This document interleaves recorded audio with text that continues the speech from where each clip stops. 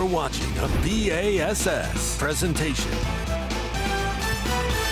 Hey, here we go. We are underway now. Day one of the Minn Kota Bassmaster Elite, fifth stop of the year for the Bassmaster Elite Series. In this 2024 season, we are going to Lake Murray, Columbia, South Carolina. Absolutely a terrific place during this day and age as far as full of big bass, and plenty of them. Our takeoff took place about an hour ago at Dreher Island State Park here. And Mark Zona, yes. He had a 4-alarm catch fest last year. I don't know if that's exactly what's on the way, but I'm going to hold out the possibility that it could be the same thing again. Let's not pay off a bet we haven't lost yet. Well, exactly right, Tommy Sanders. Looking at earlier today at our takeoff right there at Dreher Island State Park, kind of the midsection of Lake Murray, and look for that to be a big factor in this event, judging by some of the fish catches this morning. And the one thing that you could say is, yes, we are a little bit later this year than we were the last time we were at Lake Murray. A lot of different dynamics going on. You've got a full-blown shad spawn, tail end of the herring spawn, the beginning of the bluegill spawn, and the little thing that really has never played a factor whenever we collide with this whole cicada co-emergence that goes on, Tommy, from here all the way up to Illinois. I want to say something. You can do whatever you want talking about that. It has never played a factor in a Bassmaster. It's a distraction. Fun to talk about. It's a distraction, it's fun to talk about. Right. 13 years. Every 13 years it happens. This is the fourth time that the Bassmaster Elite Series has been here. 102 anglers are going at it on day number one.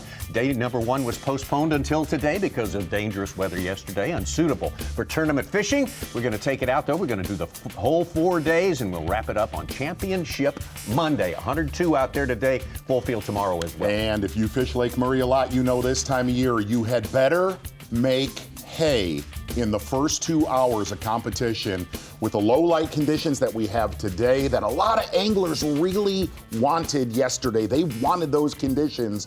Well, we've got a little bit of that left over, a little bit of cloud cover that could make that spawn bite, whether it's the shad spawn or the herring bite, last a little bit longer than usual. Sunny conditions, dies off quickly, and if you look at the leaderboard right now, you cannot stress this enough. A lot of your locals know this. They have made the comment, this tournament will be won in the first 2 hours of competition throughout the next 4 days. All right, something to bear in mind. We take a look at that leaderboard. Second-year man from Alabama, David Gaston, on top right now, followed by Keith Combs. We got our leader, Progressive Bassmaster Angler of the Year points, Trey McKinney in there. Some other rookies as well, a classic champion. We got Ray Hanselman and Jacob Fouts both coming off a great event last time at the St. Johns River down in Florida. So a good, diverse top 10, but that will be changing. Again, we're just moved into the second hour of 8 hours of fishing on this day. We're going to be with you for 7 hours, take you all the way to weigh-in time there at Dreher Island State Park. They have been fishing, as we say, pretty much most of that time. It's only 50,000 acres here, and they're the 6 anglers we are with today, including last year's champion, Drew Benton. He could fish the shad spawn when it was cloudy. He could fish sight fish when it was not, and he came from 10th place to win that thing last year with 87 pounds. But right now, let's get out to our Progressive Bassmaster Angler of the Year points leader, Trey McKinney, already with a limit. 5 fish in the boat for Trey. New reel. Taking a look at earlier today with Trey McKinney. Not a lot of experience here. Did come here one time before got one off limits. Soft plastic jerkbait for the most part. I want to have a lot of our viewers on Bassmaster Live watch the speed of how they are fishing these soft plastic jerkbaits, not letting them die. Lot of speed.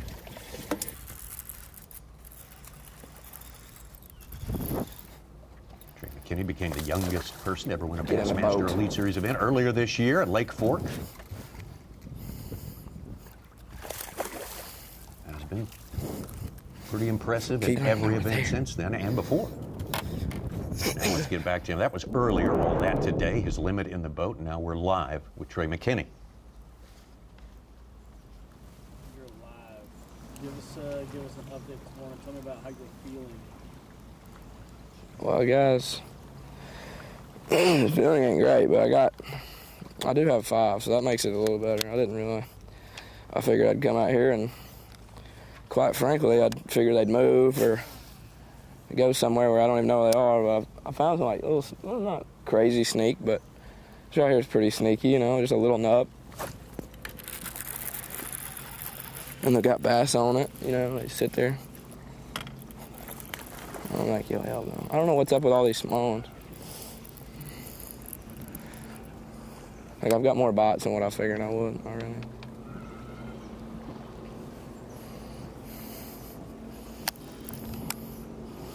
It's fun, though. Catch them on a fluke is so fun.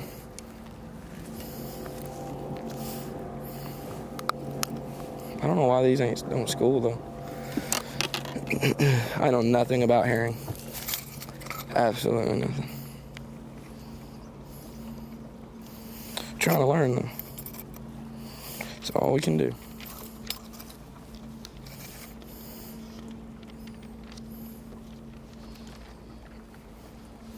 Close.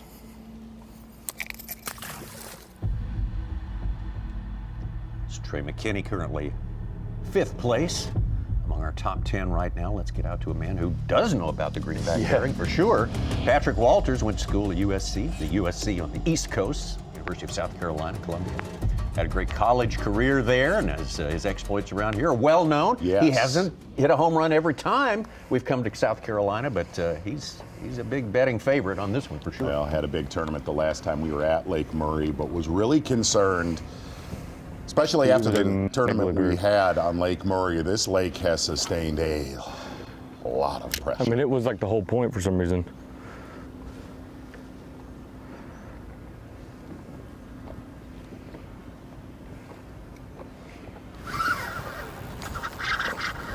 That's a better one.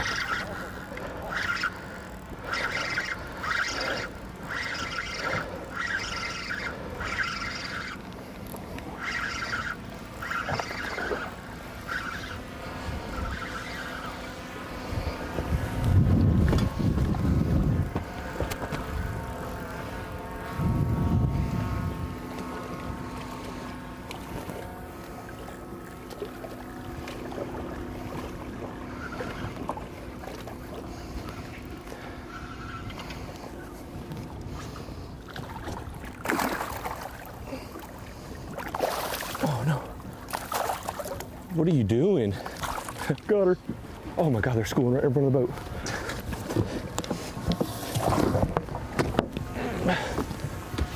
Thanks.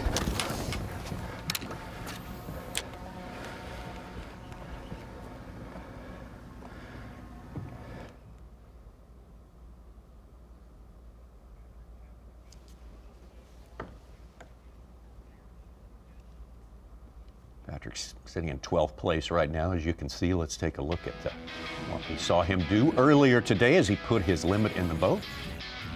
You know, Patrick Walters making the comment, not as much attention this time around down near the dam. He said the mid-lake region of Lake Murray, really within sight of Deer Island State Park, would have a lot of attention. Well, he was right. There is probably 70% of our field, if not a little bit more, fishing that mid-lake area. And that's a big stretch. You know, you look from Deer Island to Shoal Island across the lake.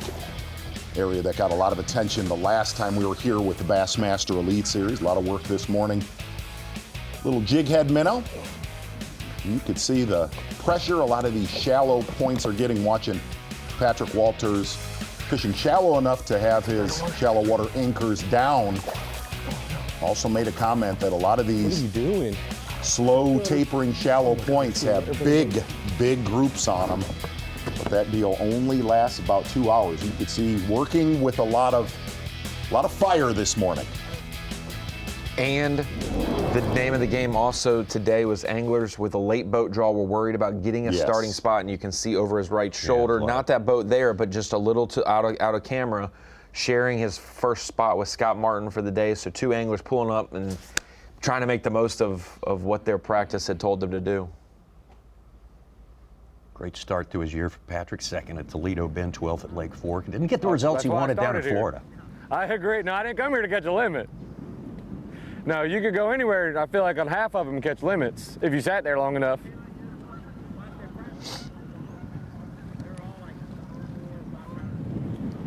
Where at?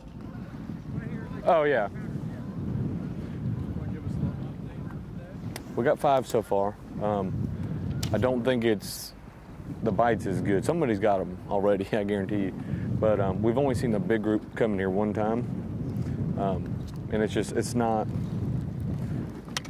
really busting at all. So I don't think the bait's here is what it is. And so we're just trying to get lucky. We got 5 though. We got one okay one. We need 4 more like that one. Whew, thought I had a bite.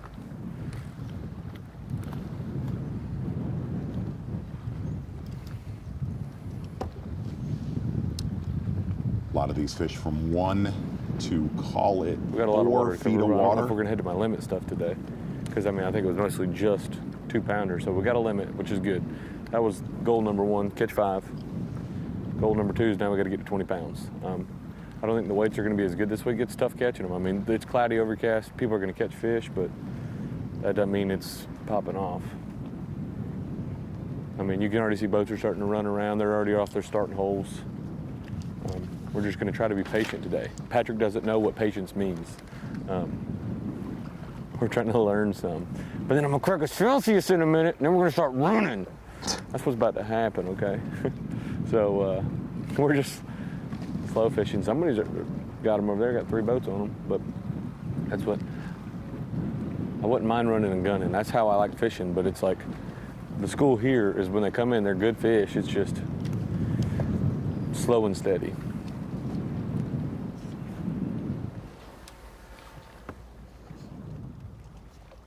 Patrick, 4th place here last year, had a good tournament here. He says he's going to start moving. Timing is everything, of course. Won a college championship here, fished for the University of South Carolina, and knows this place. He obviously lives at Santee Cooper. It's not far away, but he spent a good portion of his learning time here over the 4 or 5 years of college. How many boats are in that mid-lake area? Wow. One of our anglers said it was going to get a lot of attention, but it is getting absolutely throttled as we kind of go up lake a little bit. We're going to get the angler who was 6th here last year. His 6th year with the Bassmaster Elite Series, Brandon Cobb.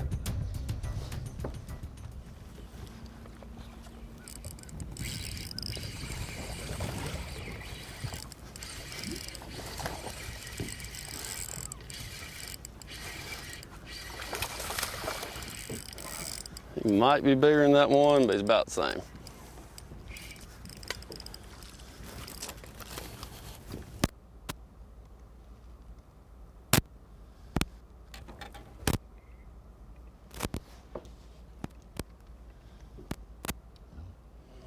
I'll look and see, but I don't. Already culling this morning. Did make the comment if we saw him down by the dam throwing a top water early, he was going to go for it, or if he was upriver, he was going to play it safe. So making a safe call. And a lot of that goes back to what Ronnie was saying with, if you had a lower boat number, you might want to play it a little bit safe today because it's just very hard to get on some of those key points. Water looks bad.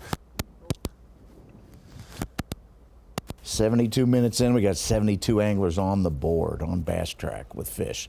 More than a dozen limits already.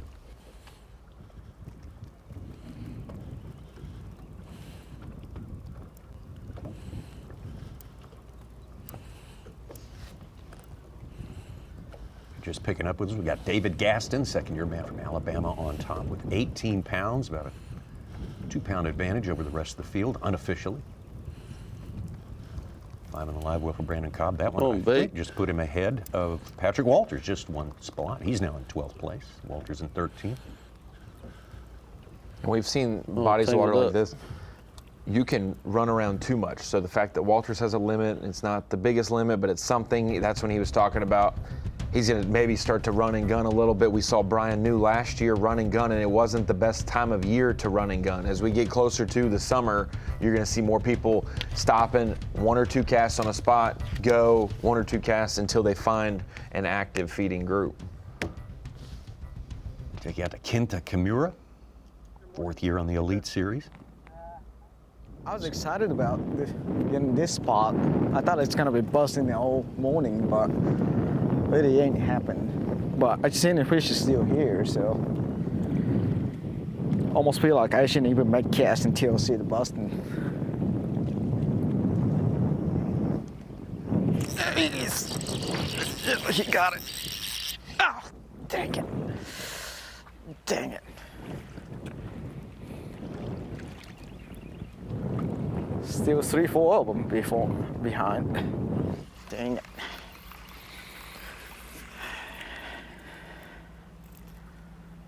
And just said this flat area, you could almost see the color change, how shallow it is. So this has a monster school of bass on it, 1 to 5 feet of water. And one of the only anglers that said this, he called it about a 4-acre stretch that these fish would come up all day long, which has been rare with a lot of the anglers that we talk to. Show you a little bit of footage from earlier today with Kenta Kimura. I say 4th year out here, but he's been fishing opens for about 14 years.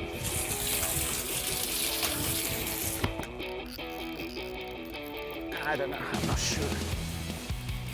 Oh yes, it is. It ain't big. All right, 2-pounder.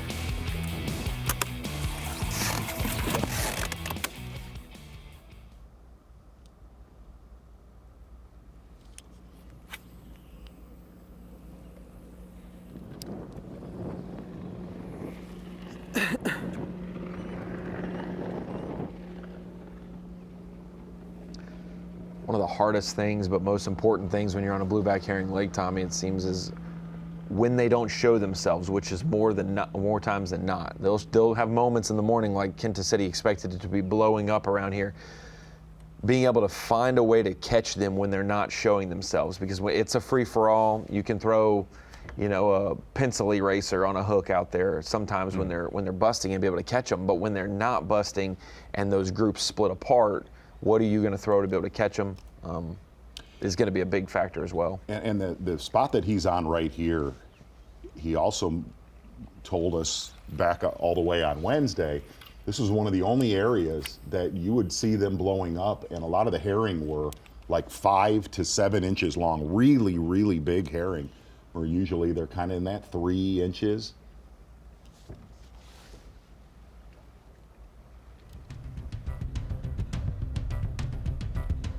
Kenta working on a limit, not quite there yet. Fishing not too far away from our defending champion here at Murray, Drew Benton. South Carolinian, we're following today Jason Williamson. You know, you can see Drew has locked into sight fishing this morning. Said there was still a pretty decent number of 3-pound average fish still locked on bed.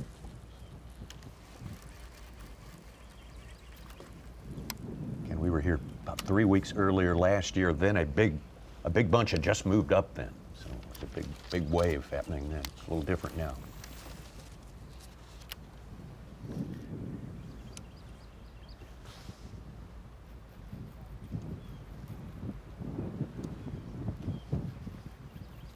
Drew Benton kind of mixed it up between the shad spawn and the sight fishing last year. Started the day in 10th place on the final day. Kyoya Fujita was the man on top there. We started championship Sunday. Benton got a good, hat tip from Brock Mosley that said, hey, you need to keep that shad spawn honest. And on that final day, we got to see he ended the shad spawn with 22 pounds, and that allowed him to go look for the right fish the rest of the day. He finds 2 at the end of the day, correct sized fish, and is able to come back from 10th to 1st, like you said.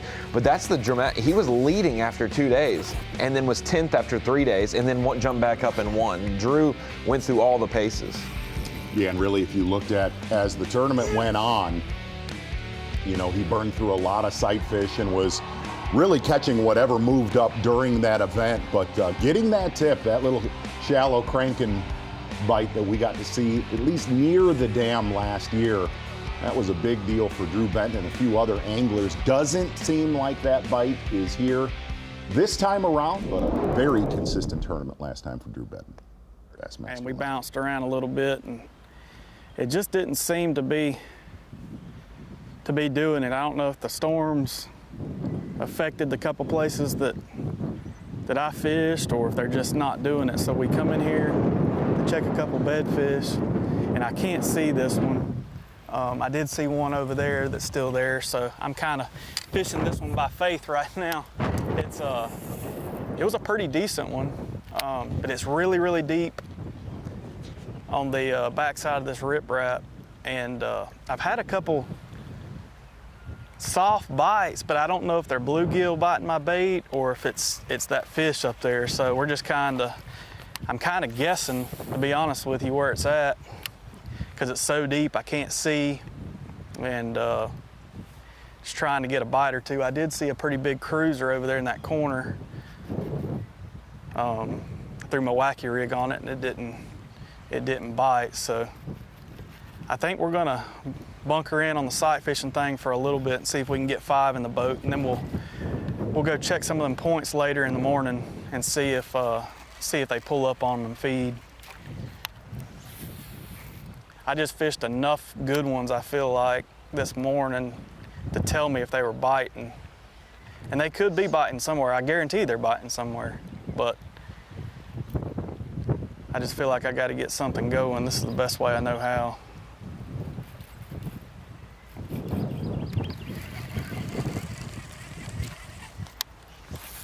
Drew caught 87 pounds, 26.7 on the final day last year. It's a pretty heroic last day, a move from 10th to the top spot right there. There's our leaderboard as it stands right now with 18 pounds still. David Gaston on top, Keith Combs. And a good morning as well. Ray Hanselman continuing his momentum from the last outing for the Elite Series. JT Tompkins, Tyler Rivette, Jacob Fouts, also a good tournament last time out. Trey McKinney, your leader. Progressive Bassmaster Angler of the Year points. Classic champ, former Classic champ Jeff Gustafson, Alex Redwine, and Wes Logan round out our top 10. 4th time for the elites to be here at Lake Murray in South Carolina, and we are underway on day number 1 of this 4-day tournament.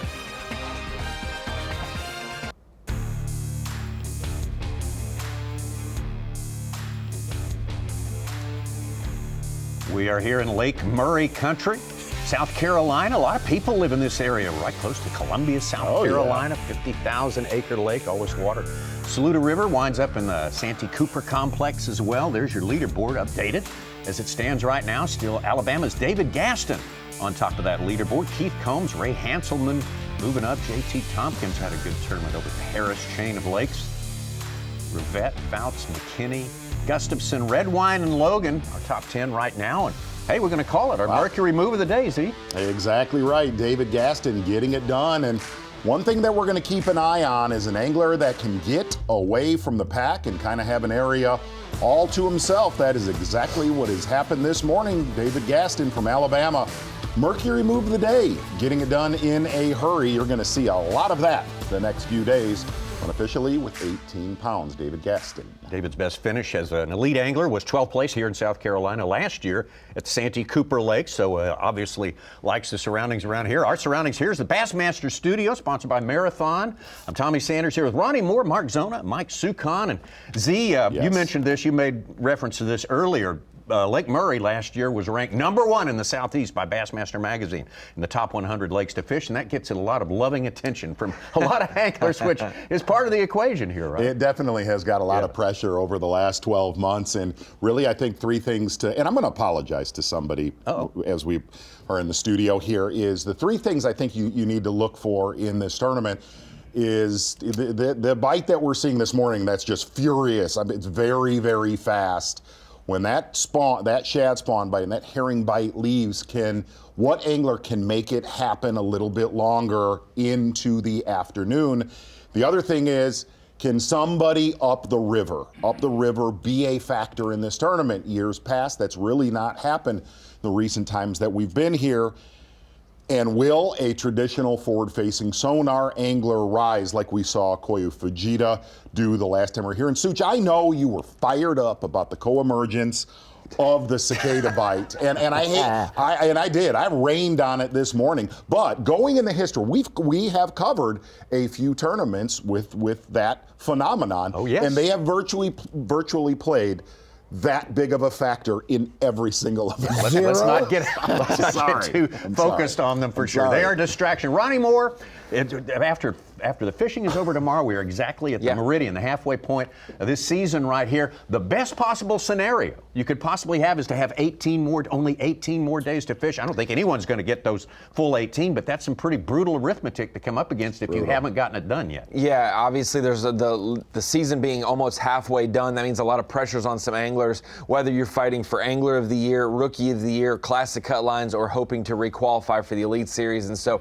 every cast is going to be important, and Z was talking about it. This one's going to be a curveball. Then we're going to go to the Tennessee River, at a place we haven't been a ton, and then we're going to go another blueback herring lake. And this species of forage that we're going to deal with this week, if you don't know about it, lock in, because we're going to try to teach as much, because there's not many lakes in the country that have blueback herring. These fish will operate much differently, and Lake Murray being one of the only lakes that is exclusively largemouth on this, they just act a little different. But that's a reason there's so many 4+ pounders in this body of water.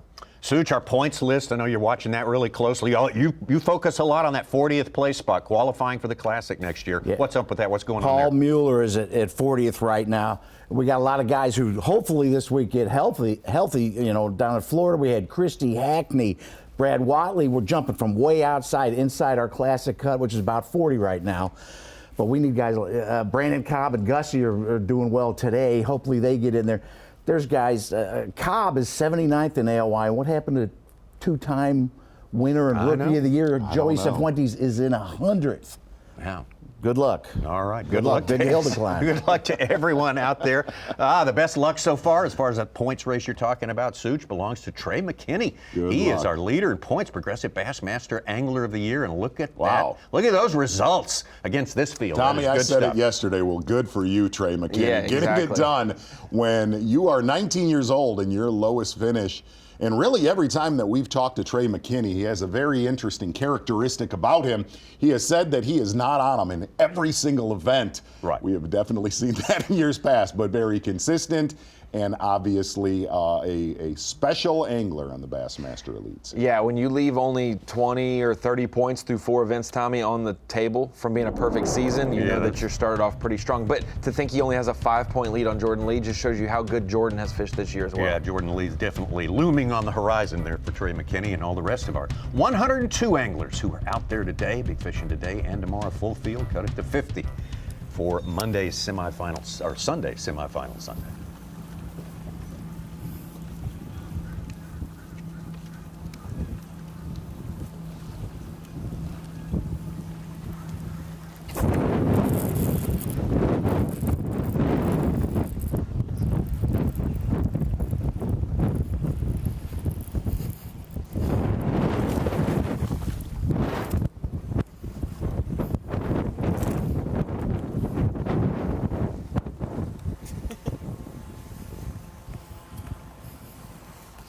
Ooh, get the look right there.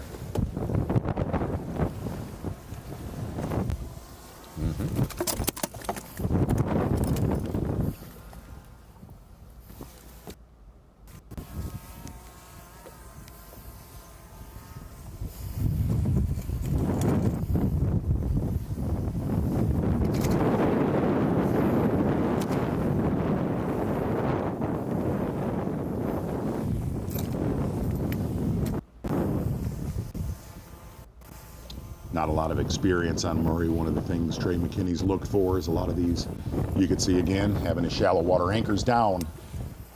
A lot of these shallow points. Trey McKinney said he really tried to find the less obvious ones throughout his practice here.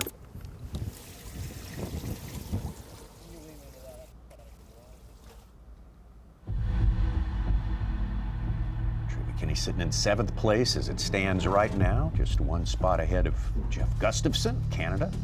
Had a Canadian winner last time out with the Elite Series down in Florida. Let's get back up to Patrick Walters.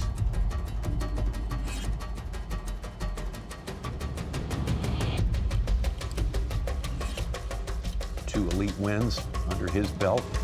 Lake Fork in 2020, St. Lawrence last year to wrap up the season. There's Patrick Walters out there. And Tommy, you'll notice we said it earlier, working with a sense of urgency, as short as this window is. Might be able to see a little bit of brim bed fishing with Patrick later today. Okay.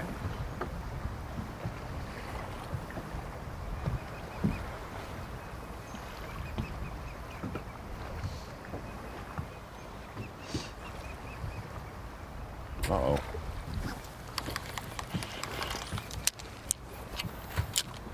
As fast as they come up, as fast as they go back down to the bottom. Several fish. 30 feet. Oh boy. Many fish.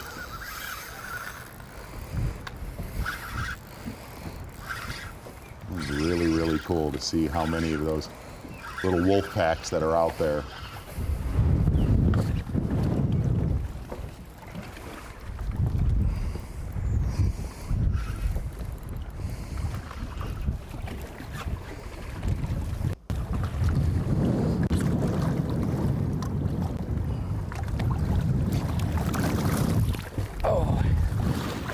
Go.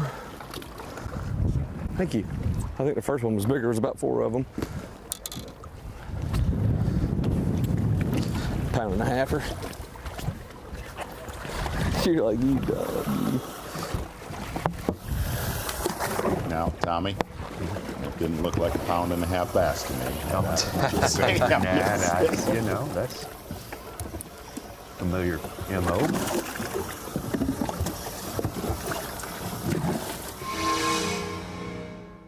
Let's have another look at that fish. Let's give it the old eyeball for size here. Good morning for Patrick. And where there was so much attention last year down near the dam, two different factors talking to Patrick Walters and a lot of the other local anglers. Those fish are very hard to catch in that clear water. And Patrick said this mid-lake area, they're a little less weary and less bait presence down at the dam, whether it's been herring or shad. A lot of, talking to Brandon Cobb as well, said, yeah, they'll eat herring when they come by, but there is way more presence of a shad spawn right now. And Patrick Walters said the mid-lake region, just way more food, obviously, which has the attention of way more anglers. They must be killing them today because they ain't never bit this good. Look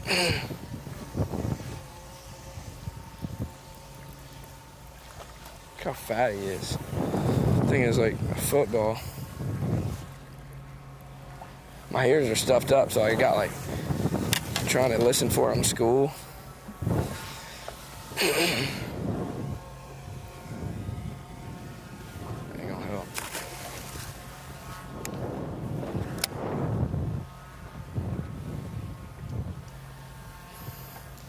Cause sometimes they're not schooling. It's like 1 minnow, like Uno.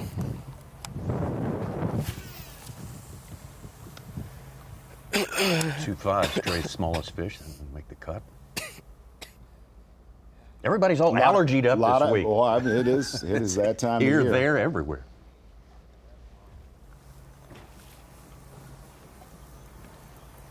It's so fun because I just like, I'm working it different. And it's just like,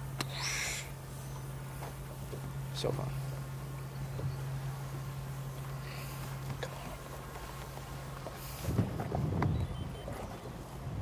Rookie JT Tompkins of Myrtle Beach is called twice to He pulled up tie. caught 4. Gassing At for the the last lead. spot, they could be all 4-pounders on one of these spots. So that's why I just keep in hope.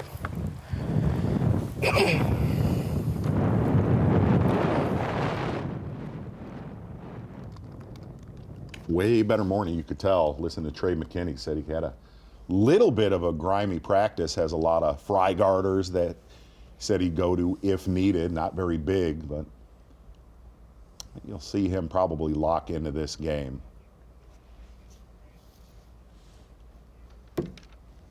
As I say, that's the Lawrence bird's eye view there.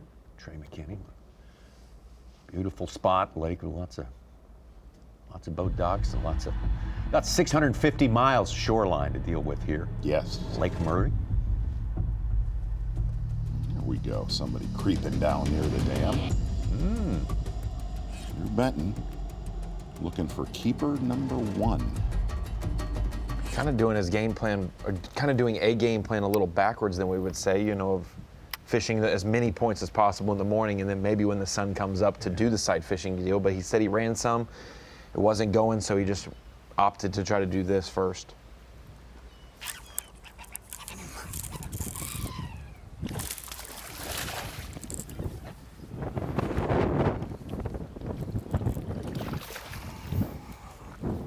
Number one.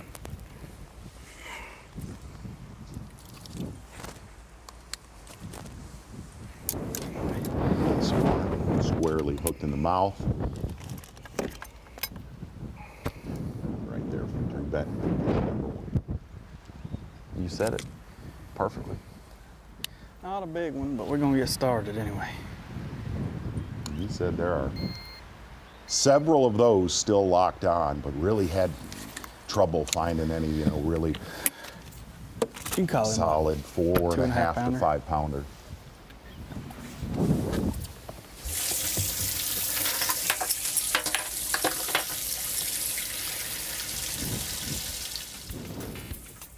Oh yeah. Overcast sky.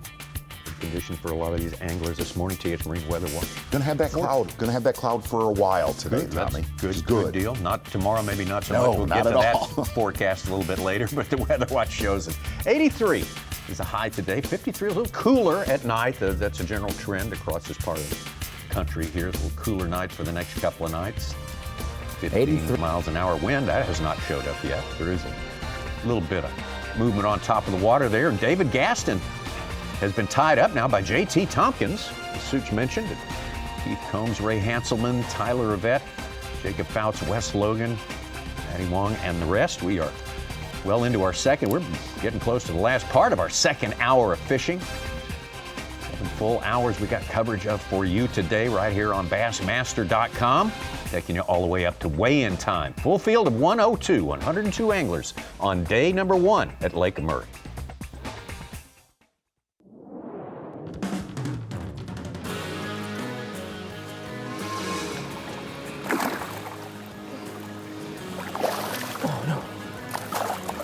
What are you doing? Got her. Oh my God, they're schooling right in front of the boat. Hey guys, Patrick Walters here. We're here at Lake Murray, and you know, the herring spawn's going on. We're actually at the tail end of the herring spawn, but still, herring baits are playing. They're keyed in on bait. And the thing is, you kind of got to match the hatch. You got to have kind of herring-oriented baits. And that's why when I'm fishing herring types, you know, I'm throwing a big topwater usually, and then a Zoom Super Fluke. I mean, you can't really beat those two things. Sometimes you got to slow down a little bit, but most of the time, when you're fishing herring bites, you know, you think about fast moving stuff, but you got to be moving fast. And typically, these are going to be my two ends of approach. Bass Pro Shops Top Lures with Patrick Walters. The Minn Kota Bassmaster Elite at Lake Murray, Columbia, South Carolina is sponsored by Ranger Boats, by Rapala, and by Yamaha.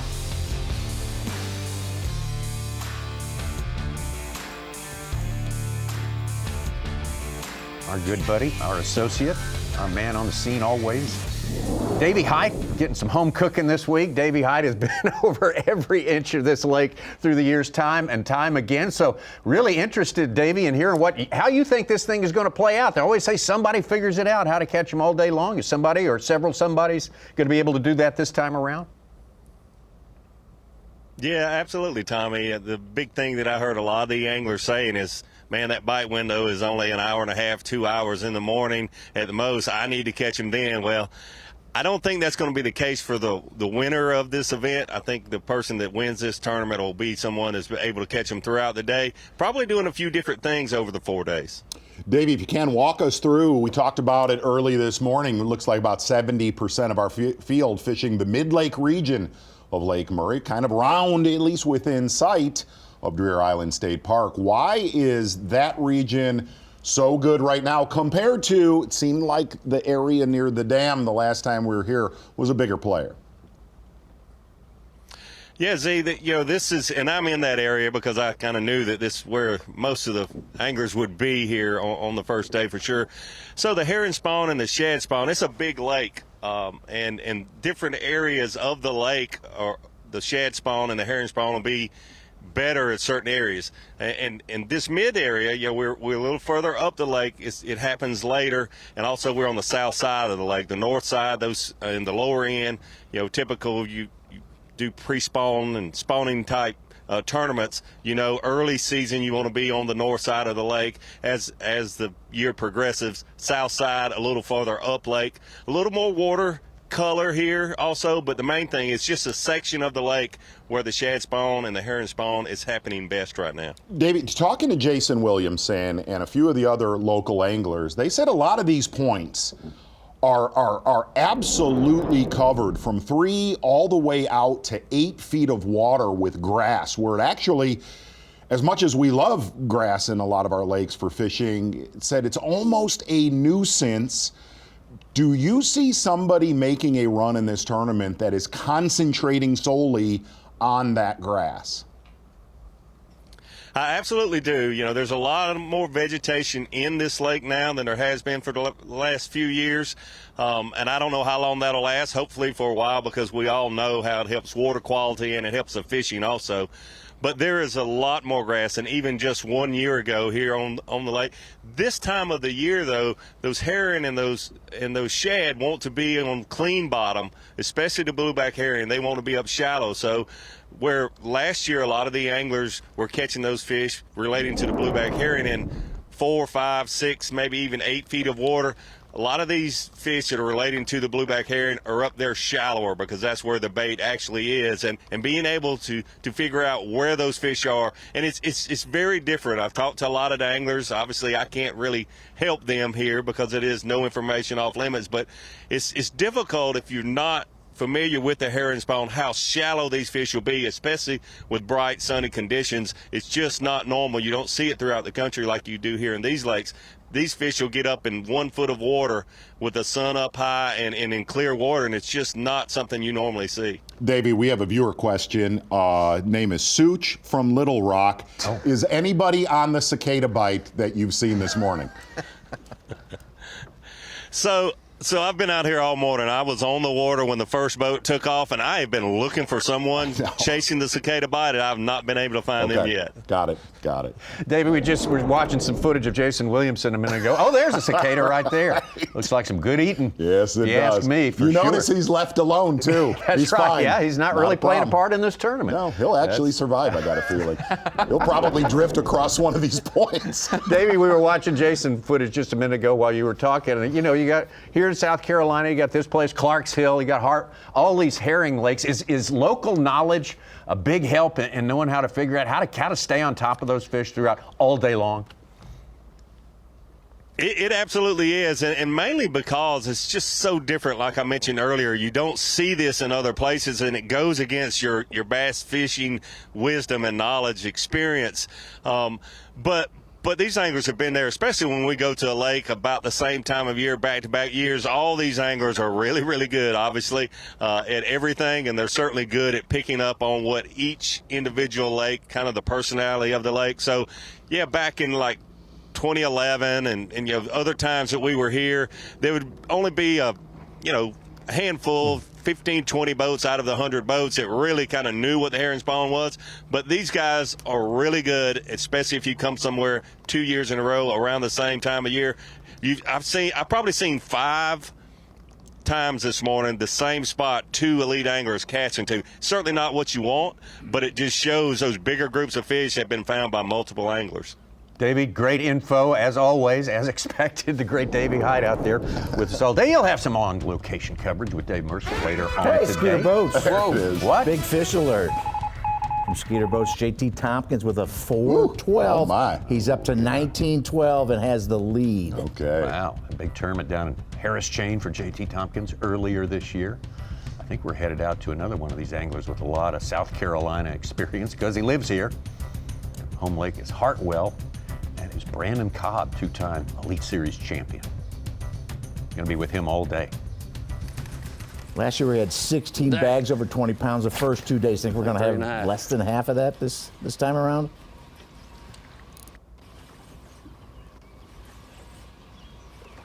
That's a big one too.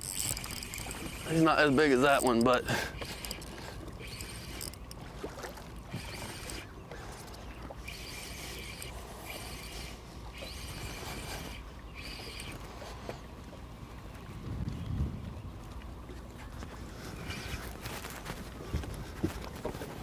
I can step on this, right?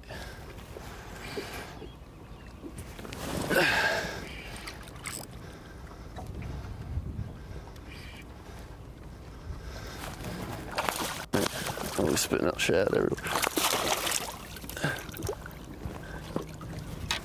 Well, I lost the big one, but I caught a medium one.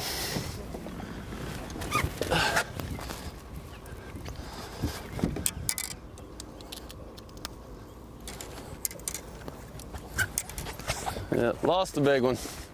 That first one was like a 3.5. I've got like 5 shad. Yeah, he's spitting out stuff everywhere. Oh God, I should have been weighing them. I think that's it though. Yeah, that's it. Yeah. Brandon Cobb, one of our anglers with a limit out there today. First couple hours of fishing. Let's take a look, a little bit of action with him earlier today. Yep, and he's definitely said the area of the lake that he started in, kind of when you get into the river system of Lake Murray, that he chose to start there and just get a little bit of quality in the boat. I think you're going to kind of see a reverse of what his game plan was going to be. Catch that limit early this morning and then kind of go for it. Not making big upgrades right now, but solid limited live well for Brandon Cobb.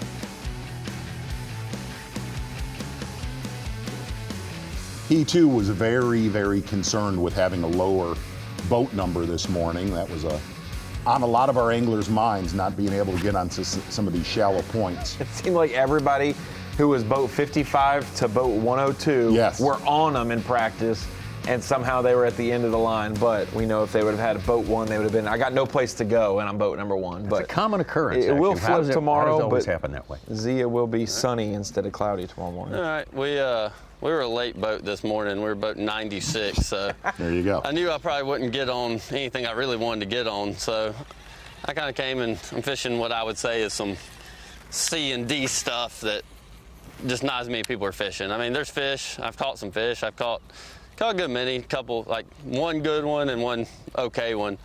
Lost a couple, but I'm just trying to basically survive having a bad boat number today. And then I'm about to go back and try to get maybe some second pickings on some of the good areas. It seems like a lot of the fish right now, the later the hair and shad spawn gets, the more community hole-esque stuff is what the fish are on. So it's probably gonna be hard to get on much of anything that has fish being boat 90. I just people we're giving it a little bit, and then I'm about to go back and try to get on some of it. Bad thing is they're just biting early, and then it gets really, really tough later. So we need to get a couple more early.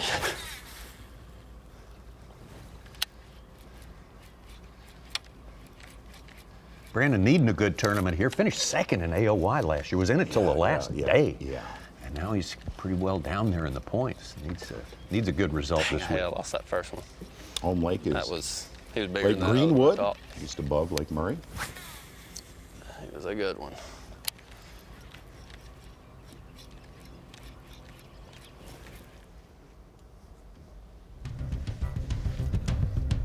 Brandon Cobb down the lake. That's where we found Drew Benton earlier today.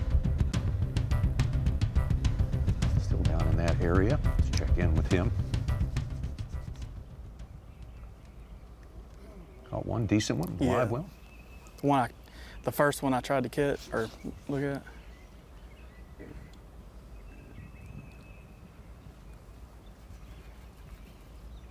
Oh.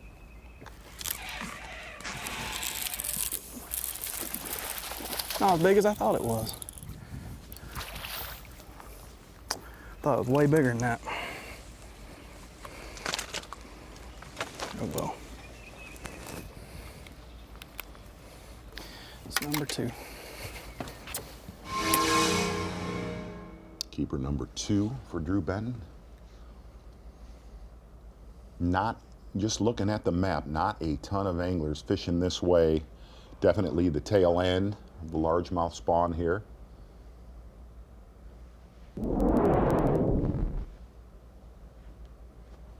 Hunter Shryock with a couple of 4-pounders has climbed up to 6th place. Back in our top 10 after almost winning here last year. Yeah, had a great tournament here last year. kind of ignored a lot of the spawns that were going on last year. Yes. Maybe caught some that were related to shad spawn, but they were just a bank dweller. They got to be still going. They weren't going. It's like they just ate one herring. We're done.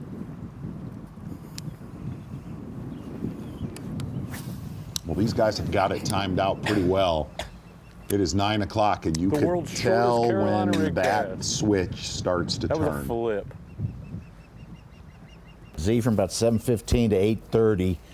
There were multiple fish catches every minute, except for 8:27 for some reason. They missed 8:27. Wow. It's crazy.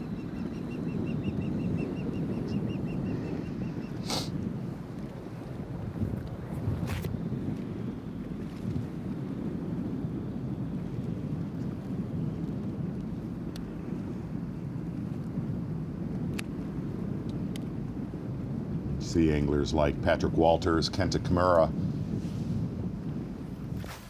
who I got wanna to get certain one of those over areas there where on the these. Carolina. If I set the hook and he's over that ledge right there, it's going to be a grown one.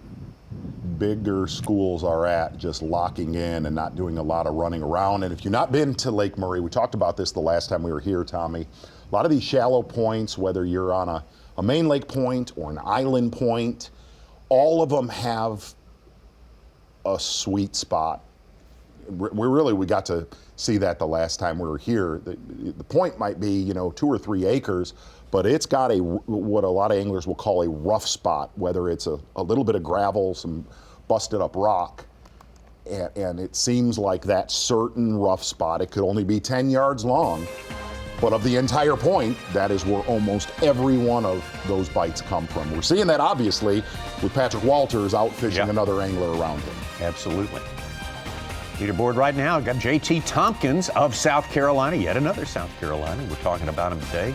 Good limit, approaching 20 pounds on day one. I think 25 pounds on day one here last year was the top number. David Gaston, Tyler Rivette, Ray Hanselman, Keith Cones, Hunter Shryock moving into the top 10. Matty Wong as well. We'll be back momentarily to Murray. Back at Lake Murray for the Mid-Kota Bassmaster Elite on Lake Murray. Let's take a look at Dakota Lithium Bassmaster Rookie of the Year standings. Yes. After 4 events, it's going to be Trey McKinney on top of that, just as he is on top of Progressive Angler of the Year points. Tyler Williams from Maine in second place there. A little ways back, Kyle Patrick from New York, Wesley Gore, JT Tompkins, who is topping our leaderboard right now, sits in 5th place in the rookie standings. Ben Milliken, off to a good start down at Toledo Bend. He's in 6th place right now. John Garrett, our winner. Harris Chain, Robert G., Timothy Doobie, and Logan Parks. Trey McKinney, we take a look at our VMC on point. Oh, yes. I think he's going to be the nominee early on today. I think he is, Tommy Sanders. Trey McKinney has gotten done all year long so far, and pretty impressive start to his season as we kind of go on the backstretch of the Bassmaster Elite Series season. Said he was worried about his practice on Lake Murray, getting it done with a soft plastic jerkbait, speed reeling it on the surface. Good morning yet again for Trey McKinney. Unofficially 14th place right now, so holding serve so far in BMC on point. Rookie on the Bassmaster Elite Series, Trey McKinney.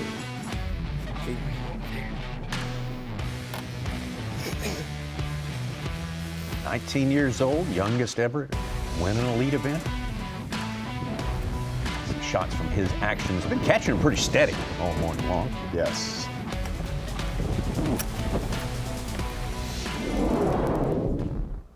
Now back live with Trey.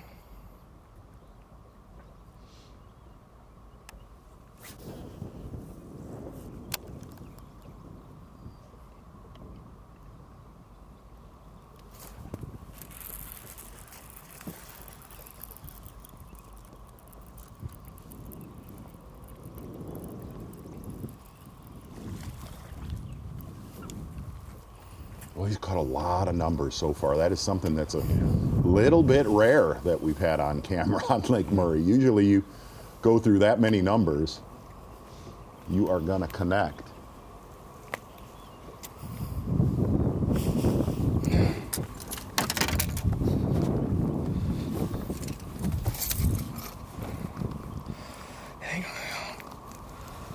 sure. I got connected again with another 4-pounder. He's up to 3rd place. I can't believe this. I've never caught as many smalls.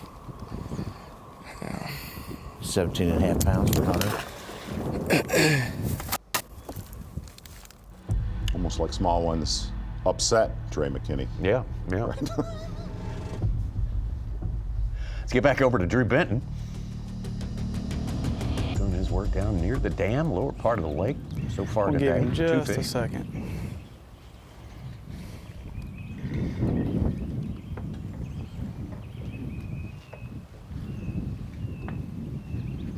Oh.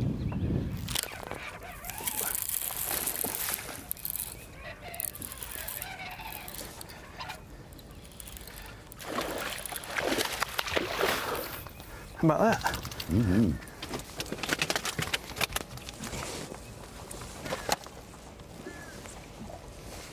Hook funny, but we got him.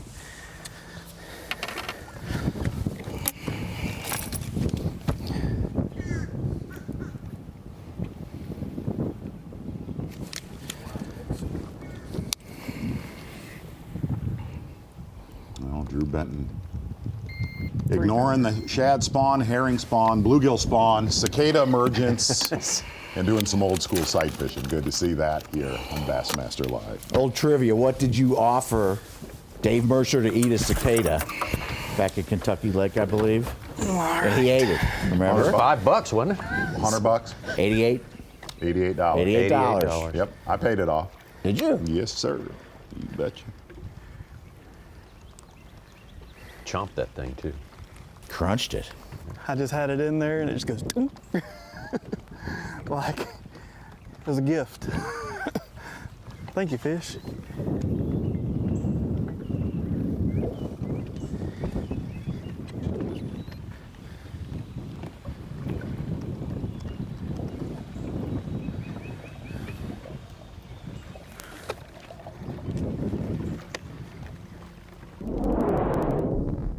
Good one right there for Drew Benton. Like we said, he said there's a number of 3 to 4 pounders left, so that'll keep you in the mix. Making it work.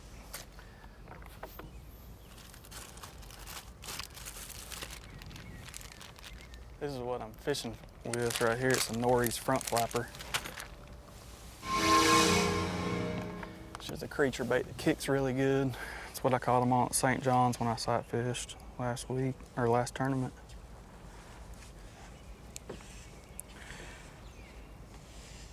You want something small enough that holds a really good size hook, and when they get it, you know they've got your hook. This one right here, I think will tolerate us being here. I just cannot. It's really deep. It's on this pipe. And I cannot tell what the fish is doing. I figured this one would go unnoticed.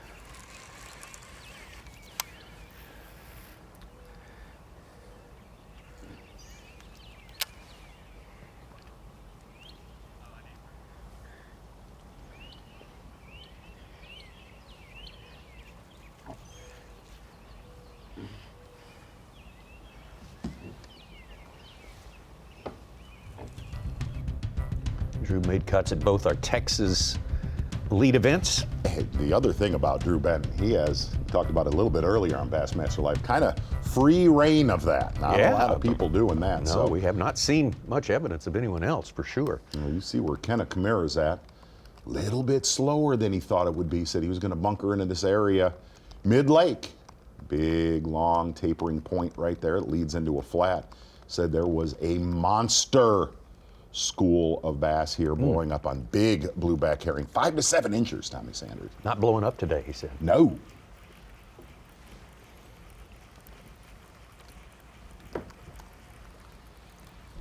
Aren't they hard to trust, Z, the blueback herring? I've never trusted a blueback herring. Ever. You know.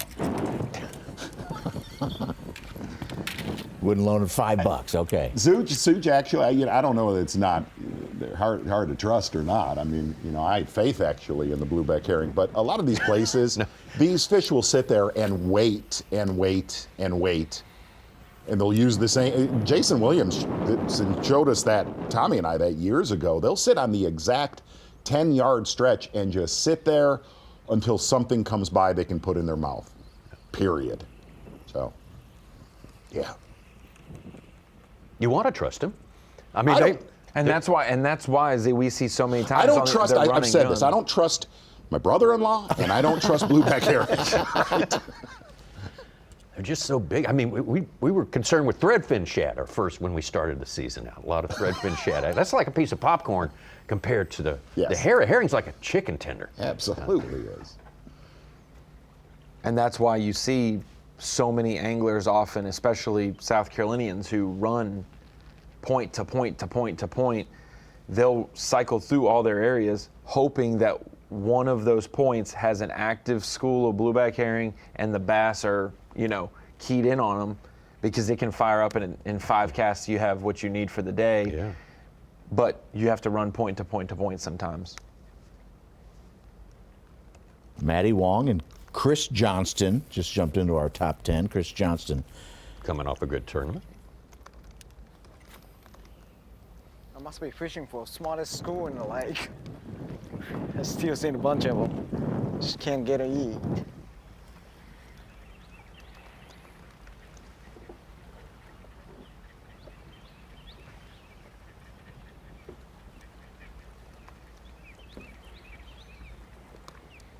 Kenta said one of the other keys was wind-generated current. And that shallow hump he's throwing at. I'm sure he's very surprised. He had Dang it. Come on. Come on.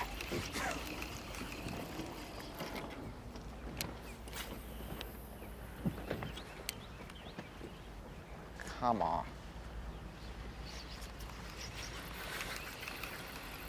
Kenta top 10 here last year. He did so last year with a bait that got hot for a moment, and we hadn't heard or talked about a bunch. The Jackal Riser was something they used a lot, and it was a unique bait that was all our top 10 average 20 commotion. pounds last year, didn't they? I think All Such but was one. saying 9. Yeah, 9 of the 10 broke 80 pounds. Yeah. Kimura's the only one. He was right there, though, at 78.10. Oh, yeah. I think he caught his limit fish with 30 minutes left in our show. Like, that's, And what was funny was on that fish, he said, I can still win this thing. Like, that's how, if you can find fish 8 a.m., you can catch your limit for the day and be good. And it could be the last 10 minutes, they come up on a point, or you find the school that's really active or willing to bite, and you can do the same thing. And so timing is key here.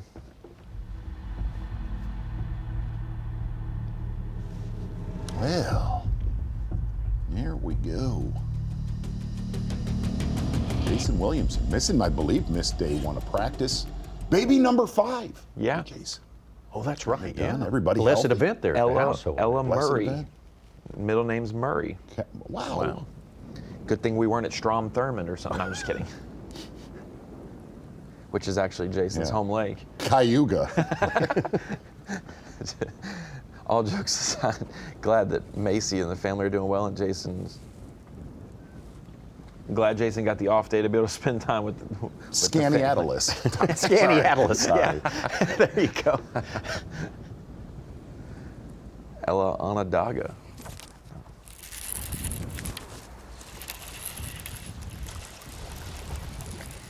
You can really see how shallow these fish are yet again. 1 to 3 feet of water. I don't even think he's 14. Jason Williamson's been with the Elite Series, I think, since the 2nd year.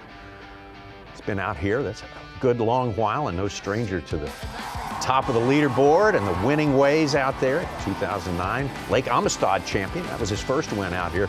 Big day of fishing that final day. A lot of swim baiting done in that one. Yes, he did. We were actually out on the water with him. believe that's when I presented you the green jacket. That's right. That was the Masters weekend. And got in a lot of trouble with Steve Bowman. He just didn't understand what the heck we were doing. It was also Mike McInnes's idea.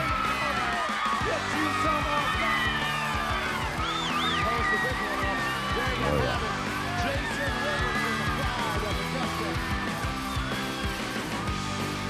Good times. All right, now watch Keep your eye closely on here. it. Just cracks. Watch the microphone. Oh, Yeah, oh gosh. Oh, no. that's right. Cracks Keith Allen. Get out of here.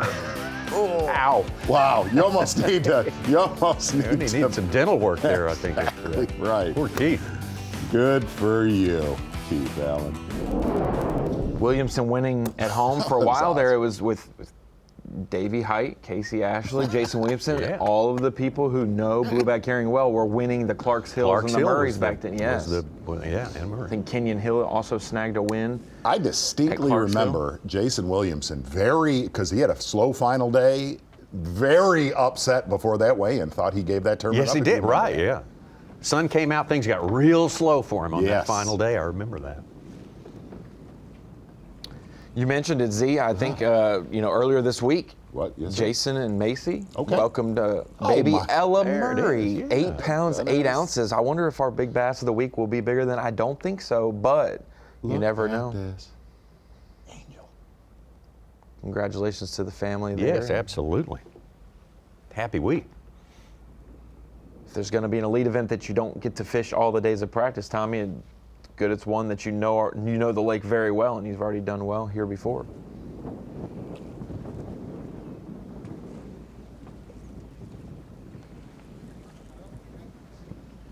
Number 5. Look at him. Look at him right here. Uh-oh.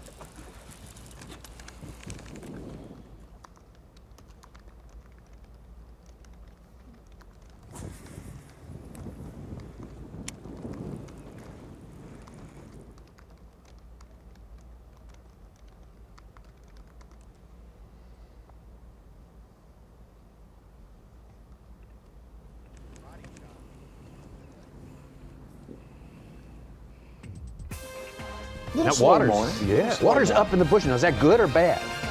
Water's up, looks like. Don't know if that's being concentrated on, at least what we've seen so far. Yeah. JT Tompkins still on top, man. Good day for the young man. The rookie. Coming in. Kuito, Bryant Smith joining the fray in the top 10. Gaston and Smith are roommates. Yeah. And both in the top 10 as well. Something to bear in mind right there. Ray Hanselman in 5th. We're going to take a break and come right back.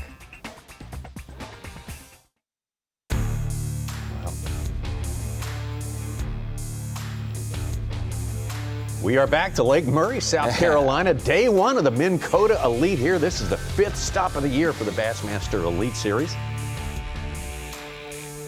Garmin providing live coverage today. We appreciate that. Take a look at JT Tompkins, the rookie on top of our leaderboard right now. David Gaston, second-year man from Alabama. 2nd and 3rd place last year. Big, strong contender to win this thing last year. Hunter Shryock. A lot to see here on these 50,000 acres, including Patrick Walters. Hooked up, 32nd place. Oh my gosh.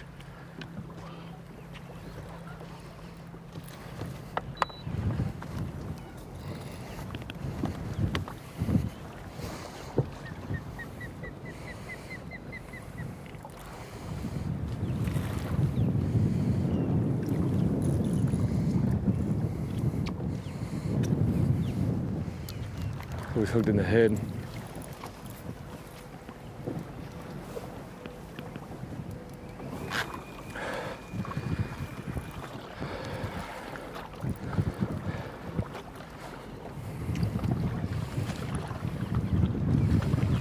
Very, very shallow.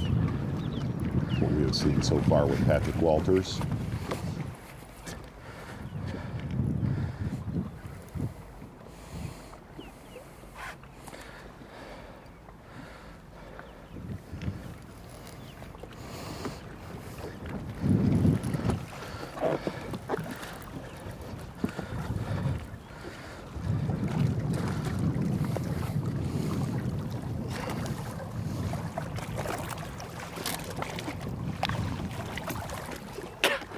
Rocco. Let's go.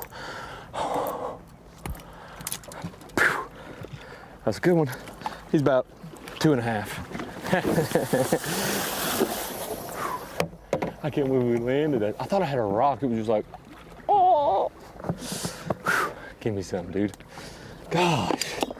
Let's go. Let's go. Oh. Let's go. They're probably chewing. You know what that means? We got a run and gun. They were only small ones here, and it was a good one.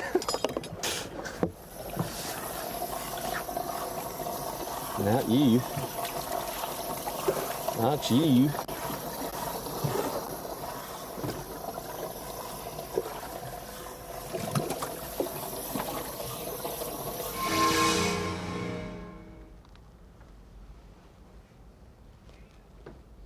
Ah, let's go, dog. On the Rocco. Gosh.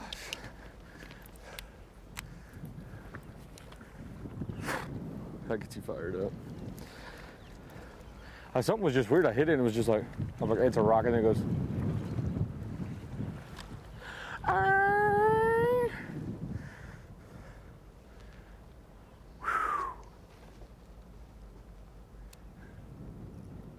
Good one there. You're going to get Patrick Walters up there around, what, above 11 pounds unofficially. Probably got more than that. Patrick oh, Walters. my goodness. Yeah, look at the taking size a look of at that right there, Such. That animation. Whoa, invasion. From the JM group right there. That animation is just for you. Like we said, there has not been one bass.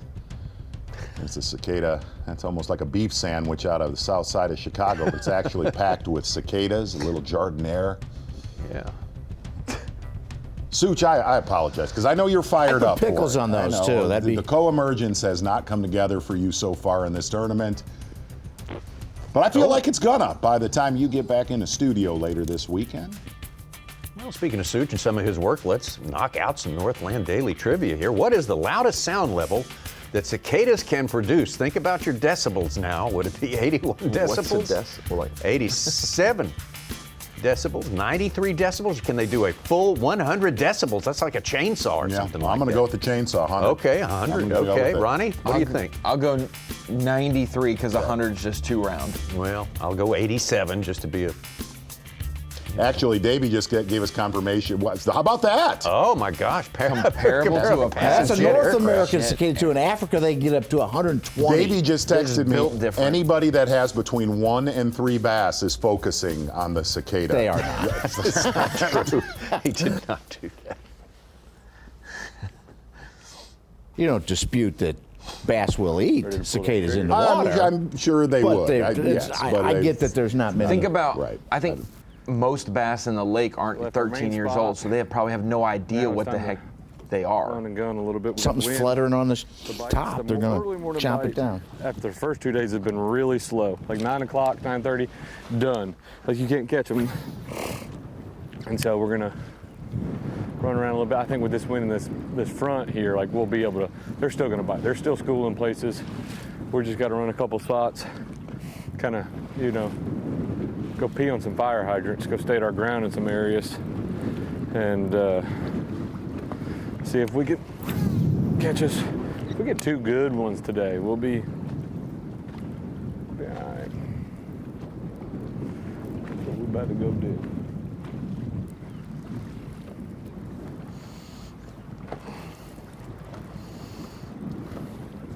Let's go. Let's go pee on some hydrants.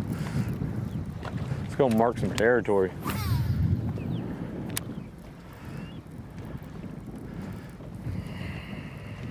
Now, to actually dive in, I know a ton of our viewers know this. What he's actually saying there, he's going to go show presence in certain areas on day 1 that he will utilize the next couple days that he has not fished yet. I'm going under the bridge. Yep. Ain't nobody on it. We good vision. It is sauce.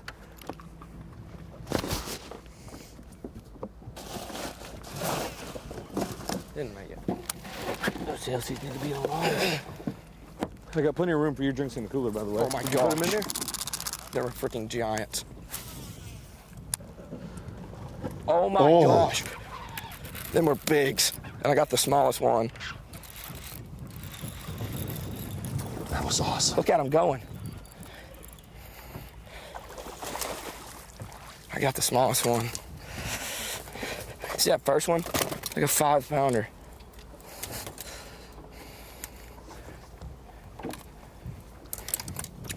Gosh dang it. Literally blew it out of the water.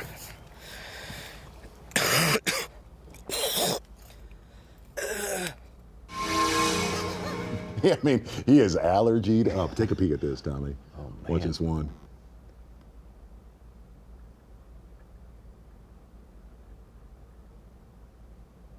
Oh,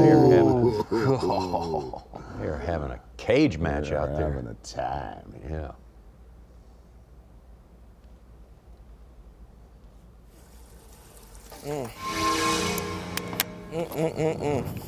Well, the last thing you want to do is sit That was down and giants. call.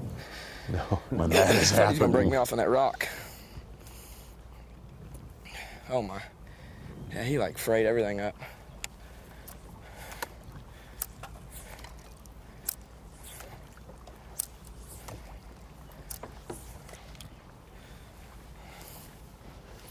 It was crazy, but we still got the smallest one.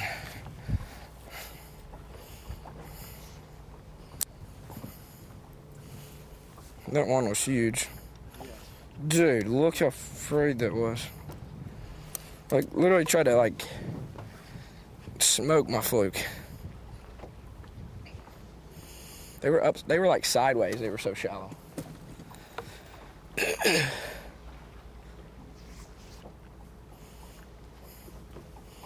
All right, now I'm getting a little fired up. That's pretty cool.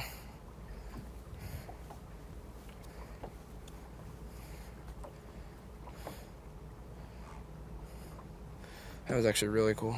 Yeah, that was sick. That made that top hole we took good. Awesome. Hopefully. No matter how sick you are, we're making highlights. Making highlights by the time, man. One of those was big. That was huge. He literally smoked my fluke. Wow.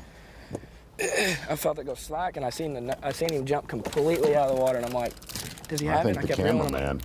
cameraman called for it. I don't know that we've ever had that happen on day one of a Bassmaster Elite Series tournament. Not on day one. The Trey one that McKinney, wasn't hard caught. to stop this season. Power pole replay of the day, my friend, is actually not going to be the catch. Let's just watch. Oh my gosh, you can watch that. Ooh. Oh. Dolphin. Little Oh, dolphin. bad would it suck to be that herring. Power pole replay of the day. Back off nice. Yo, Tum Tum might not handle it. Oh. I ain't got my line off right up.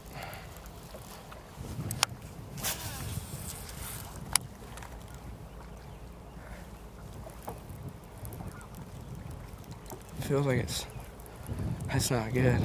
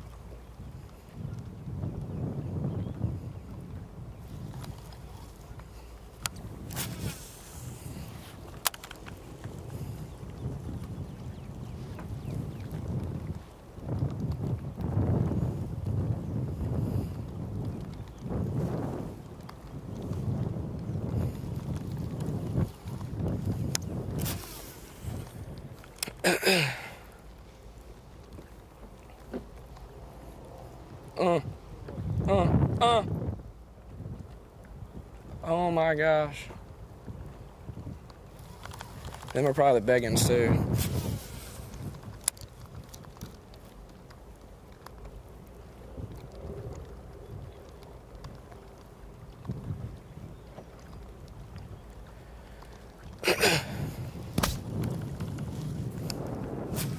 That hurt.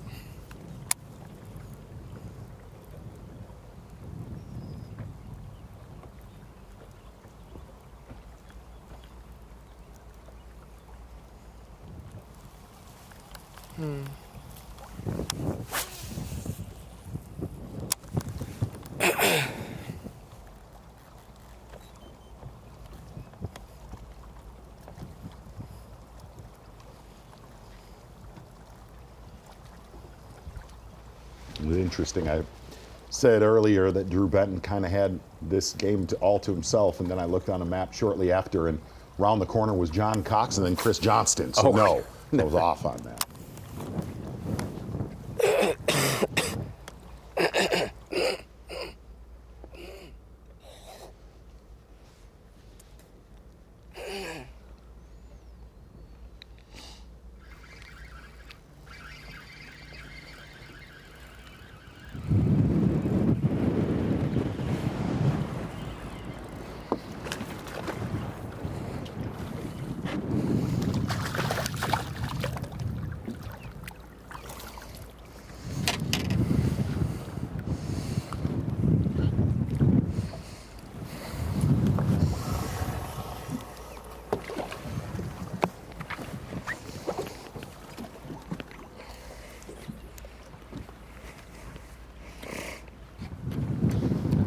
Littered.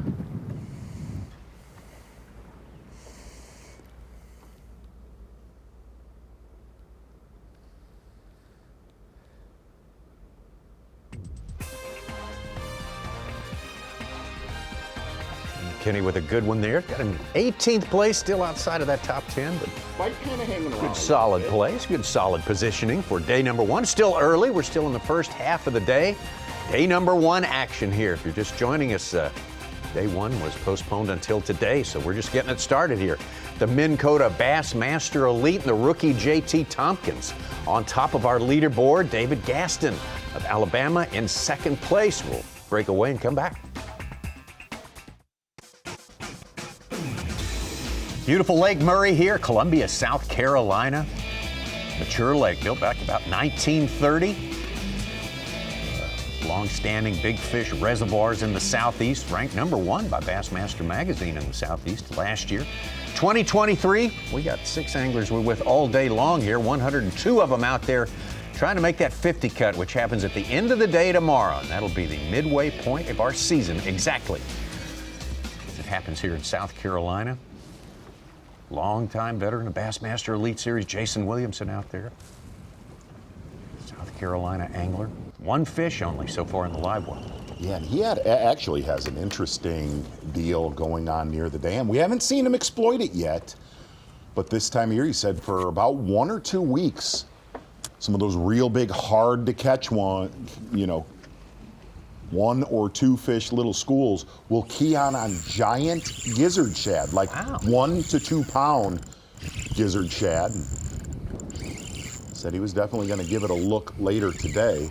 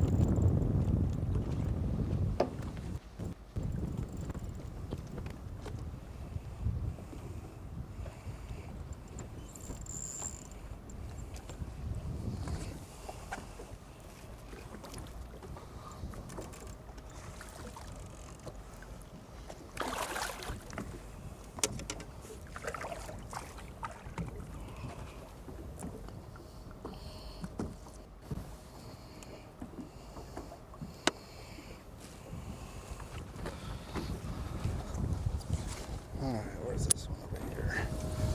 Number 2. Started pretty well last year here with 19.6, and his day 2 bag was 24 pounds plus, one of the bigger bags of the day. Yes.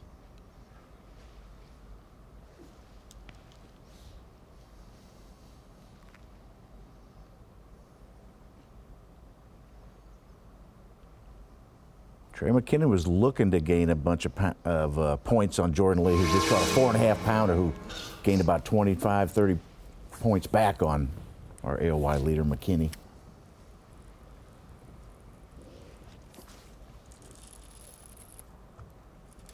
Hooked up again.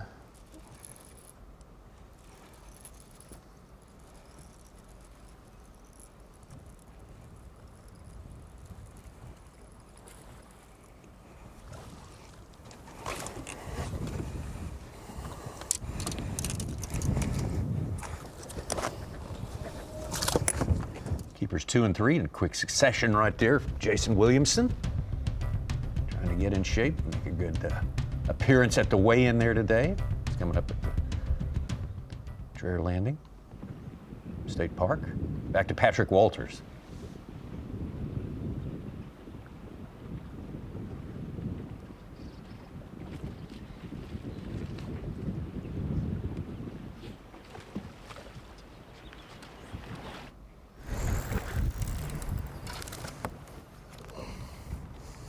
Got a couple South Carolinians and local favorites here at Lake Murray on camera today. Jason Williamson being one and Patrick Walters being another as we bring it into the Bassmaster Studios at the Dakota Lithium Screen of Knowledge. Good morning to everyone. It's day one of Lake Murray. If you don't know about Lake Murray, it is predominantly forage base is blueback herring. It's a little different than most other bodies of water, and these bass are wired for that. So it often throws, like Florida does, it throws a lot of anglers for loops. So when you're thinking about Rapala Bassmaster Fantasy Fishing and who you pick, who do you not pick, there are 12 Elite Series pros out of our 102 who are from the state of North Carolina or South Carolina, anglers who would be well seasoned with blueback herring. A couple of the guys that are highest picked anglers for the different buckets that you can choose from, Brandon Cobb being the highest, Patrick Walters being the second highest. 48% of the players in bucket D, because you normally never get Brandon Cobb at bucket D, 48% went all in on Brandon Cobb in that bucket. Bucket B for Patrick Walters, 35%.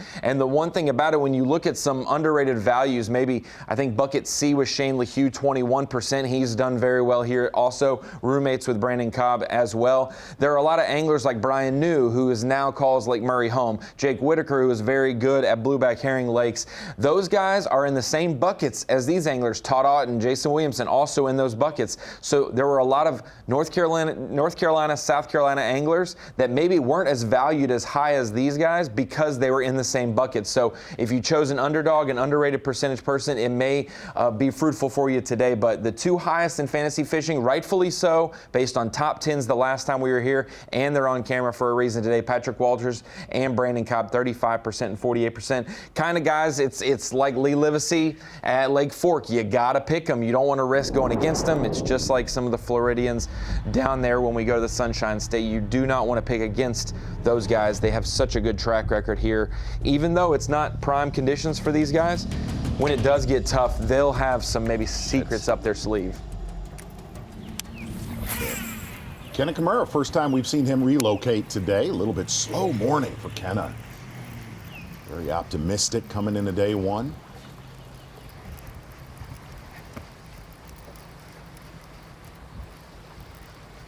Really handsome. Sorry, is it good? Got him. Oh, yeah, that's a better one. Come on, stay there.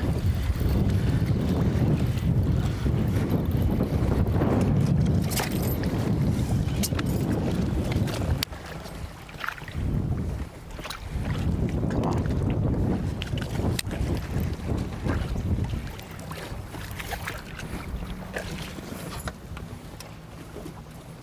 Come on.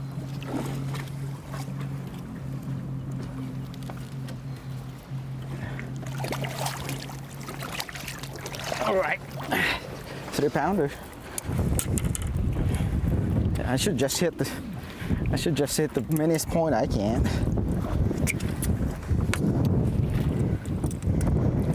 Still biting.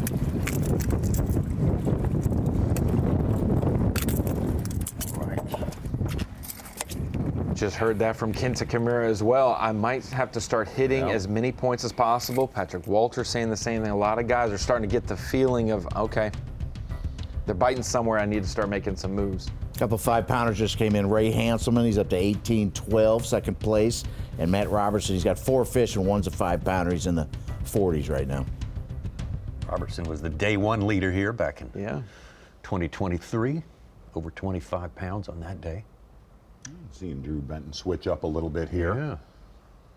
Really good article from David Brown, Bassmaster.com, about the Alabama bass, spotted type bass that have gotten to a lot of Carolina lakes. I got to talk to Brandon Cobb about that actually on Tuesday, and they have definitely taken over Greenwood, and how they have not got into this body of water with Greenwood being right above, but said it's drastically changed the fishing on Greenwood, a lake that you could catch 5 largemouth for 50 pounds, or 30 pounds, sorry, because you cannot do that anymore.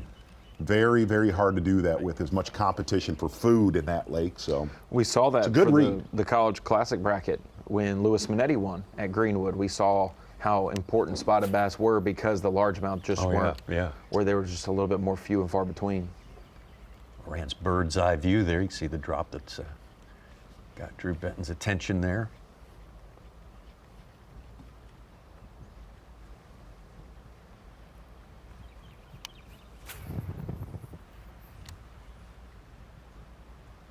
We've got a couple of solid ones, need some more.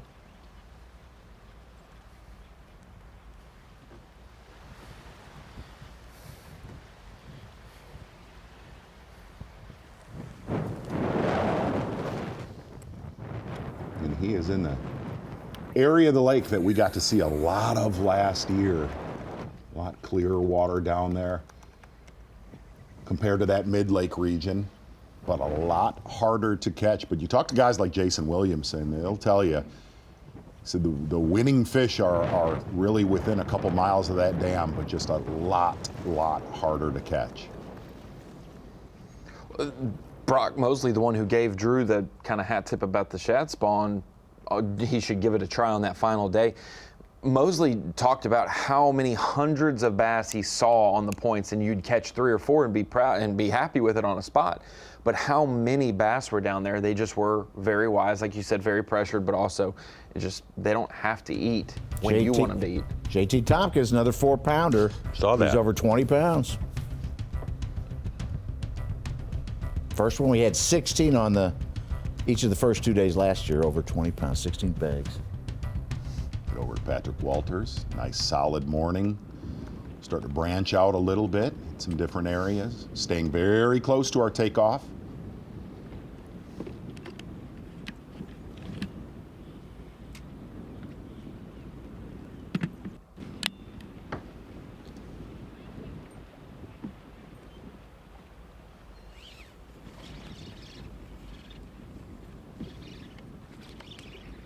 Good boy.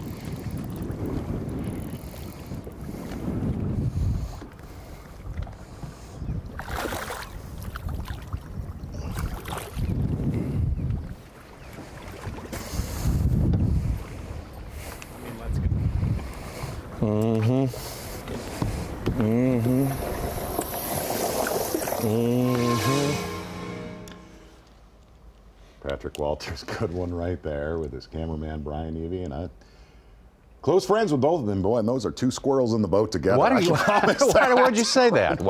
That's not a. They really are. That's not a. They seem very restrained at that fish right there. Good one right there, Patrick Walters.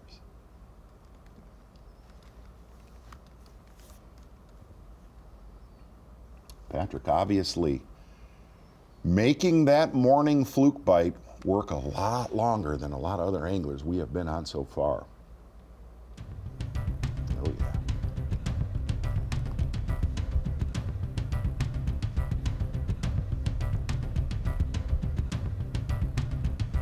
Kenta Kimura landed a good one just about 10 minutes or so ago.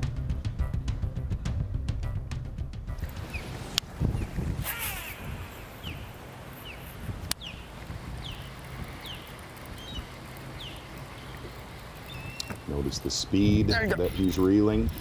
Seen a lot of that also with the soft plastic jerkbait Oh yeah, he fishing. is.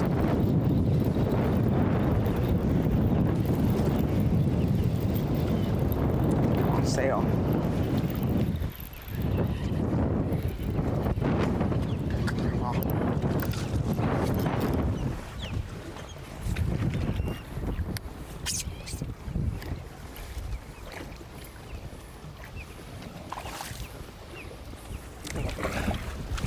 He only got 1 foot. Come on, stay on. All right. That's a better one. 3. Just one side of the point. Shaping up a little bit for Kenta here in the last 30 minutes. Takes a few minutes and for him. Does not take long. Nice thing is, Kenta will tell us for tomorrow. He will tell us exactly what he is throwing. Never holds anything back.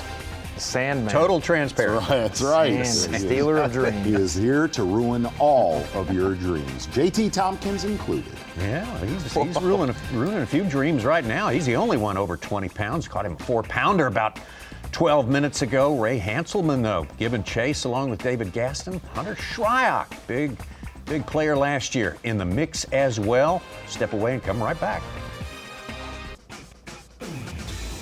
Lake Murray, 50,000 acres here in South Carolina, just outside of Columbia, South Carolina, capital city of the state.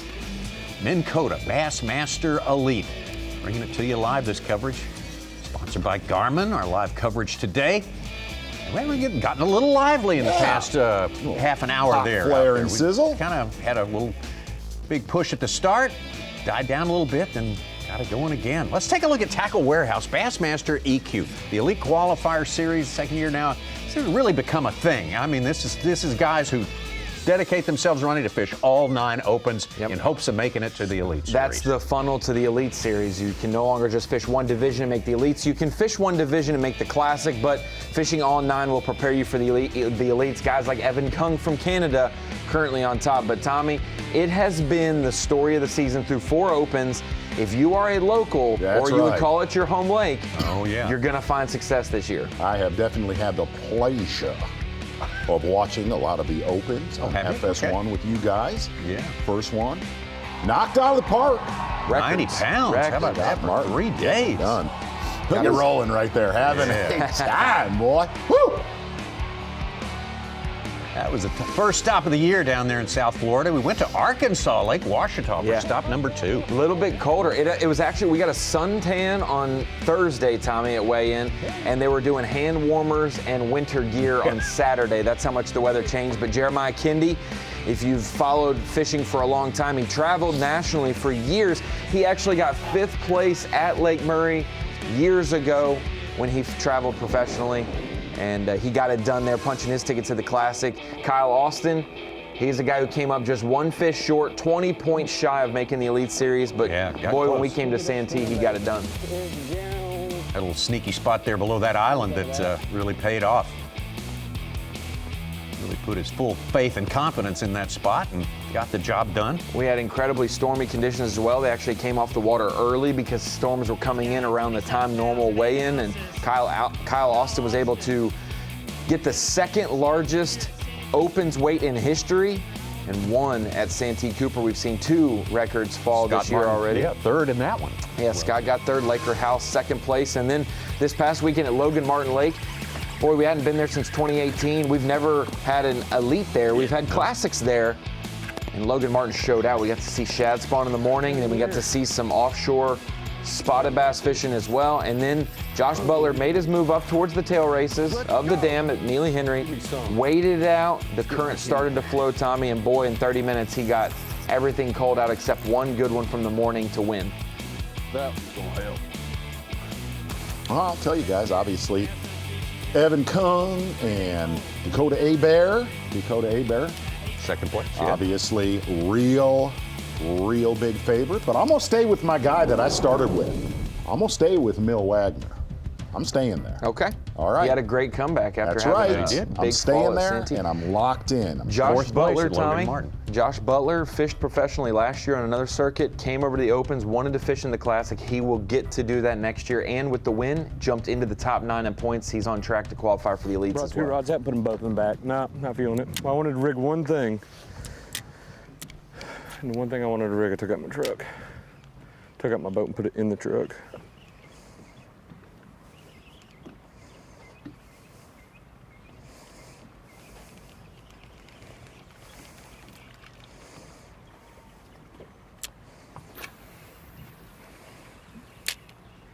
Try to catch us one more, then we're gonna roll out of here.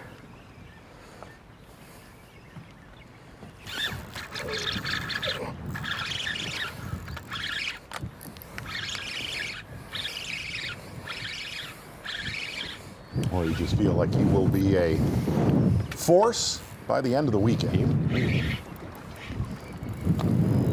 Kind of knows where to go and what to do any particular day part. Old black lips. This one fights strong.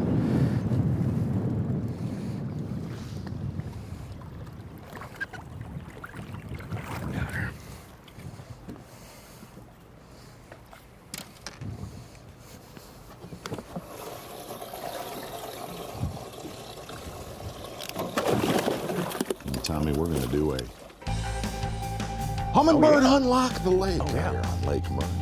Day number 1. These are all catches from all of our anglers.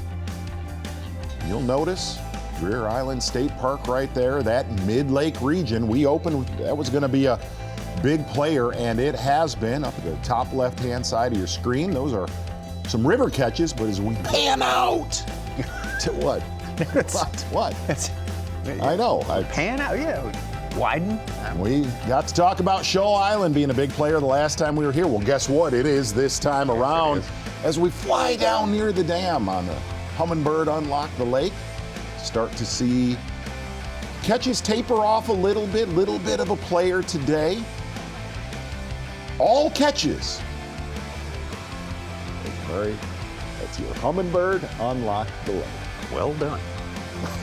Zooming and panning and flying. Widening and tightening and everything. Saluda.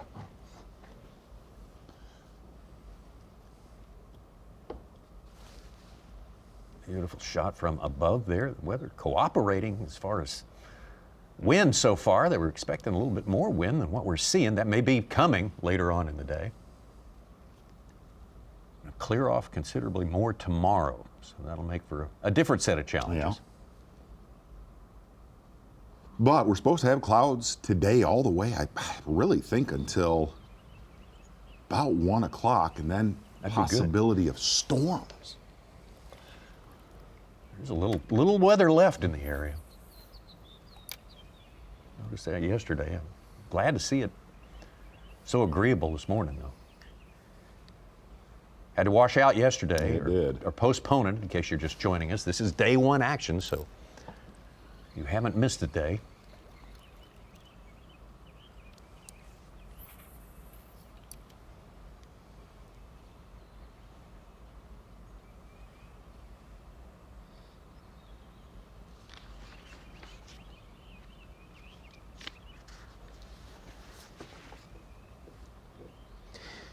Very impressive for how little the spawn is going on at Murray, that Benton has found this many fish to cycle through on a day 1, picking and choosing as well.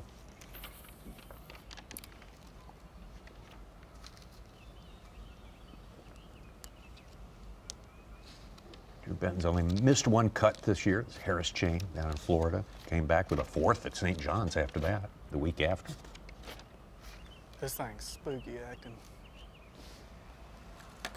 Somebody's done hooked this thing or something.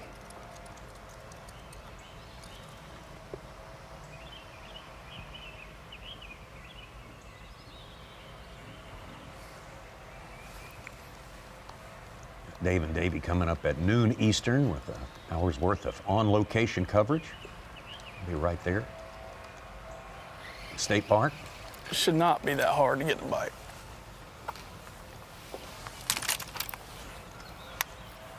Or just to get to stay in there when my bait's in there.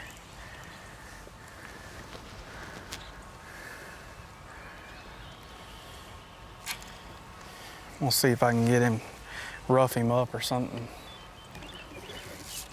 Get him to do something, react to it, get aggressive.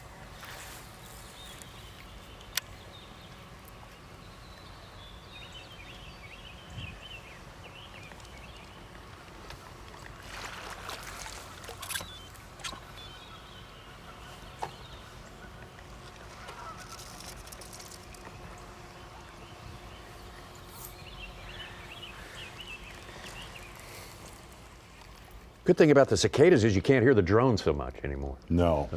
No. This week it's probably got some anglers gun shy though. They think the drone is a big school. Yet of another Exactly cicadas. right. What do they call it, a flock? And that's listen. Those are two broods. Those are the two different breeds. The co-emergence is happening. It's happening, which I am right. fired Whoa, up. yeah. Oh, Nice. pasta. Yeah. I am fired up about this. Cicada amatriciana. And if you really Just look said at a lot the of map, words I don't know. if you look at the map of the co-emergence, Illinois is it's the hot zone. That's the Yeah. place. It is a Truck. 99% visibility. Put it in the truck.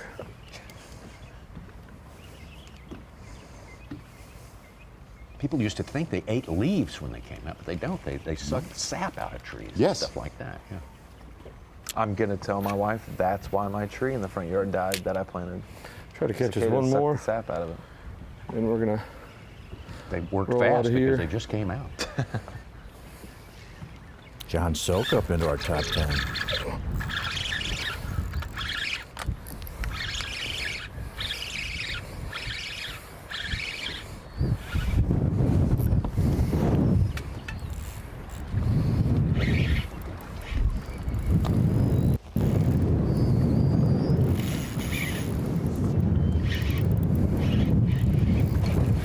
old black lips. This one fights strong.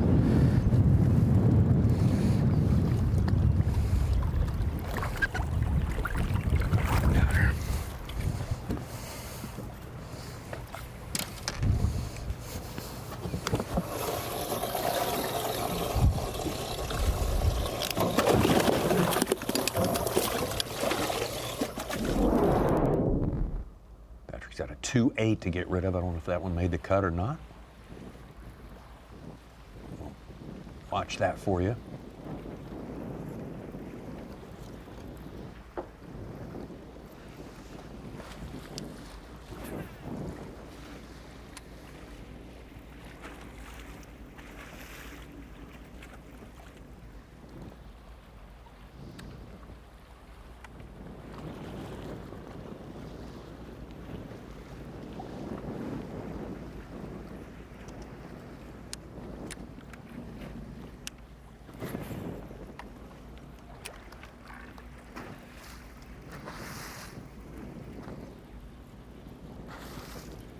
Well, I mean, Kenta is speed reeling.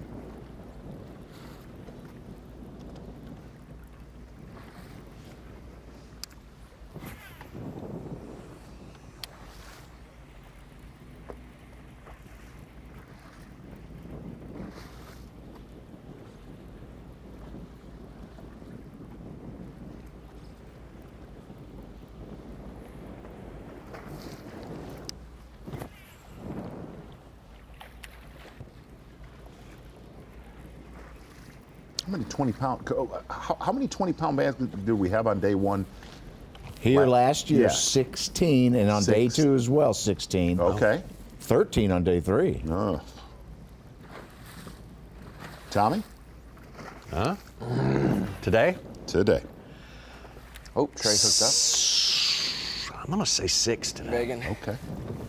That's a freaking big. Couple more bites. I don't think I can boat flip this one. Come on, don't come off. that's a big one. Come on, quit. Get me in that grass.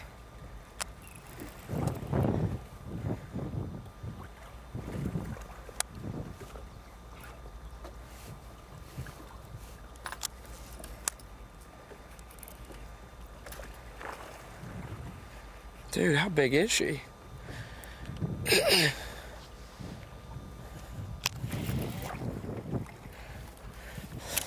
Oh, that's a big one.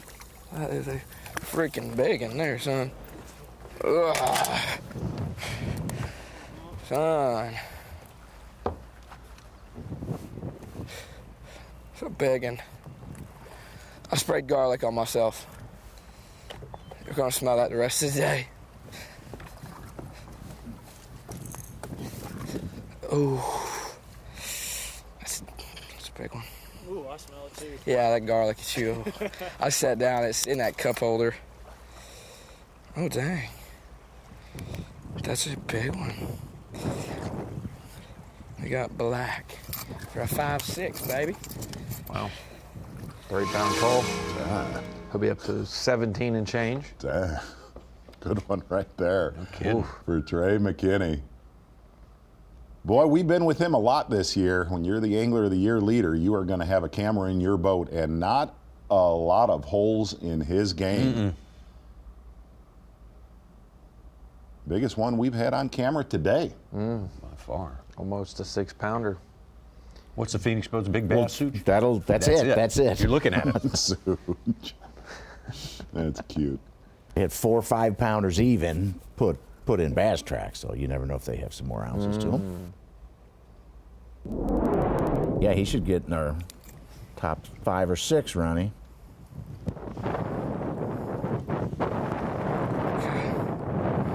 That's the first bass that we've had on camera that did not look like it has spawned Pulling yet. 3 pounders. Right. I like it. Well, they'll look like torpedoes here because that they was chase a those big one. herring around. Cullen 3-pounders, he said. So if 2.7 was listed as the smallest, it might actually be. Just put it as 5. What does that put as eyes on your phone? Okay. Perfect. Let's go, bro. Oh, we needed that. We needed that bad. Oh, that was a big one. I seen them here one day. They just follow me to the boat every day, and finally. Just 1 or 2 more bites like that, and we'll be fine.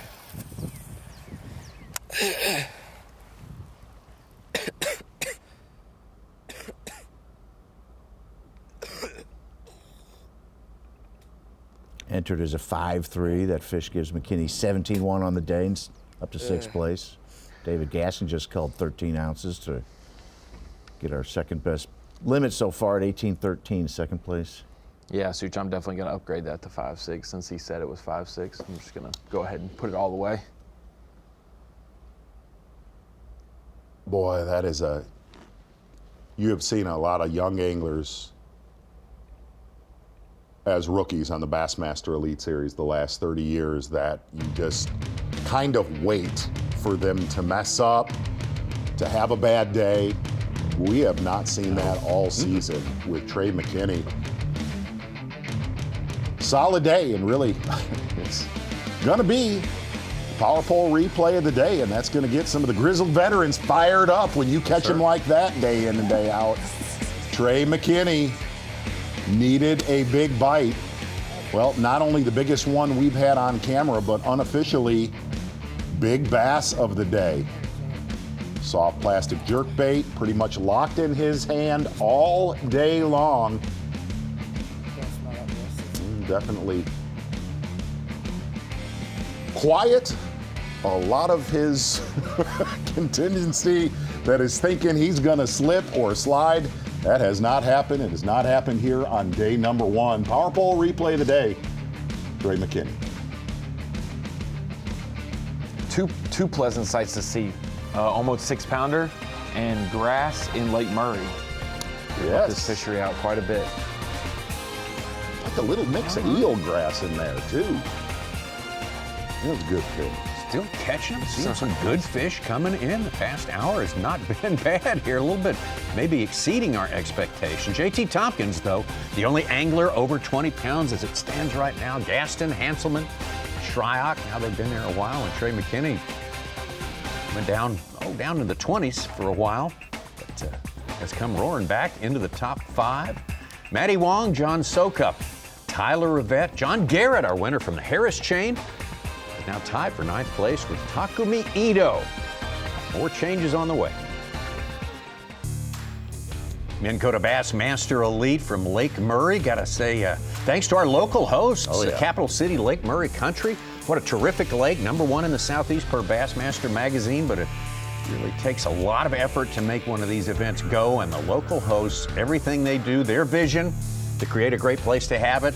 Being flexible, we have to move our championship day to Monday. They're down with that. That's the kind of folks you want to be in with, and we are so happy that they have allowed us back to Lake Murray this year for the 5th stop of the year. Great part of the Bassmaster Elite Series. Love being there. Good place. Terrific place. With great fishing. Got some special challenges this week for sure. A little tougher than it was last week, but as they say, somebody always figures them out, and we're seeing a little bit of that. Starting to brew out there on the lake. Exactly right. We're going to get out to Patrick Walters. Did you say brewed, Tommy? Brewed. Starting to kind of pile on the numbers today for Patrick Walters. Yeah. No give up. What was that? It's always been there.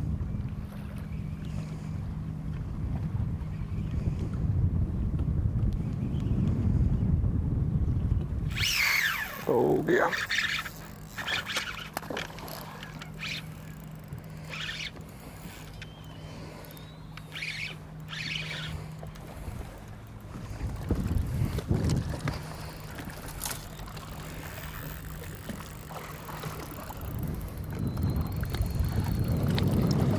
About the first time we've seen the sun right there today. A little bit starting to peek through.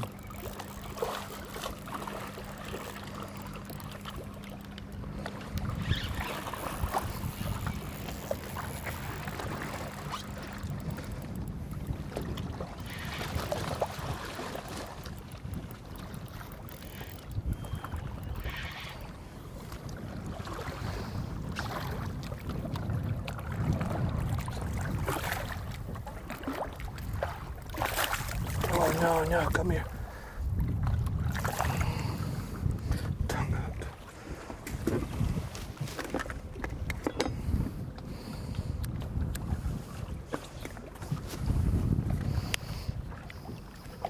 Austin Felix's fish just came in. He's got 19.6, second place. He's got 4.8 and a 5.2, along with a couple 3.5 pounders. It's impressive. Down to Drew Benton. How many 20-pound bags today, Z? You asked me that. They revised now that I'm hearing all these. With 8. 8, okay. Ronnie? Ooh, I think we hit double digits. I think we hit 11. All right.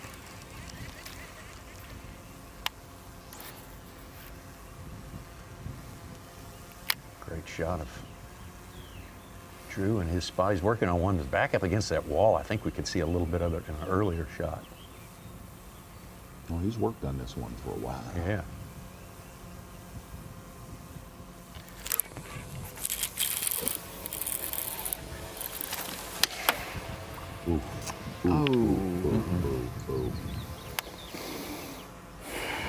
That's good.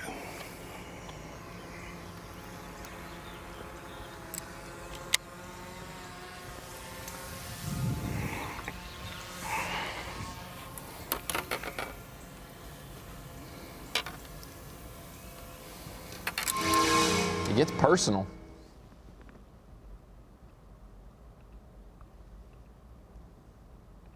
Looked like a good one right there. Oof. That's a tough break. He spent a lot of time on that one.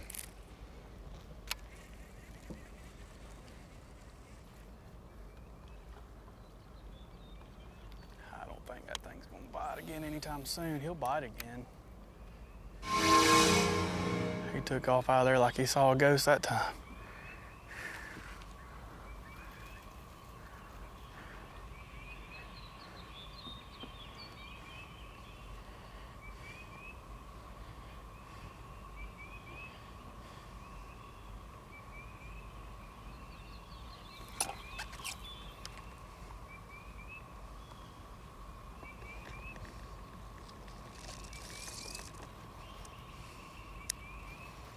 He's back up there.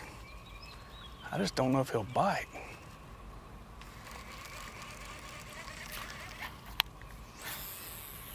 I got a gaff on there now if he bites.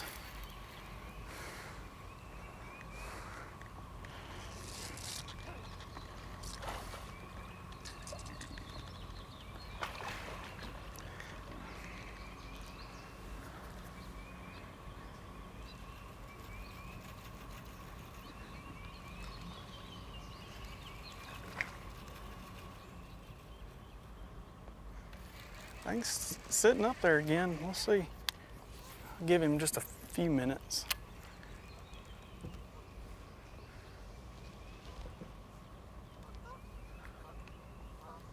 Maybe he didn't realize what happened.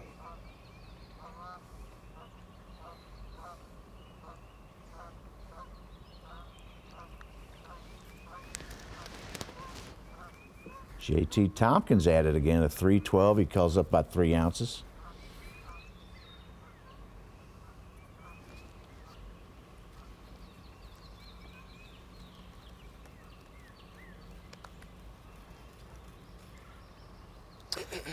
Got some intel. Now, Such, we may change our fantasy teams, or Tommy may change his team on at the buzzer before a tournament starts. But once, you know, we kind of put it out there in the universe, I like to keep the same team.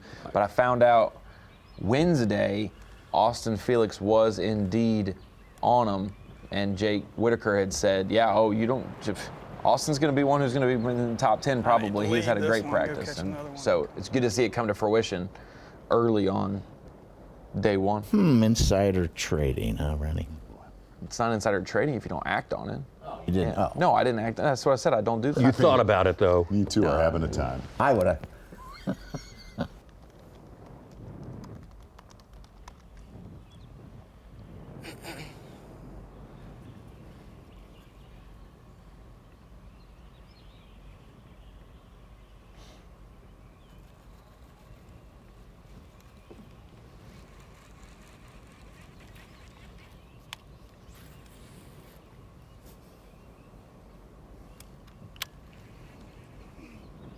Both these anglers have won elite events in Texas. Fixing a roll.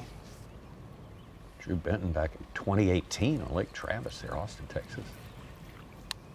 Lake Fork for Trey McKinney this year. One of the best 4-day performances of all time with the Bassmasters.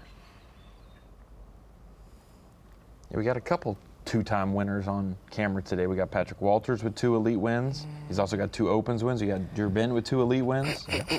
Jason Williamson with 2 elite wins. Brandon Cobb. TH Marine Weather Watch. You see that bright sunshine tomorrow. No, not much wind. Sun came Cooler out. 76. Pretty much sun all day.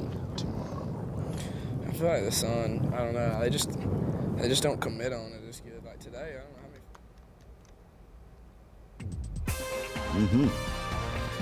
See Drew Benton giving up on that one right there. He just a little sore-lipped. Moving on. Burned about 40 minutes on that bass. All right, again, leaderboard as it stands now, Austin Felix. All his weight has come in, and he is tucked up right behind JT Tompkins. As it stands right now, Gaston now down to 3rd place. Ray Hanselman definitely holding his slot in there in the top 5 for a long, long time today. Shryock, McKinney, Wong, Garrett, Sokup, and Tyler Rivette. Tyler Rivette having a pretty decent season. We'll be right back. This one, the Minn Kota Bassmaster Elite at Lake Murray in Columbia, South Carolina, is sponsored by Minn Kota, by Bass Pro Shops, and by Skeeter Boats. Big old bunny right there. What's that in their front yard? Oh, that's a kangaroo. That is a hairless possum. No, is that what that is? Yep. Okay. It's got a pouch. It's a cicada marsupial cocoon. A marsupial is right. Marsupial. Who puts that in That's a big I don't know, but I would love to say to Karen, all right, I got an idea for the yard, okay? This is a big one. This is the big one. Think outside of the box. 10-foot tall kangaroo. Let's get out there. Drew Benton. Drew Benton spent a long time working on a pretty good bass he had spotted Who there. puts that out there? I don't know. All right. I got an idea. Mystery. Australian. Hang with me on this one, okay? It's Hear me gonna out. bite quick. It's already nosed down on my bait. I saw it flash on it. I just need to get over here where it'll sit up there comfortably.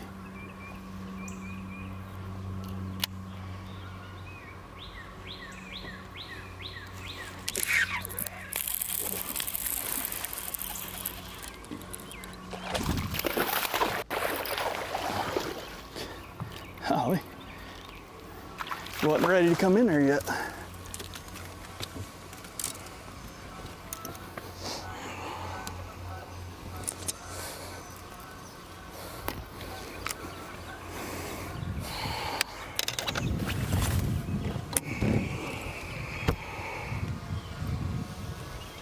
Solid one right there for Drew Benton. Listen, I'm being dead serious. Who puts that in their yard? I've never seen a kangaroo in a yard.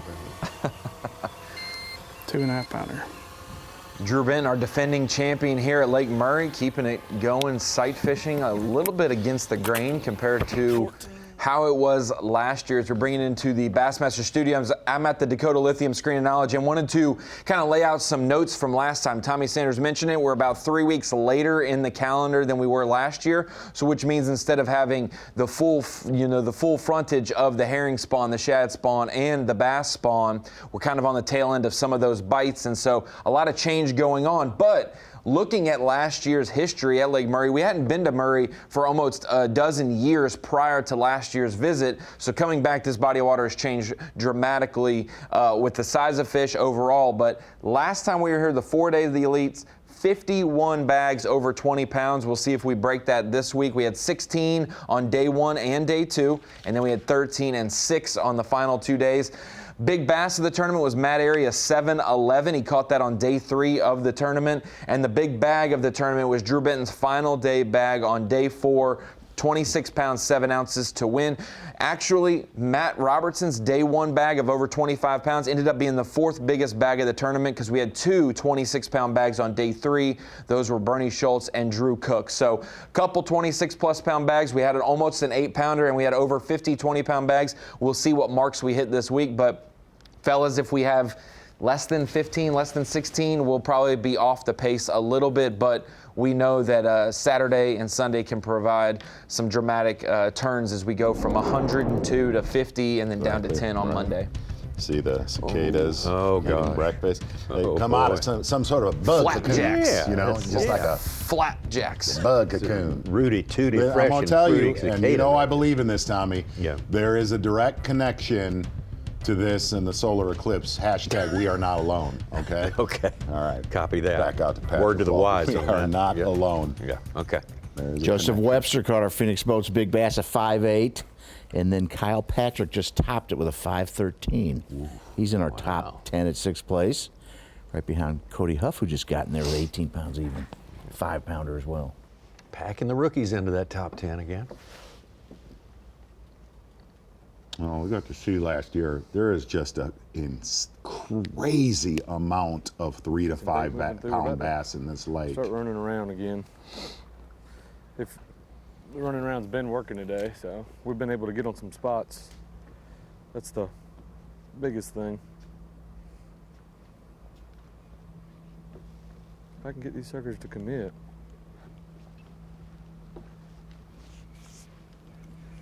All right, let's do it.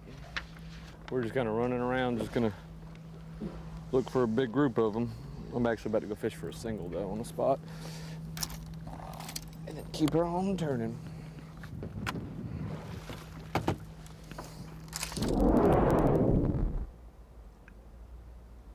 Get back to Brandon Cobb. Been a while since we checked in with him. Started off pretty fast for Brandon Cobb. Kyle Patrick just got rid of one of his 2-pounders with a 3.5. He's in third place with 19 and change.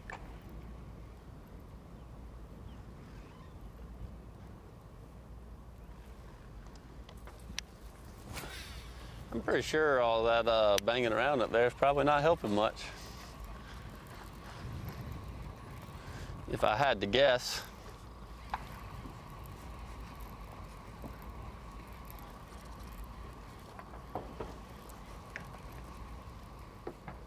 Let's take a look at that morning for Brandon Cobb. He was on him early today.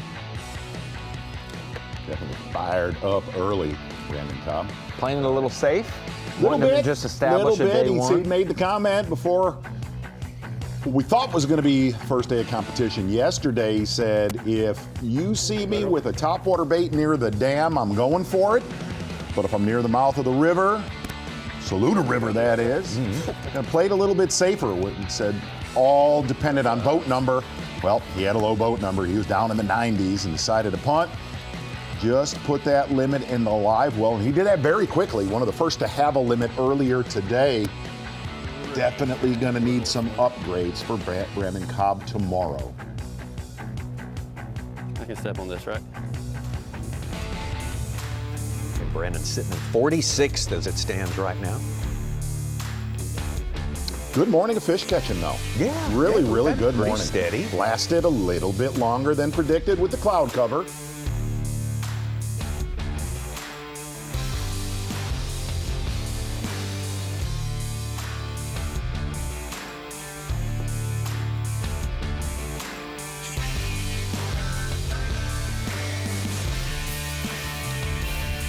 J.T. Tompkins still on top of that leaderboard. Austin Felix, though. Telling you, all his fish came in at one time, put him right there into second place. And Kyle Patrick, the rookie from Cooperstown, New York. We got 2 rookies in our top 3. There's another one that's in our top 10 right there. Hey, Trey McKinney. Technology, competitors' age, a lot of things. Blueback herring have got some anglers wigged out this week, no doubt. Wow. Well, good one right there for Kenta Kimura. nice segue, Steve. Exactly right. Solid morning of fishing. The one thing we opened up with here on Bassmaster Live, which one of these anglers can make that bite go into the afternoon? So many of these anglers said this bite was going to be done by 9 or 10 o'clock. Well, we are going to find out after our midday break. Solid morning on Lake Murray. Patrick Walters definitely one of the favorites coming in here. Seemingly has a plan in mind. Needs to know where to go. At what time of day, that's going to be a key to it for making this thing work all day long. Who can do that might be the one that holds a trophy at the end of it all. We're getting close. We are about to complete the first half of fishing today.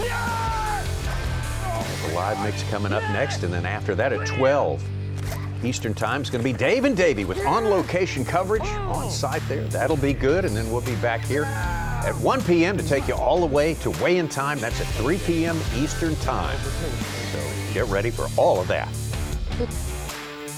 Season. Visit BassmasterFantasy.com.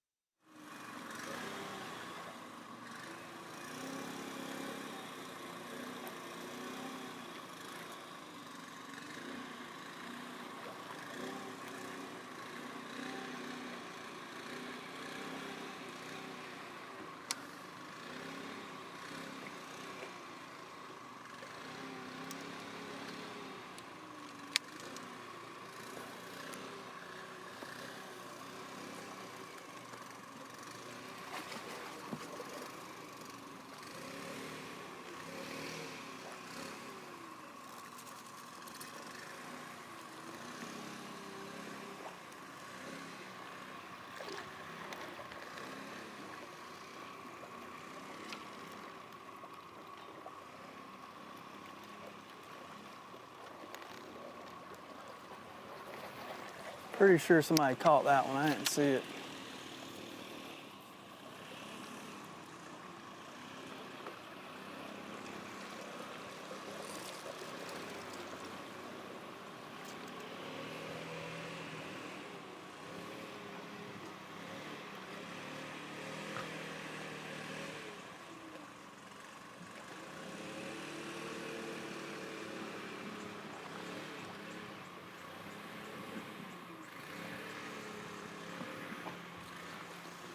I'm gonna look right here in this corner since it's protected.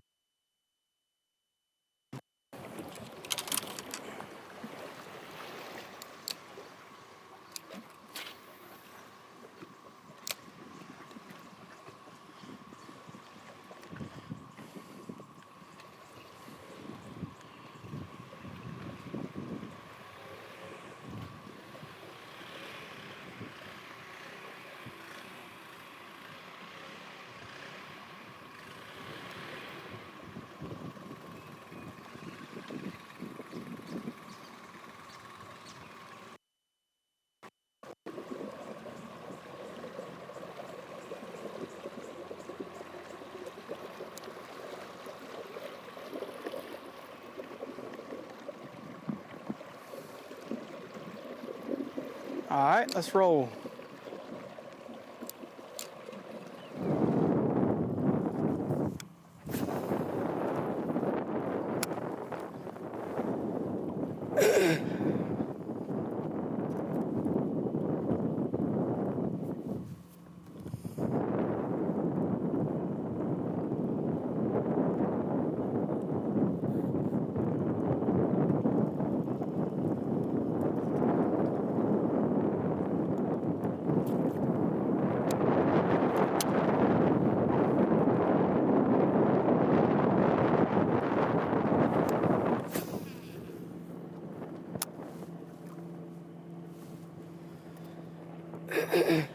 Uh-oh.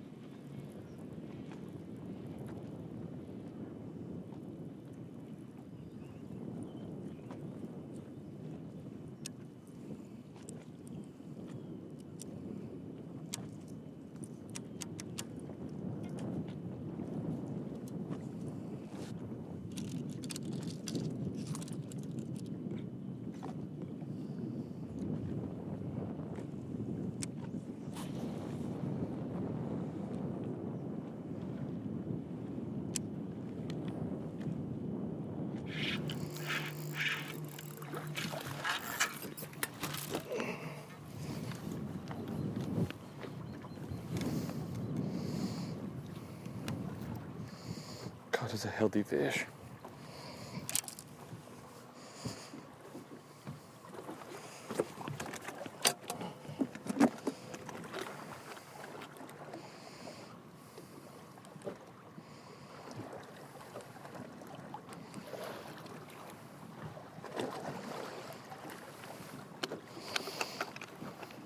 He's definitely not a color. I'm just curious how fat he is.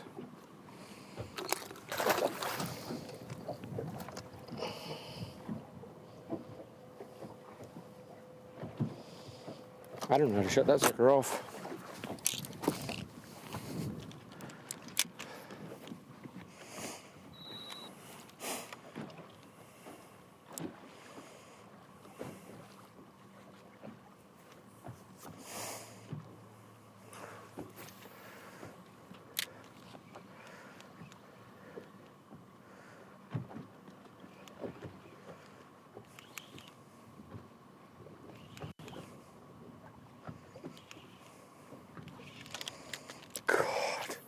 Should have done that.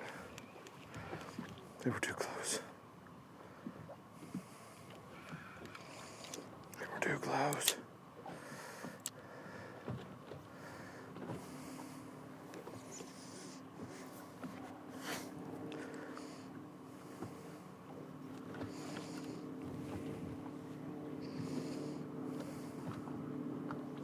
Those two look big.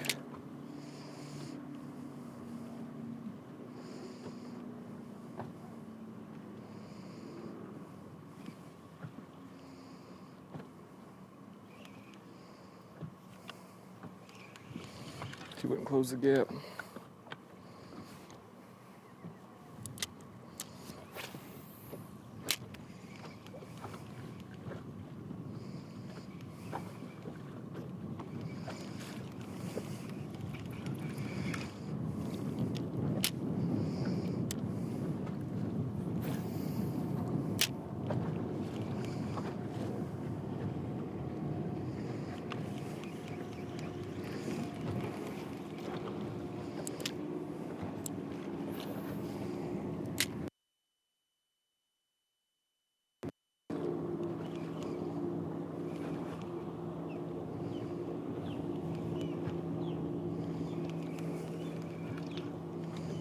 Those are the two I want to catch right there.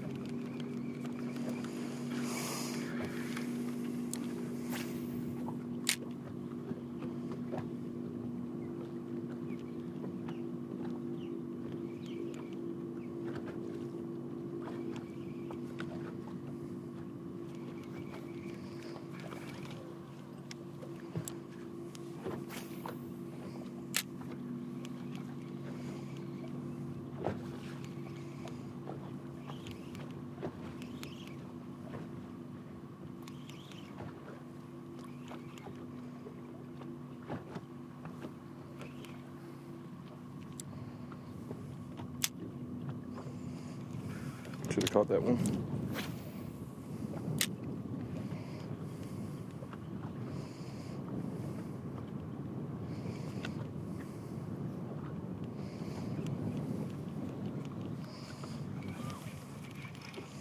Holy smokes.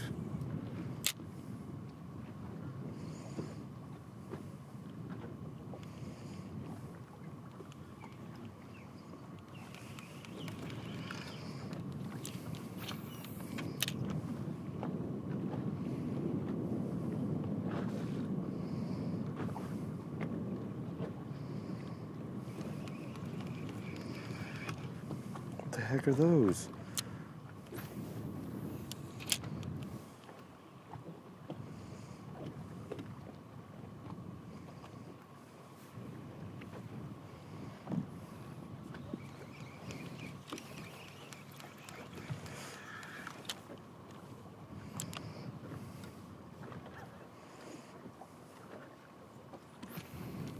What are all those?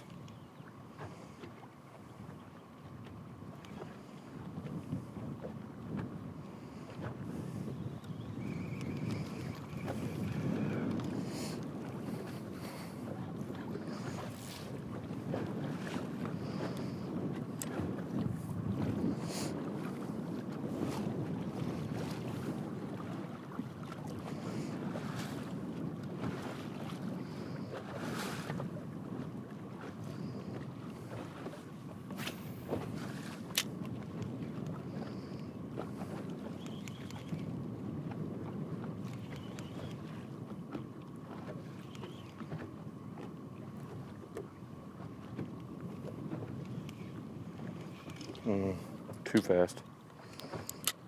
They're too deep for that retrieve. Did you see him?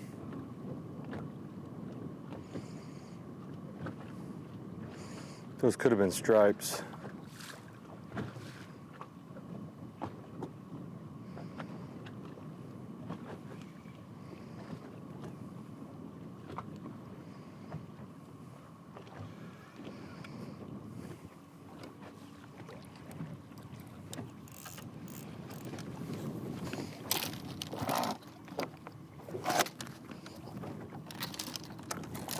Bar runner? No, not terrible.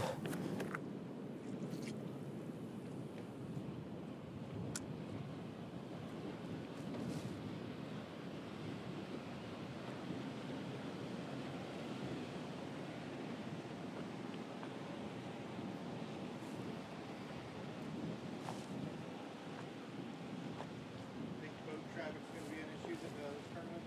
Always is.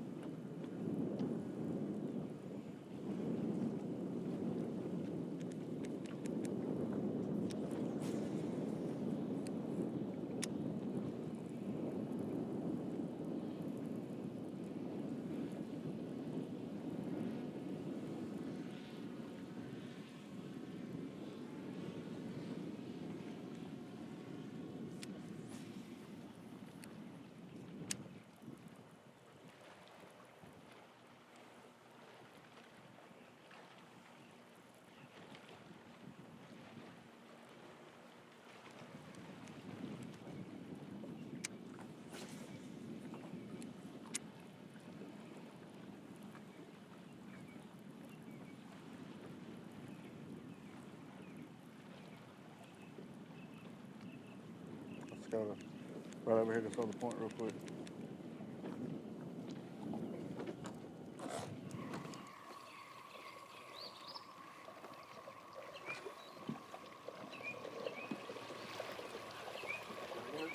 Bring it back alive, Nick. All right.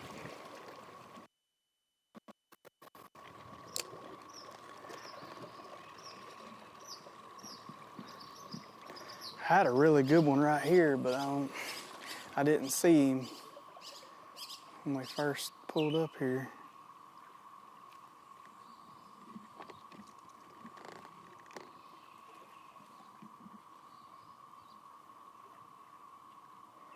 I mean, he was a really nice one. Somebody must have caught him.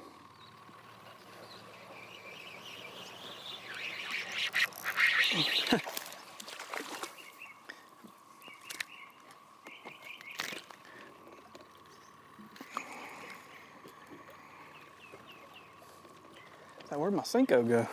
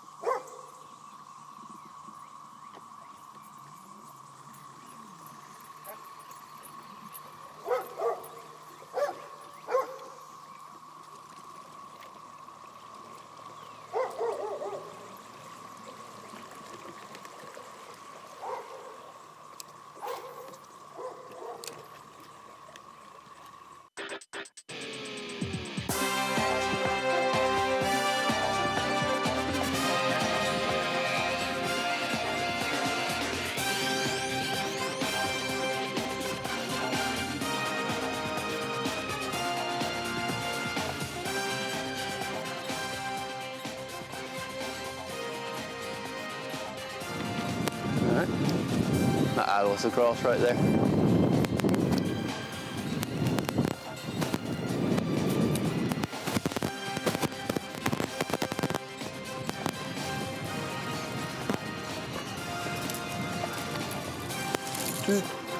All right, we're good. I'm not even strapping the rods or anything. It's that little point right there. All right, you're good. Probably just not even hardly get on plane, just kind of putter over there.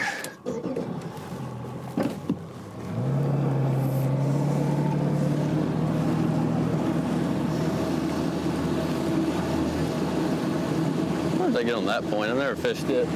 Point under the bridge on the left.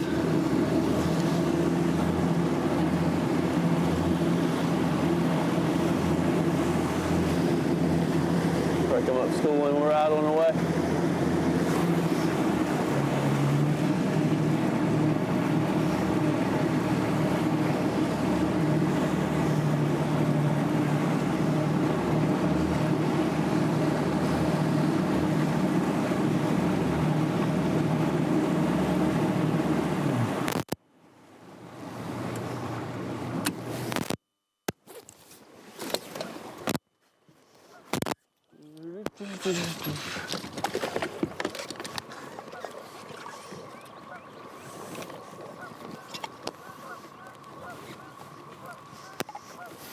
Start jumping fish.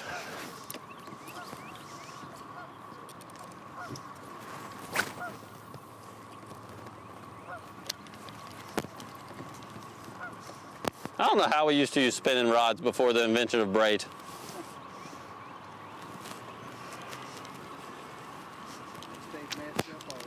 Yeah, that's true. You didn't really use them. You just rigged them up, threw it 4 times, and put them back in the box.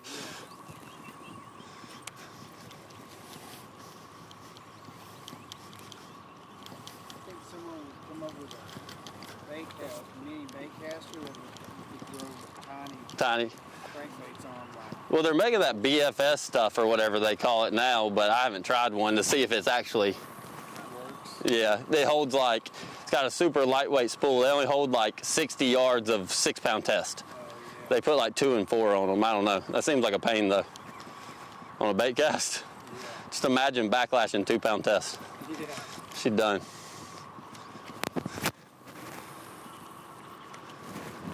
Well, they bit for 30 seconds.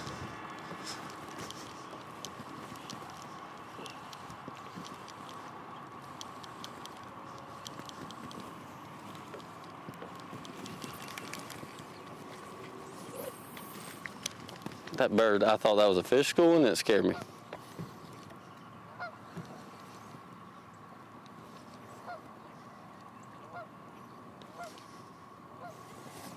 They were sitting right there. They just came up and looked at it.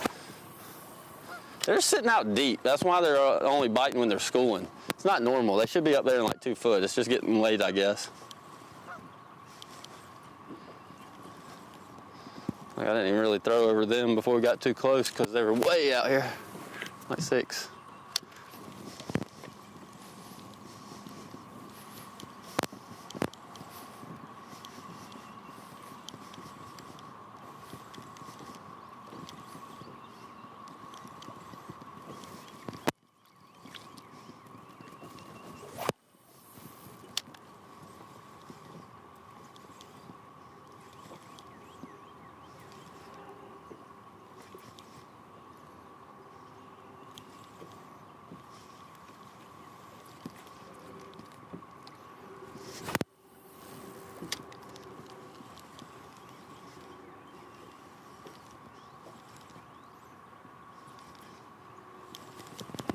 Does not want to come up.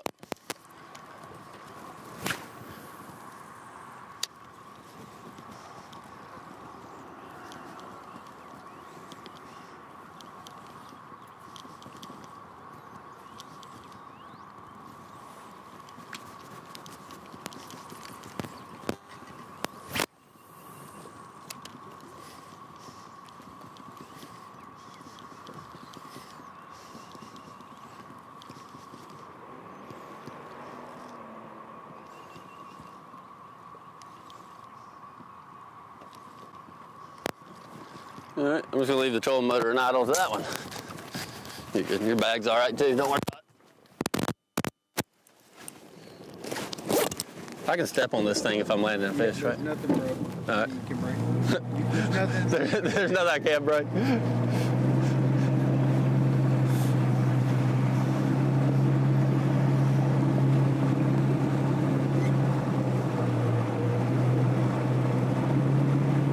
Probably could have just kicked the trolling motor high and got over here quicker.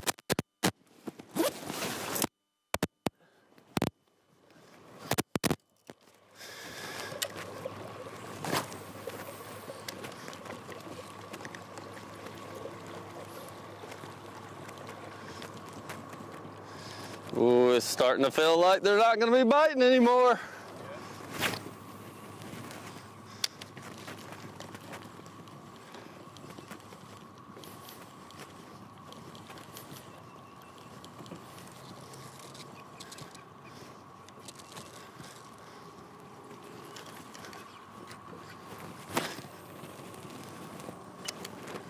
God, that boat has sat on that spot the entire time.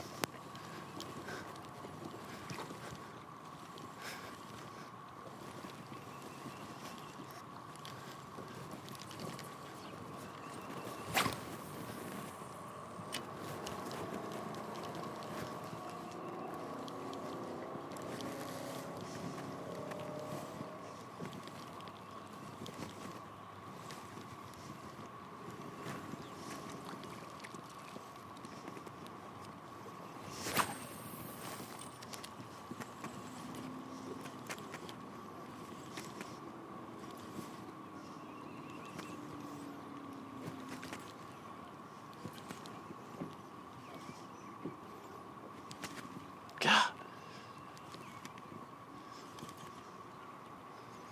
Just brought 5 of them up right there. They're sitting out here off the end of it, suspended in like 6 foot.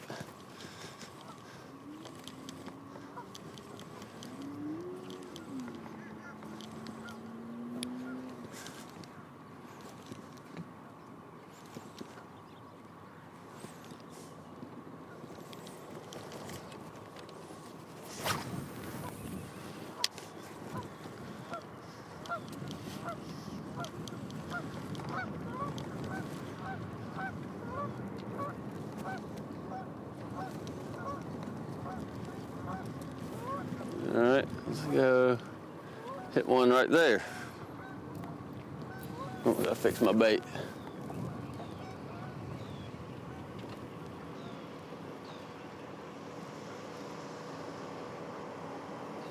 All right.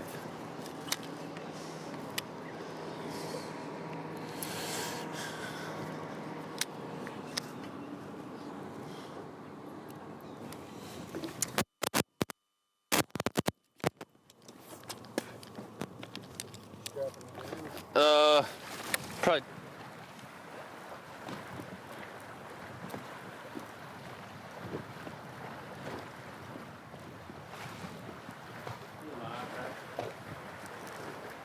Ooh, I got herring still chasing it.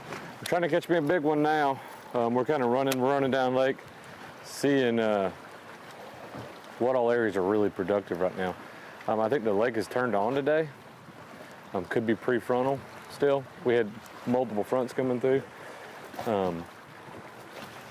Just trying to, we don't want to burn our big groups that are willing to bite when they're all roughly the same size. I think you can catch a good one out of there. We got an okay start for the day. We're really looking for old Nadine to show up. That's what, we'll get us one great big one. We'll be in good shape.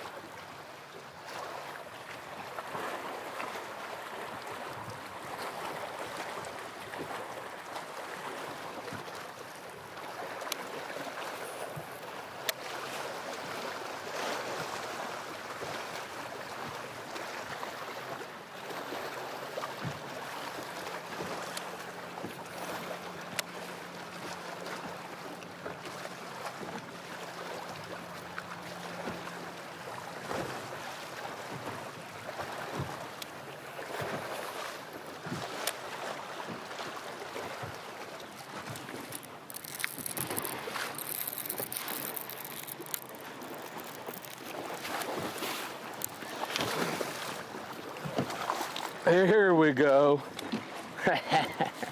On the darter. Kimmel, that one's for you, dog.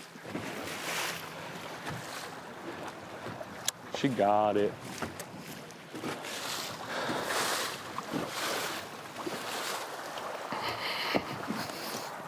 That's all healthy. So McGirthy. Oh, McGirthy.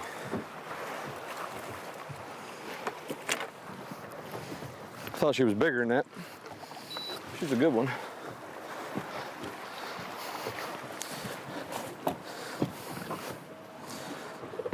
Dang.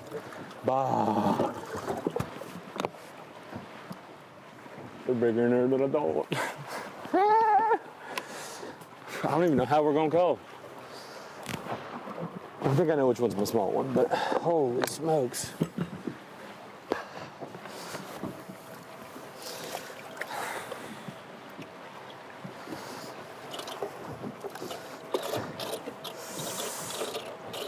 Dang.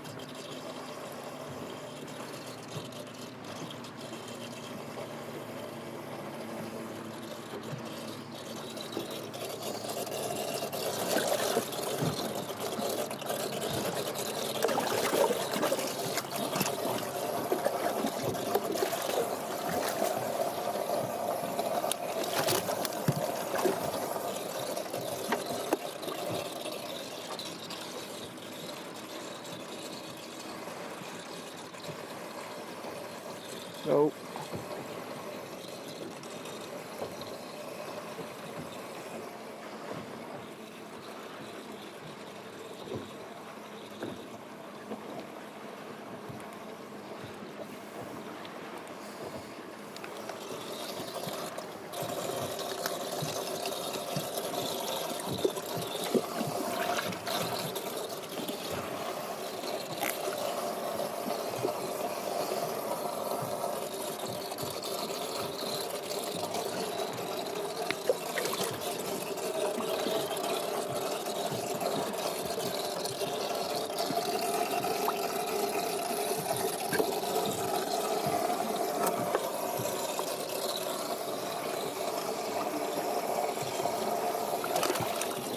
I was just checking to see what you was doing. Don't get the shot.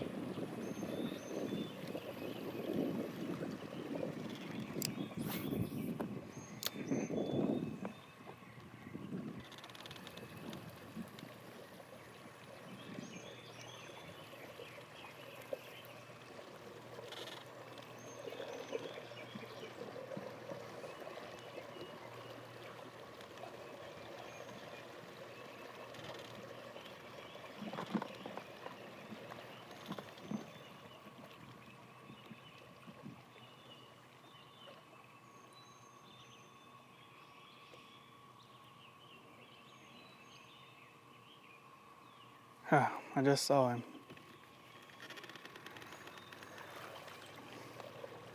He's still there. He just ain't, he wasn't sitting up there on the bed.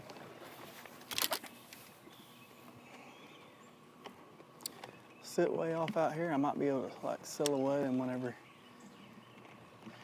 he goes up there better. I couldn't see nothing from where I was at.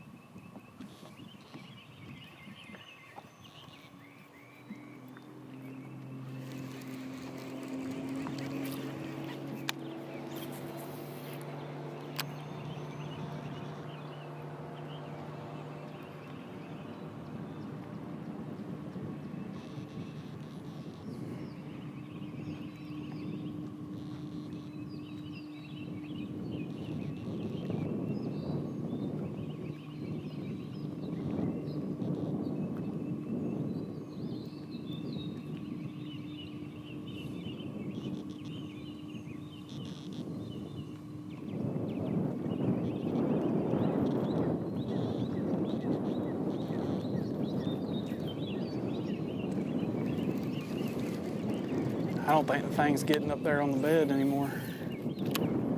I think it was just kind of sitting beside it.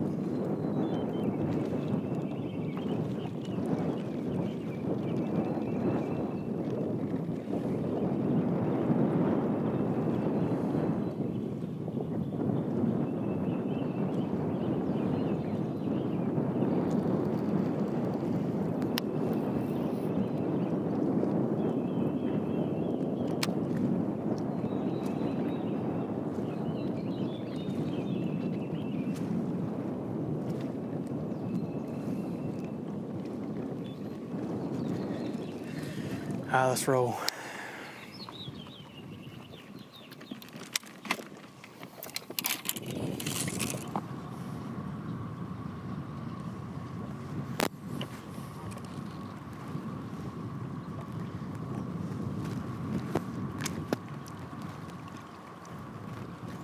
All right, highly unlikely there's any bass on this one anymore, but let's hit it while we're here.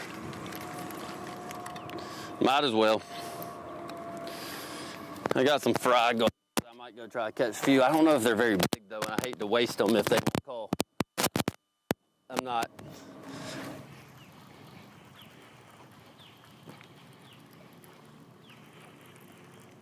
I got you in live mix. All right.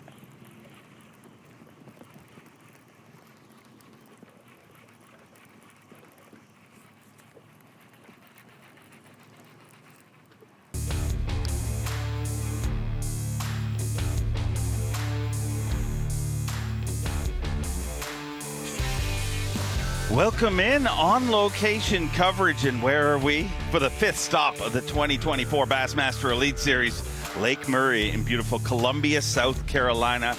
And the theme of the day is we're just happy to get this tournament started. Starting 1 day late, postponed due to some rough weather in the area yesterday, hail in the area, tornadoes, but thankfully, safety always first. Our anglers stayed on shore yesterday, but 102 of them out there competing today, day number 1 of the Minn Kota Bassmaster Elite at Lake Murray. Gonna fish Friday, Saturday, Sunday, and Championship Monday.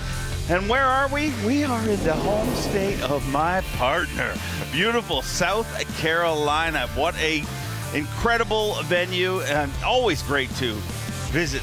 Is it South Kakalaki? Is that what they say, Davey? Absolutely, South Kakalaki. Well, it's good to be in South Kakalaki, and especially Lake Murray. Last year was one of the most talked about events, one of the most popular events with our anglers, just simply because of how special this body of water was, or is, and was last year. I mean, you had anglers crossing the stage that were referring to points as aquariums. There's so many fish there, and I'm joined by 2-time Angler of the Year, Bassmaster Classic champion, and Mr. South Carolina, Davey Height.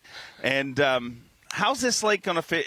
They're all saying different this time around. Yeah, it is different. We're here a little later than we were last year, and really just each week as you progress towards the summer makes a big, big difference here. A lot of the preseason, I guess, pre-spawn all the way up until when the shad spawn and the herring spawn start, that is the main focus of 99% of the bass fishermen here on beautiful Lake Murray. But that is kind of tailing away a little bit. A few fish on the bed. Drew Benton won here last year, I think 88 pounds. It was a great showing by him. 10th place all the way up to get the win on the final day, 26, 27 pounds, something like that, a good stringer. Most of those fish caught off the bed. Still a few fish on the bed here this week, but not as many as last year because we are here a little later. Talking to our anglers, the biggest concern that I heard yesterday wasn't that the day would be canceled. They were concerned it would be delayed and they would miss that morning bite. But let's dig in on everything that's been happening all day long. Day number 1, Minn Kota Bassmaster Elite at Lake Murray. And here is your midday report. And why not start with a South Carolina angler, 2-time Elite Series champion, the Tower of Power, Jason Williamson. Yeah, Jason Williamson, you see him there setting the hook. A lot of knowledge about shad spawn, herring spawn in particular. Jason Williamson fishing a lot over nearby Clark Hill, Strom Thermal Reservoir. A lot of success there. One of the big reasons we have a camera on him. Expected him to do well today. A little slower start for him, and like you mentioned, if you don't get a quick start here while the shad spawn and herring spawn's going on, it can be a slower day. Jason Williamson, one of those anglers that'll use a mop jig, some other baits that you don't see as many anglers using, because most anglers are going to use something that looks more, like the herring or the threadfin shad. Jason Williamson mixing it up. A lot, and I'm sure you heard a lot of the anglers talk about this morning, your boat draw, when you went out, real important to a lot of people. Jason Williamson probably didn't get in the right rotation that he wanted to this morning because of a boat draw. Well, it's a good day to be our defending champion, Drew Benton, not just because you're back here trying to defend your title. It's his birthday today. Happy birthday, Drew Benton. Your birthday present is you got a camera in the boat. A chance to show out where you showed out last year here at Lake Murray. Did not lead until the final day. Came from 10th place to win the event, but he was always in contention, mixing it up a little bit. The final day last year, shad spawn and some sight fishing. You can see here today, this footage, he is primarily sight fishing, throwing a wacky rig around some boat docks, really while he's just looking for these fish on the bed. Last year, to be honest with you, it surprised me that he was able to catch enough fish still on the bed Day 4 Championship Sunday last year to make it happen, but I will definitely be surprised if somebody will still be catching fish in the top 10 on our Championship Monday this year. And he needed a little help for that. If you remember, he got on that crank and bite. Brock Mosley helped him out, but a guy who doesn't need any help. 2 wins in his rookie season, the C-O-double-B, Brandon Cobb. Brandon was Cobb. so smooth up until that point, Davey. It's all good. It's all good. Brandon Cobb is an angler that I know had a late number this morning, probably didn't get to start exactly where he wanted. He chose to go up the lake. Very, very few anglers, and when I say up the lake, that's just from here, not necessarily very far up, not in the Saluda Rivers, the big and the little Saluda River that feed Lake Murray. But Brandon Cobb, a lot of experience here. More at Lake Hartwell, we've seen him win there. He's fished his whole college career. He was going to Clemson University, fishing Lake Hartwell. Fishes Lake Murray occasionally, but not as much as some people think. Had a top 10 here last year. Probably would expect to see him in the top 10 here on Championship Monday. A little slow start for him, but this is definitely a place where you cannot weigh in 10 pounds. 13, 14 pounds on your slow day, that'll be okay.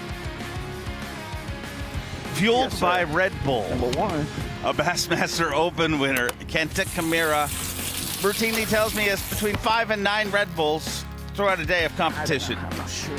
That absolutely amazes me. It amazes me that his body can stand that. I mean, he honestly says that he drinks 6 to 8 Red Bulls a day some days. It's absolutely incredible. And I don't think he eats anything, just fuels on the Red Bull. But no surprise to see Kenta doing well here today. 14 pounds, 11 ounces unofficially. I was out on the water this morning, saw him quite a bit. He really, a lot of the anglers that come here just like, I don't get the herring spawn and these lakes that have these blueback herring in them. Kenta Kimura is certainly one of those. Expect him to have a good solid limit every day. That's why we have a camera with him. Good finish here last year. He really seems to understand it. When I see anglers, just because I was raised here, when I see anglers on places, some you see, well, they're kind of trying to figure it out, and some they're dead on it. They're dead on where those fish are and where those blueback herring will be. Kenta Kimura, I saw him in 2 or 3 places this morning. He was dead where he needed to be, dead on those parts of the points where those blueback herring spawn. Kenta told me it was key that he would figure him out today. He said, last year I struggled on day 1. It took me till day 2 to figure him out. But this guy, it took him, what 2 hours to figure this sport out? Unbelievable. 5, 6 years and the Elite Series now. 4 Bassmaster wins, 3 Century belts, and he's in his home state. You know he wants it. Yeah, absolutely. Patrick Walters has certainly got a lot of experience here. You mentioned just some of his victories and accomplishments he's had at such a young age. One other was a college national championship right here at Lake Murray. So a lot of success here also. With a young Geddes Brandon, I believe. Oh, yes, absolutely. And that says something in itself. Let's just leave it at that for them to win a college national championship. Patrick Walters, an incredible career, is in a 2-way tie with Steve Kendi for active Elite Series anglers with the most Century belts. And just to see how focused he is, I talked to him before Texas, and he was like, I know there's going to be some available. I need to get that. Like, it's when you look at his resume, it really doesn't look real. It looks fake. Like, if he continues at this pace, he'll be one of the all-time greats to ever do this. Yeah, he will. He's at a fantastic pace. And you have to think that it's going to happen. He has had success at every single level, and he's still very young, and he likes to learn new techniques, when he started in the college, in the high school, not a lot of forward-facing going on. He has certainly learned that and uses that when he needs to, not so much here this week. And just when you think Patrick Walters is impressive, along comes our current Progressive Bassmaster Angler of the Year leader, Dakota Lithium Rookie of the Year leader, and the youngest angler ever to win an Elite Series event.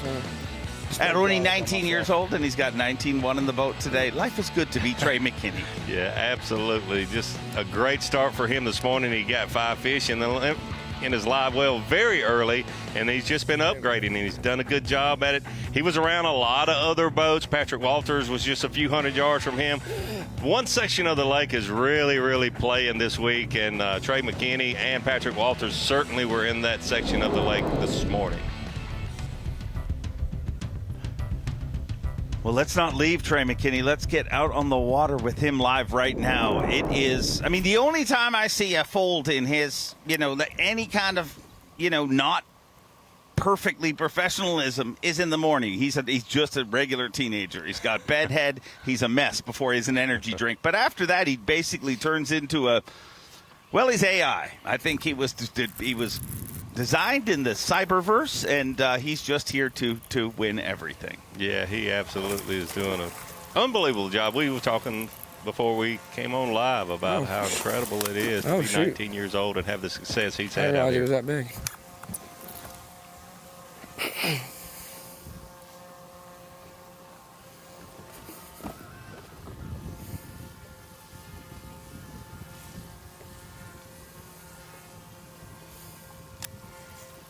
That's the story of the Elite Series. Like, it just keeps happening. Just at the beginning, first event of the year, we're talking about Kyoya and how that might be one of the hottest starts. 11 Elite Series, 10 Elite Series events, and 2 victories. Let's let him scratch his fish. Good one there. So that'll help. So it's real quick, and I know where you're going there, but just real quick. I heard, and you did too, the majority of anglers, probably everyone that I talked to, very much at all, got to catch them by 9:30. The bite is over at 9:30. That's not the case for all of the fish. People like Trey figure something out, catch them at 10 after 12. A fish is going to cull, and he had a solid limit real early. But to be able to upgrade throughout the day is absolutely the key here. You can't just catch them for 2 hours here for 4 days. The lake's too good.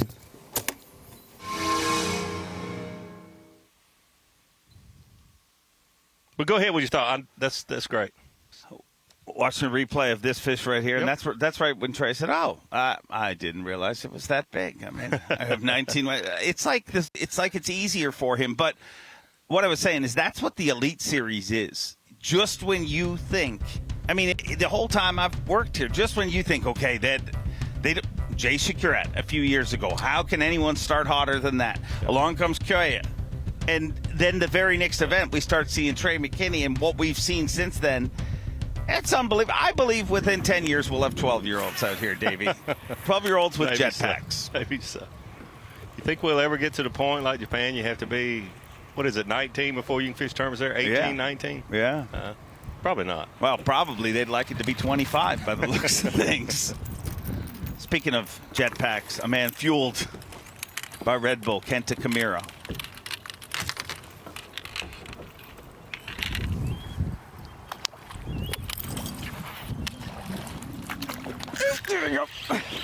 That's how it works. Oh, I don't know. He might be a striper. You look. Oh no. It's a big. All right. Yes, sir. That's 3. I just threw it right in front of the face. Oh man.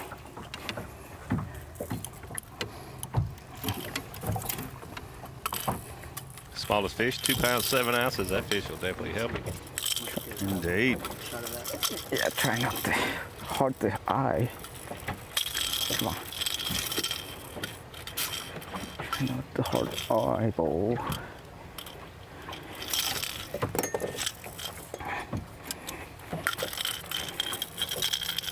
Damn. All right. Come on. The week of the cicada. Many people have talked about it. Yesterday in our little live segment, we had, we shared the sound, the love sound of a cicada. That's the noise that they make. And I've had a run-in or two with the cicada. But Brandon Palnick yesterday on Facebook Live said straight up that for $1,000 he would eat a cereal bowl. Oh, there's a cicada. That's him. Crispy little critter. Pretty little red eyes.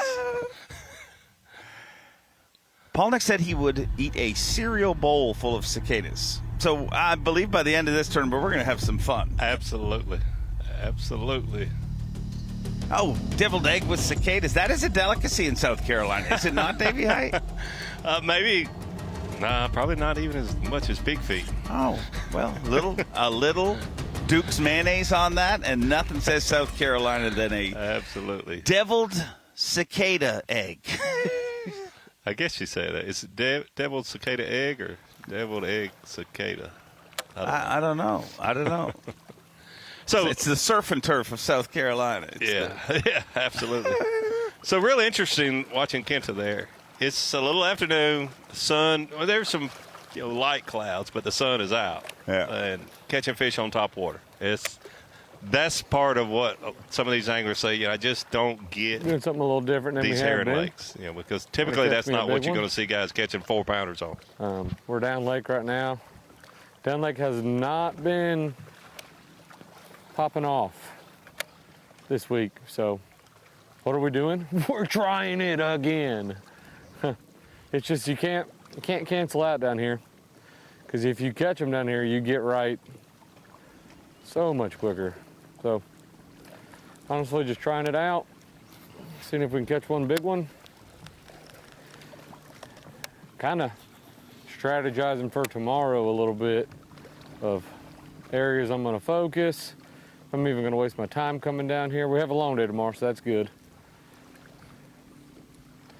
But we're just trying to catch one at a time.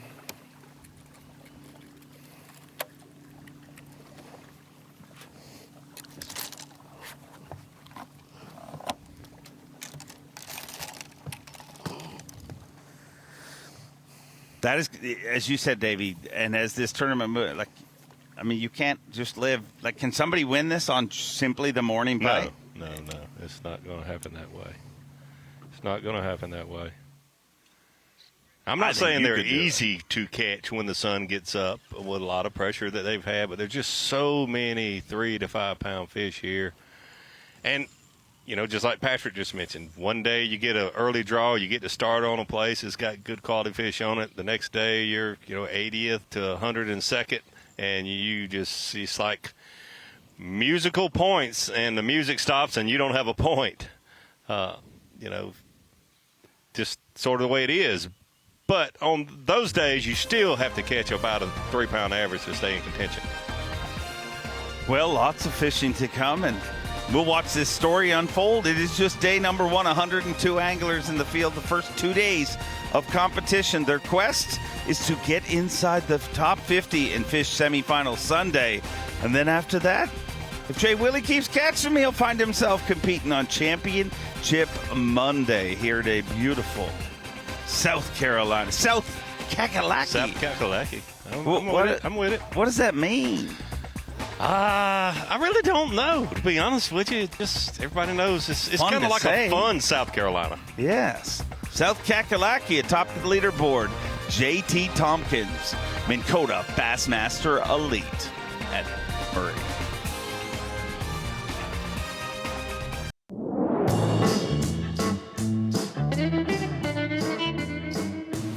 This is the 5th stop of the Bassmaster Elite Series, and we are in Lake Murray country. That's where we're at. We're here on Lake Murray. We're in Columbia, South Carolina. There's a lot of things going on. There's not one thing right now that's actually excelling. There's a lot of different bites going on, but really not one thing's kind of blowing out of the water. There's some schooling fish. There's some shad spawn. There's a herring spawn. There's fish that are actually kind of already past that. They're kind of moving out deep. And there's actually still fish on brim baits, and there's a lot of bass still on bait. I'm not going to say a lot, but there's a decent bit. So there's a fish in a lot of stages right now doing a lot of different things. And that's kind of what's weird. They're just in all stages right now. They're not really doing one thing. And that's kind of what makes it a little difficult right now. You're like, you dog.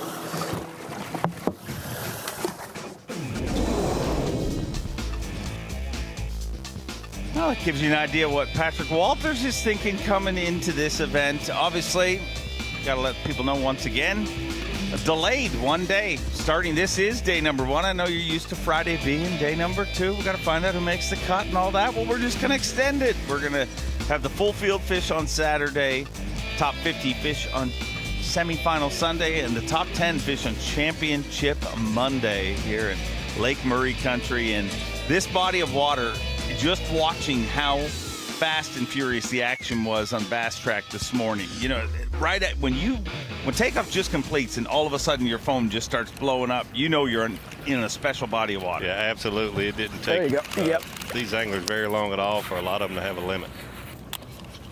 You just start up where I was at. There you go. I don't know how big. Oh yeah, here's a better one.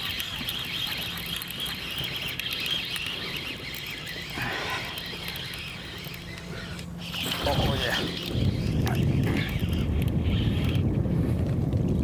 I don't know if I can swing it in. Yeah. You might help. I don't know.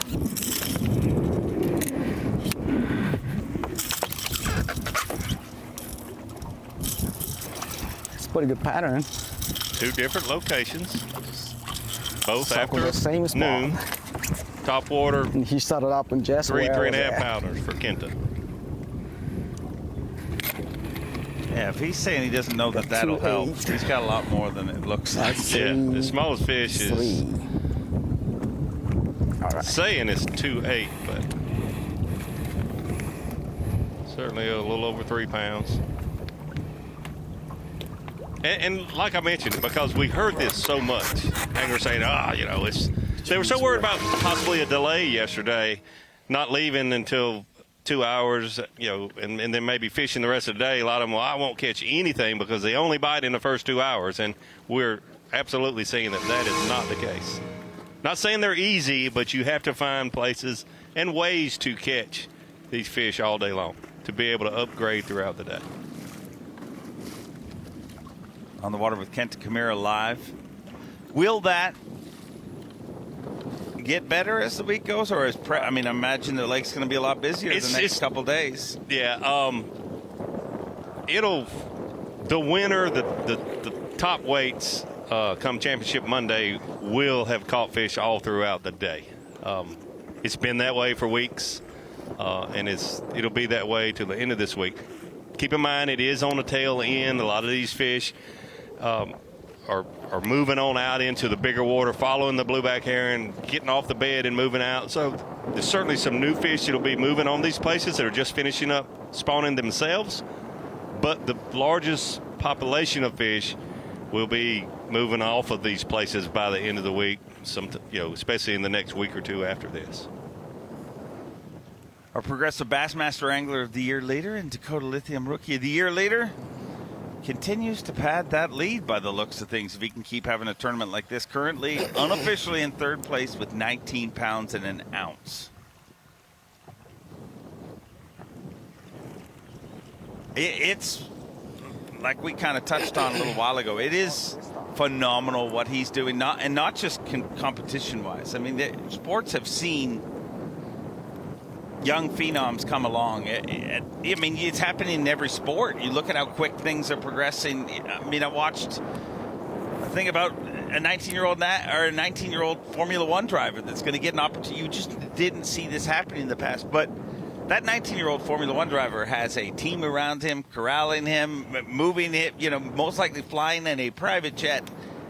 Trey McKinney is balancing everything he is doing and becoming one of the most dominant pros in our sport right in front of our very eyes. Yeah. It's amazing. Yeah, it is amazing, but it's really not surprising.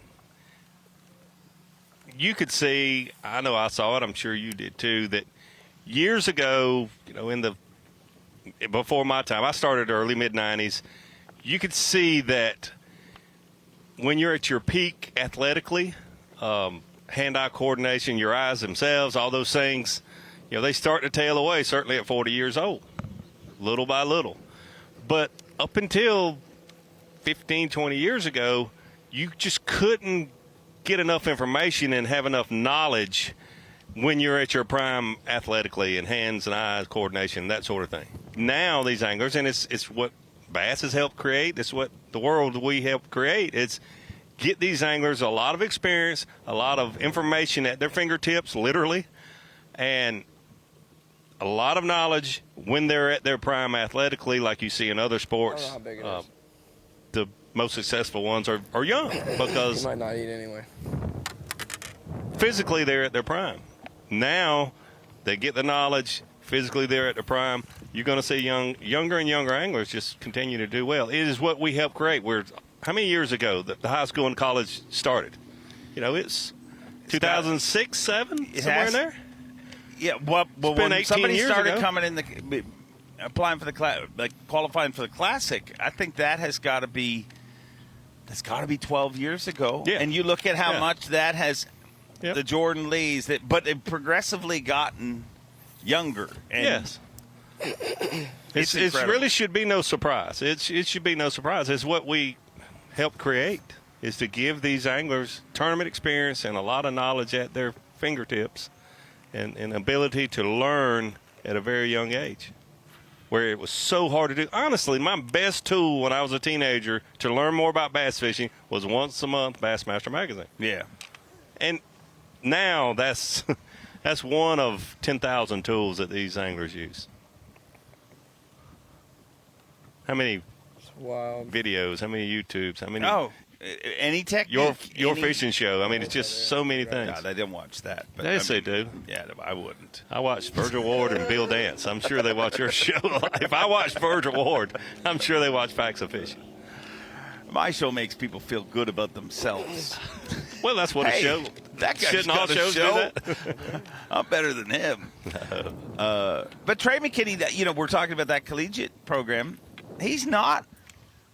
He didn't go that route. You know what I mean? Like, he is just, and we've been hearing about him for years.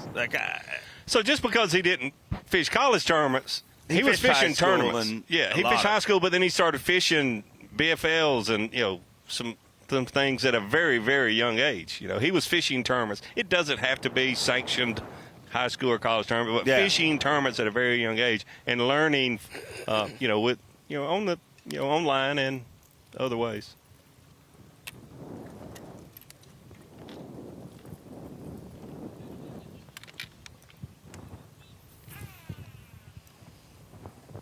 I mean, there's still some anglers on the Bassmaster Elite Series, and that seems to be fewer and fewer every year or every few.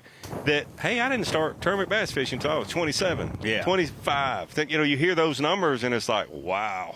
And this guy's already got a century belt or two and a victory, and at 19, I wasn't even thinking about fishing at the top level at that age. A lot of the anglers that have had success in Bassmaster tournaments through the years didn't start bass fishing until they were in their mid-20s. Plus, in this sport, it's been proven over and over again, confidence is huge. Yeah. And when are you most confident? Yeah. I mean, there's nothing you're young more and comfortable dumb. than a 19-year-old young man. That's right. Wise, maybe not. Confident, yes. That was me anyway. And I think most people, don't you? Yeah. I mean, I just didn't go to the Elite Series. I got in bar fights. Right. But you were confident. I was very confident. Yes. Yeah. They beat that out of me.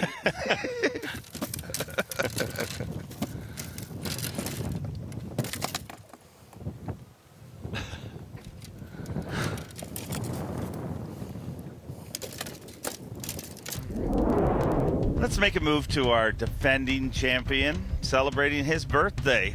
I mean, what better? I mean, we delayed it yesterday. I get it. But let's kick it off on our defending champion's birthday. Drew Benton celebrating his birthday with a camera in the back of his boat as he tries to. I don't know. I can't really tell defend what's one going of on. two I'm Elite just Series titles pitching. he's won. There's a light spot and then the bed, and I'm pitching just past that light spot, just blind fishing for it. That's a little one.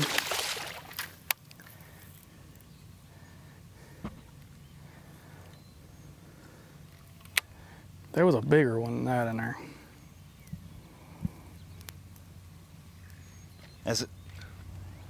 as I said, Drew Benton, our defending champion, had a big win here last year. His second Elite Series win. He came all the way from 10th place on Championship Sunday to win this title. And this will look at the 2023 Bassmaster Elite right here at Lake Murray. Absolutely incredible. It was a little shy of his birthday when we were here last year, but leading up to his birthday last year, what a final day. He started off, you can see there, he was around some riprap, throwing a square bill. I think he had another angler. Brock Mosley that mentioned to him, hey, you might get a solid limit starting with that before the sun comes up.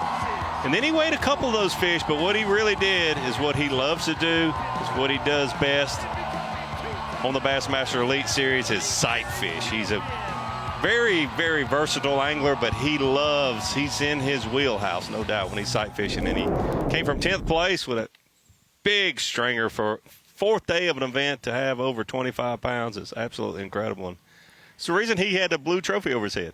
So I'm fishing for one right now that I don't know if it's ready. I don't know, couldn't tell much about it. All I saw was a 3 or 4 pound fish on a bed. We went by it, and it won't let me get up there where I can see, so I'm just kind of blind fishing. I've got a spot picked out on the rock. I'm pitching to it, and the male just bit, but I don't think the female has got back up there since I started fishing for it. While Drew Benton watches that bass, I'll give you a TH Marine weather watch. And you see tomorrow, going to be a little sunnier, still very hospitable, 76 degrees with a low of 56. I mean, it's going to be beautiful. And I'm going to soak it all in because next month when we're in Alabama, it is going to be fiery. I can tell you are looking forward to that one. So let me talk a little bit about what we just heard Drew Benton say. I'm blind fishing for this fish, and I'm sure a lot of people that are watching totally understand what he's saying, but some people don't because it sounds so. Why is he blind fishing for it? Has he got his eyes closed? So he saw the fish and he saw the bed, backed off from it so far that he can't see the fish. He's just throwing to the spot or the area, and that's what he's referring to when he says he's blind fishing for it. He's not closing his eyes. He's just backed off enough that so far that he cannot. I think I've got 2 that I can go catch that'll cull them out. They're 3-somethings, but I would like to save them if I can catch this female. But I don't think she's ready to play the game.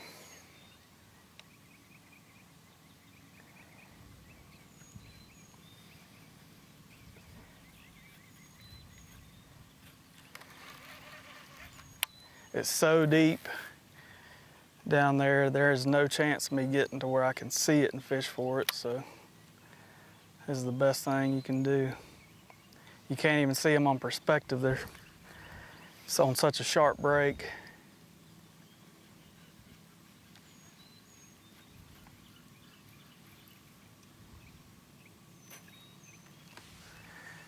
What? I've about spent all the time I'm going to spend on her. He's saying he can't. It's so deep that he can't get up there to fish for it because the deeper the fish is, to be able to see it because of the reflection on the water, you have to get almost on top of the fish, and the fish usually won't let you do that. They're too spooky. It's all an investment, too, as he said. I've pretty much put out all the time. But you see people see a sight fish, and it can make your tournament or it can literally break it if you commit to it too much. Yep, 100% it can. It's burned me, and I'm sure it has you. We've all done that as tournament anglers. Spend too much time on one, but it's hard not to when it's a fish. It'll definitely help you.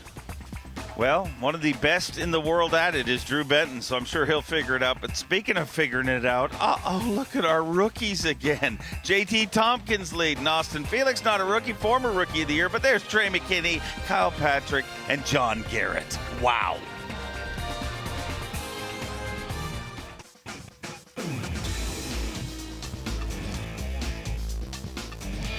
We are back. Welcome back On Location coverage. I'm Dave Mercer, joined by Bassmaster Classic champion Captain America Davey Height here in his home state of South Kakalaki, South Carolina. Columbia, South Carolina for day one of the Minn Kota Bassmaster Elite at Lake Murray. And Davey, I cannot stress how much, like we left here last year and it was like anglers were like, we need to have every tournament there. It was just, it's such a fertile, amazing fishery. Yeah, and it had been quite a few years since we had been here, and a lot of these elite anglers had never been here. I remember Corey and Chris Johnson saying, your pond is really good. It's got a lot of fish in it. And I was like, that's saying something from those two that have fished a lot of places in their careers that have a lot of fish. A lot of them are brown fish, given that, but a lot of them also green fish. That's where they grew up cutting their teeth, becoming bass fishermen. It's fishing for largemouth. But, yeah, it's a great lake. Great area. Sorry we had some bad weather. We'll try to change that for next time. I think it's going to be good the rest of the week, though. 4 Box Live out on the water right now. We've got Trey McKinney, Kenta Kimura, Patrick Walters, and, of course, Brandon Cobb. This is the lake that made Davey Height. I mean, I saw your childhood home. You introduced me to some of your childhood legends that and it was cool to see some of the stories and how the history of this sport back to the 60s and many years of amazing tournament accomplishments right here. Yeah, one of my childhood heroes was very dominant on this lake. Randy Fulmer, him and his brother. I mean, you won here, you had to go through them. As a teenager, I certainly looked up to him. It was great to be able to get to introduce you to him. Winning tournaments back in the day, he won an LTD Ford. I'm like, really? 4-door, the whole day? Oh, yeah. Look what I won. Junior Samples competed here against them. It's cool stuff. Cool stuff. A lot of great South Carolina anglers, and one of them we have a camera with, and that is, of course, Jay Willie, a 2-time Bassmaster Elite Series champion. And a brand new baby. Look at that. Wow. That is Everybody awesome. loves babies. As we like to say in the fishing world, that's definitely a keeper. Definitely a keeper. Oh. That was even too cheesy for me, Davey. But that is a beautiful, beautiful baby, and we congratulate the Murray family. Oh, look at the ear. Oh, that's, so cute. Now to Jay Willie. You like babies, Davey? I love babies. You got it.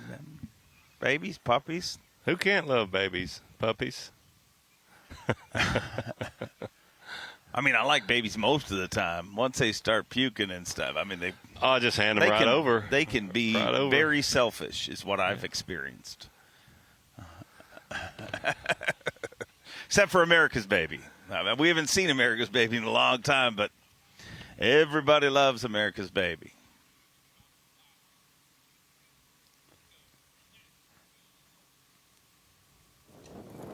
Jay Willie, a man of few words, Davey Height.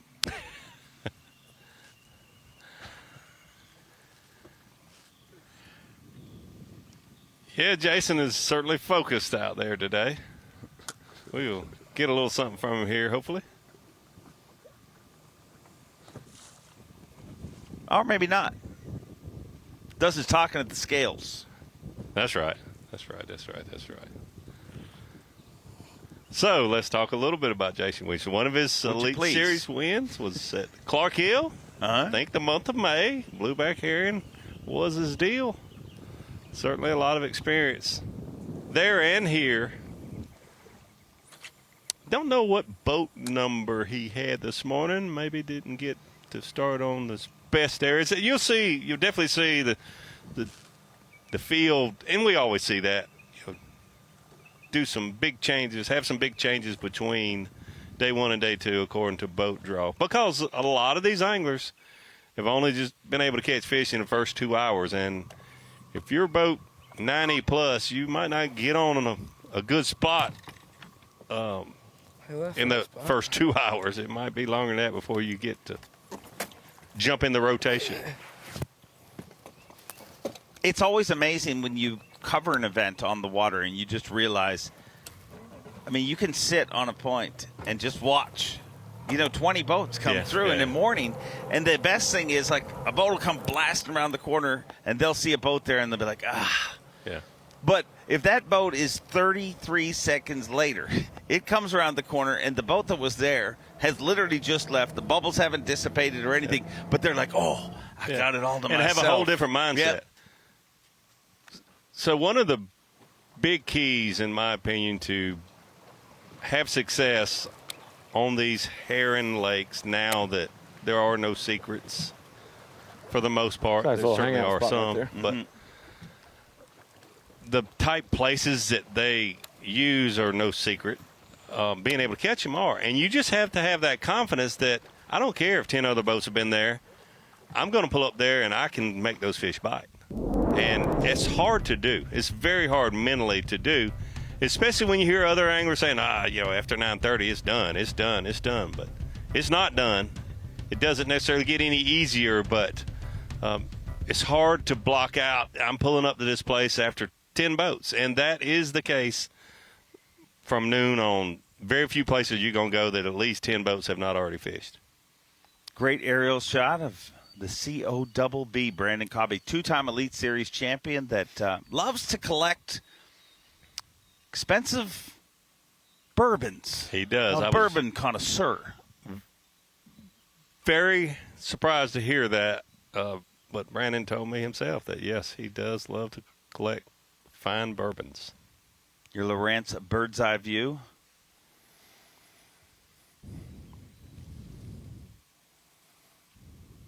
Forget the name of it, but he said that's what was driving him, that Angler of the Year battle last year. He said, if I win it, I get a whatever. I mean, I forget the name. The Fitzgibbons 27 or whatever it was. But he had the Arctic Char 407. Had his eye on an expensive bottle of bourbon, but that bourbon was stolen from him by Stone Cold Kyle Welcher. Looking at the bird's eye view here, it is a great view to see how shallow and flat these areas are that a lot of these anglers are fishing.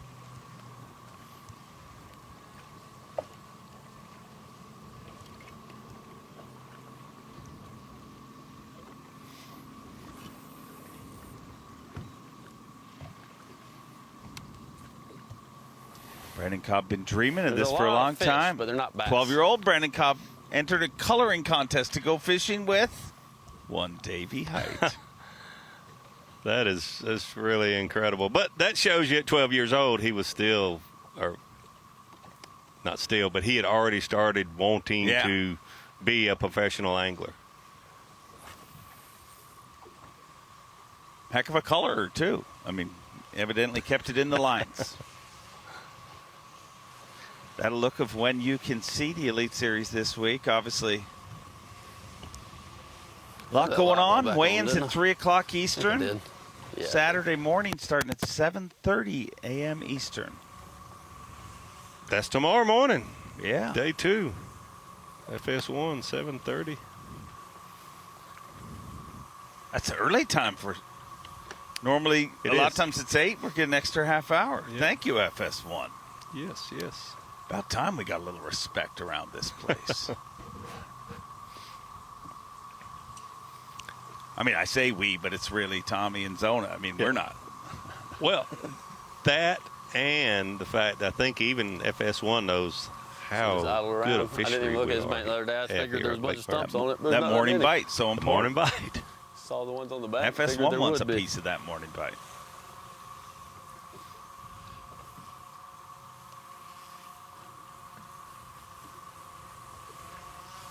Brandon Cobb unofficially in 45th place, trying to work his way up, but this is the free day. Not a ton of pressure today. I mean, you got pressure every day in the Elite Series, but tomorrow is really when you got to slide into that top 50, and all of that gets decided.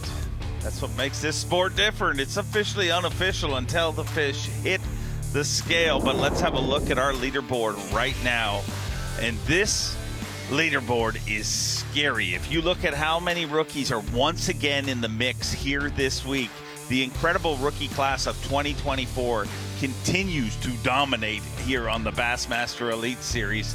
atop the leaderboard, Elite Series rookie JT Tompkins, who just happens to come into this event and this season as the reigning Angler of the Year from the EQs. Hunter Shryock was a player last time. He's moved into second place. Austin Felix, Trey McKinney, who's leading basically everything in bass fishing.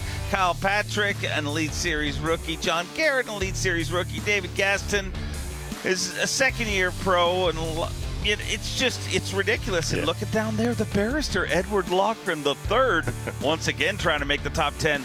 Weigh-in coming up at 3 p.m. Eastern time, in your Yeti hot seat right now would be joined by JT Tompkins. Yeah, not surprising. He is from South Carolina. Not as much history here at Lake Murray, but according to all the other rookies, a little more. I listened to Ronnie's podcast. He said he does not know this body of water. Ronnie, you are wrong. And we'll be back shortly. This one is. There we go. There we're live. We're back. We're back. And we are back. Lake Murray, Columbia, South Carolina. Bassmaster Elite Series, 5th stop of the year here. We are more than halfway through. We actually got a couple of hours fishing time left in this day. Our live coverage presented by Garmin. Don't give up. We're not going to give up. I We're going to stay a little bit. We're going to take you all the way to weigh-in time. Weigh-in coming up at 3 Eastern. We're going to drive it right to weigh-in. Oh, 2 bags now, Tommy. Yeah, 2 20-pound bags. JT Tompkins and Hunter Shryock, man, he is chipping away at it. He has been steady, moving up all day long. Austin Felix in there as well. Trey McKinney having another great tournament so far. Kyle Patrick, John Garrett, David Gaston, Ray Hanselman, Cody Huff, and Ed Loughran, who had a pretty good trip down to Florida. He's doing well. Yes, he is. You're good. So great to have you with us. We, as we say, we'll be here in the Bassmaster studio, sponsored by Marathon, taking you all the way to weigh-in time on this day. We saw a lot of action to start our day. Right. We were curious as to whether that would play out. And through the morning, these anglers were able to, some of them were able to find some way to get over. Yeah, and I think some of the really cool footage that we got to see during the Dave and Davey show was a lot of that topwater stuff with Kenta Kimura. We talked about, one of the keys to this tournament is somebody that can crack the code of that later day bite. And obviously we got to see a little bit of that. And I think it's going to be a real treat, Tommy, to see what your leaders have done. But I think the biggest story yet again in this tournament is what the rookies are doing to this field right now. That has obviously been the elephant in the room all season long. But looking at that, and then you kind of look down the standings there, this is a tournament of the haves and the have-nots at this point. I know you keep your eyes on the rookies pretty hard, Ronnie. I know that's right. Yeah, I mean, some of these guys have fished Lake Murray before, whether it's from the college series possibly, but most of them don't have much experience other than pre-practice. But I'm kind of thinking about what Z said and what Davey said. In the afternoon, someone's going to find a way to catch some of these fish. It may not be all on one spot. It may be spot to spot. But seeing what Kenta Kimura catching a 3.5-pounder here, catching a 3.5-pounder there on top water, or another technique, it'll be something to watch every afternoon. We got rookies, we got grizzled veterans, journeymen as well, all in our top 10. Why don't we take a look at what we've seen today with our Yamaha midday report. And let's start it out with our defending champion here at Lake Murray, Drew Benton. Exactly right, Tommy Sanders. Kind of just tickling the last side of that spawning season for largemouth here. And one of the biggest problems is, boy, when they get near the tail end, not that many left and not that easy to catch. We did see Drew Benton lose a good one, sitting right now unofficially with 12 pounds and 15 ounces. Seems like it's been a little bit of a grinder. Some decent quality in there. Going to need a few decent upgrades later today. Drew Benton spent a lot of time on one fish he was not able to came off on it, as a matter of fact, and really was never able to land that one. But he's kept after this pursuit most all day long, and we'll see how it pays off in the very end. But right now, not where he needs to be. Not in the top 50. Being in the top 50 is what these first 2 days are all about as we move to South Carolina's own Jason Williamson. Yeah, Jason Williamson with a kind of a slow, grimy day. Said he only got really a day and a half to practice, having baby number 5. Yeah. I heard during the Dave and Davey show, Mercer asking Davey, do you like babies? It was, of course he does. Well, right. I mean, who does? Everybody likes babies. Tommy, I know you do. Everybody. Beautiful, beautiful babies. Jason Williamson has a limit in the boat, 13 pounds and 2 ounces, but that seems like that is going to be a little bit under par today. Yeah. I think be higher than that. I think it took 17 to 17 and a half a day to make the cut last year. Yeah, it won't Probably take that this a time. little bit lower, but yeah, not 13 is not going to get it done. Yeah. One South Carolina angler to another, Brandon Cobb. Yes. Greenville, South Carolina. Yamaha midday report. Brandon Cobb said he had an interesting practice. Said he had a high boat number. In the first flight, he was going to make a move and get near the dam and throw a topwater bait. But if not, he was going to have to get up the Saluda River and kind of just hold serve. Well, he had a low boat number. He was down in the 90s, Tommy. Electing to go up the river, caught a limit early, but going to need some upgrades. Sitting unofficially with just under 14 pounds. Look for him to salvage that a little, as he's going to have a very high boat number on day 2 and kind of have the pick of the litter of where to start. Brandon Cobb, Yamaha midday report. He could absolutely flip-flop his situation tomorrow. A long day and get the job done. Certainly one of the favorites, again, coming into this one, Brandon Cobb.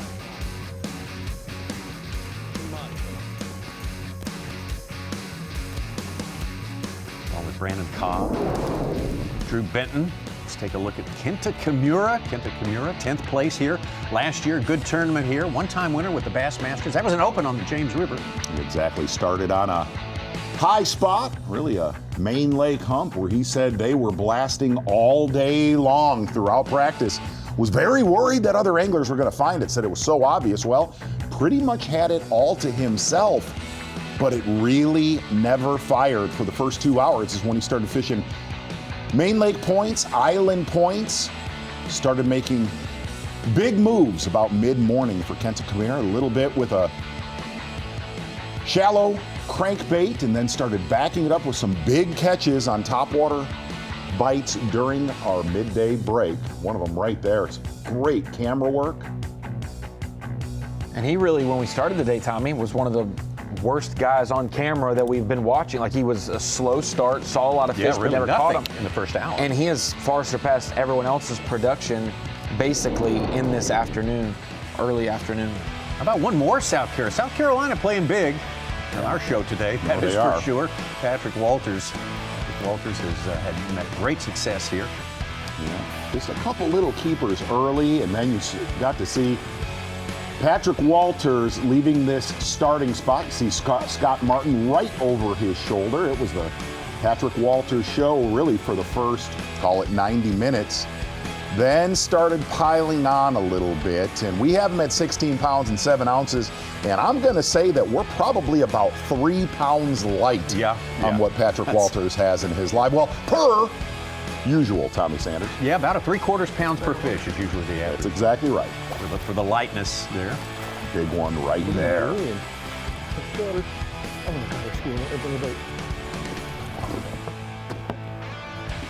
Better to freaking rock.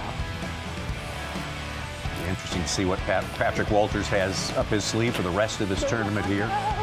It's 2.5. Something tells me down closer to the dam is in his field. Yeah, and the other thing, he also caught a big swim bait fish that we did not show right there that gave him a real nice upgrade. Looked like a 4-pound caliber fish. So he definitely has gone for it today and left some of those numbers areas. Really the story of the morning yet again here on the Bassmaster Elite Series. Time to get a few folks fired up. 5th place, Trey McKinney from Illinois, getting it done. Said he does not have a lot of history on herring lakes, does not have a lot of history on Lake Murray. Well, flawless performance here on day number 1, anchored by that one right there unofficially, 5 pounds and 6 ounces. Most of his damage, soft plastic jerkbait, burning it on the surface. Big morning for the rookie on the Bassmaster Elite Series. It's an incredible season put together so far by this young man who started out good at Toledo Bend and just knocked it out of the park at Lake Fork, 130 plus pounds. Just astonishing performance down there. Like you say, there's no gaps in his game. There appear to be none. His worst finish of the year, Tommy, is the 17th of the St. Johns River, and that was due in part to losing 90 minutes of his morning and missing out on a bite on day 2, rebounded on day 3, was able to finish 17th, but he lost a good portion of his valuable day 2 time due to a Yamaha midday report, and Kenta Kimura hooked up live. Maybe not. Feel like it. May have to handle it in this one.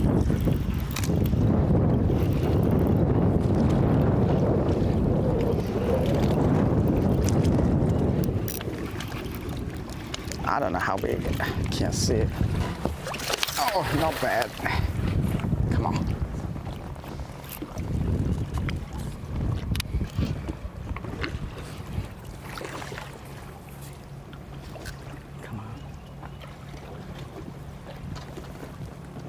Come on, one hook, watch out.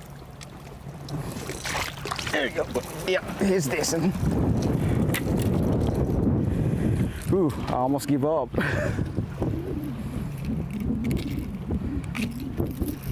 Just a little minnow. That's a bigger. Yep. Oh, he is having a dazzling afternoon. Oh, 4-pounder. Yes. 4-4. 4-4. On white. £1.25 upgrade. Yeah. Puts him in the top 15. Just a lot of 3-pounder. Didn't expect that.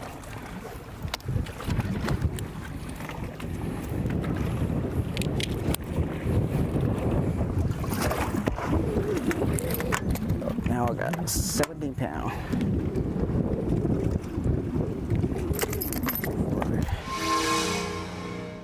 Was that a deep diving jerkbait? Just a little minnow, is what he told us. Well, it's got I think you're right. Little minnow with a pretty doggone big bill, Tommy. Yeah, we know he's fishing only about 1 to 4 feet of water, so I'm talking about just. He was burning that soft plastic bait Yes, a little he earlier was. today. I mean, just. Yeah, I he mean, could make it go. it hits a slick and calm like it was in practice. I don't think I could get it this good, but I feel like I can catch way quicker just fishing like this. I was planning to do side fishing later day, but I think I need a little stay in a little stained water like this and keep doing what I'm doing. I feel like everybody's gonna have 17, 18 pounds today, so.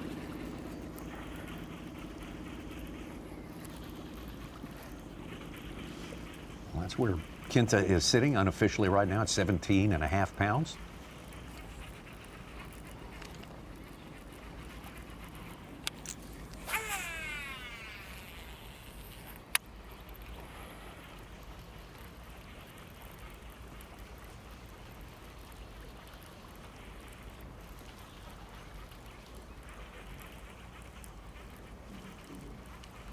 His best finish this year so far has been his 42nd place, Toledo Bend.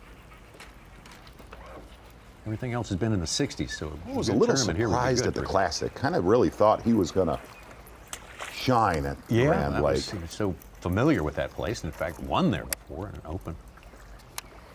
And he pulled up his starting spot on day 1 of the Classic was where we saw Jay Shakira do a lot of big work. That's right. That is right. That is right. I don't know if that was a boat number deal or you just barely miss it and you could have been the one with 18 pounds. I think he's just straight reeling a deep jerkbait. That is interesting. What's that? Okay. All right.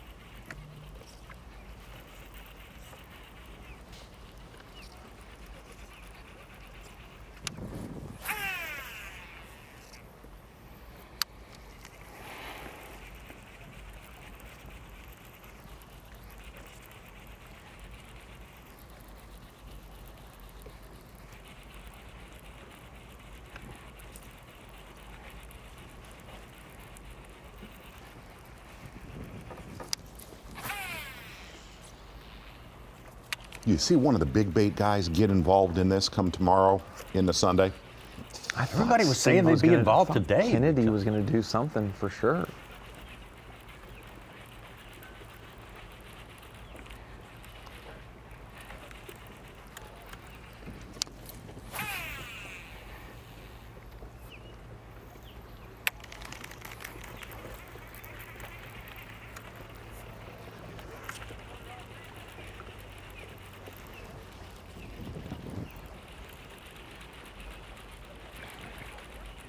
Did you have someone in mind? I honestly thought Williamson was going to spend some time on it from talking to him on Wednesday, but boy, we have not seen that. You usually see what our leader is doing out there tomorrow. That could be a candidate for that. JT Tompkins. He looks pretty big. Big visuals at the Harris chain. Oh, yeah. Down there, just fry garden.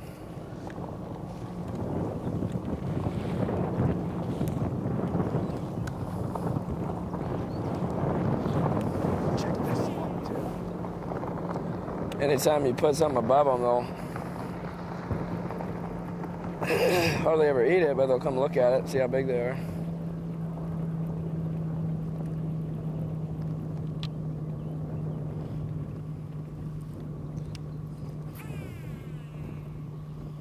I have no idea. Well.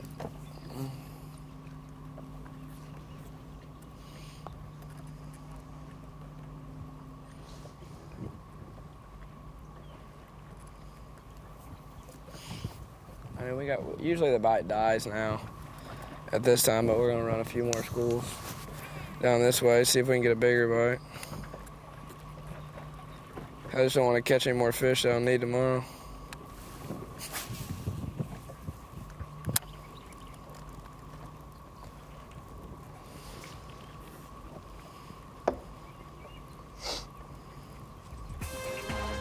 Trey McKinney closing in on 20 pounds right there. He's speculating about what he might need to save for day number 2. This is just day number 1. If you're just joining us, we had a postponement of day number 1 until today, so we're into the second half of our first day of 4 days of competition. Minn Kota, Bassmaster Elite at Lake Murray. JT Tompkins on top, Hunter Shryock, last year's runner-up right behind Austin Felix, Trey McKinney, and Kyle Patrick, our top 5.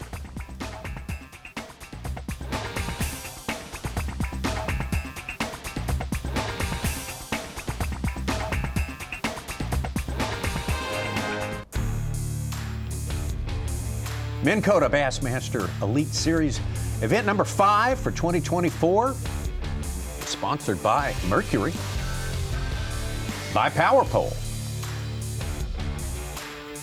and by Progressive Insurance. Fella right there getting ready for the Bassmaster Kayak He sure is. He's got that on his mind. He's thinking kayak, Bassmasters, putting it together. We're thinking about this season. We started out, and a young man who had a lot of momentum coming into this one after his rookie season. It's Kyoya Fujita on Toledo Bend, and what a combination that was. Tommy, we actually talked about this in the 1-hour show we did yesterday. Catching them down in Housen, southwest area of Toledo Bend. And really what we learned in that tournament and every single tournament we have covered on Toledo Bend, if you're not fishing that area, you may want to rethink your career on the Bassmaster Elite because Series. you're not paying attention. There's so many leaders in that tournament, over 100 pounds. But after that, young Trey McKinney. Oh, just a few minutes away, an hour and a half or so away at Lake Fork. Incredible, legendary Lake Fork, and Trey McKinney could do no wrong. Absolutely could do no wrong. Exactly right, 130 pounds and 15 ounces. And here's the amazing thing about that weight. Really did it in a small section of Lake Fork and blowing the doors out for his first victory on his first year in the Bassmaster Elite Series. That last catch happened about 20 minutes before he had to come in, and he only came up 1.5 pounds short of the all-time record. And we went down to the Harris Chain. We had our Florida trip about 2 events later than usual here, and the Harris Chain was especially good to this rookie right here, John Garrett. Exactly right, getting done on shell bars. And one of the things, watching young John Garrett on the Bassmaster Opens the last few years. Ronnie called this one a couple years ago. You better keep your eye on this angler. Well, he never put one away on the Bassmaster Open Series, but putting one away here on the Bassmaster Elite Series. Corey Johnston. Corey Johnston has come close many times, and he has been a definite top-tier performer on the Bassmaster Elite Series since he debuted in 2019. And this is where he debuted, the St. Johns River.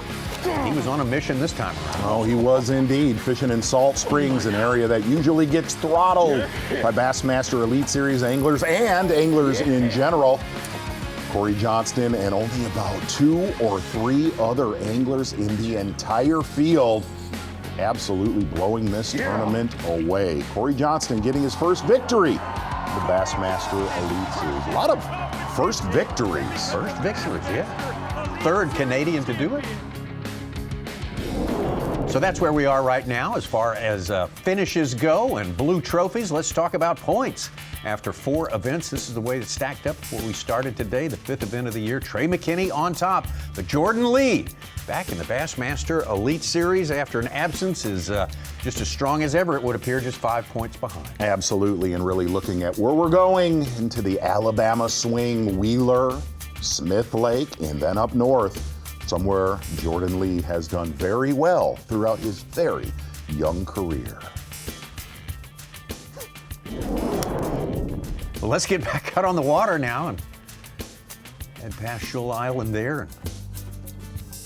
And we've been just a few minutes ago, we were with Kenta Kimura. Caught a good one about 15, 20 minutes ago. Yeah, boy, he is speed reeling. Watch what he has done today. Well, he's Mr. Energy, that's for sure. Yes.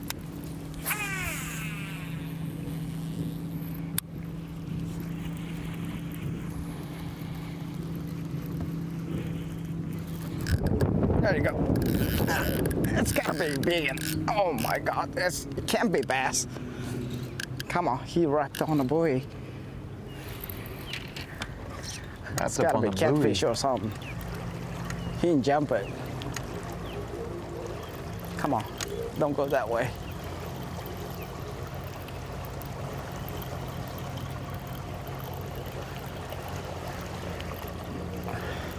Catfish or striper or, no, it's a bass. Come on. Oh, wow. Come on, oh, got off. No. Not saying big one, but I think he's got it off. Wrap it on the chain. I think he's still on him. Come on. I saw the fish right underneath.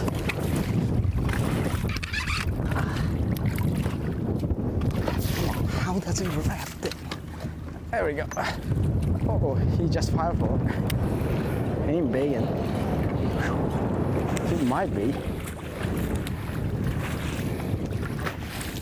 I thought it was catfish. I don't think he's gonna help. Come on. I don't think so. Let's wait.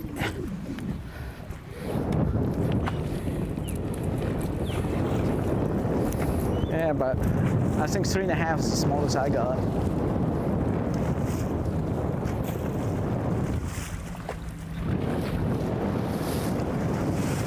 This has got 17.5 pounds. 14th place at this moment.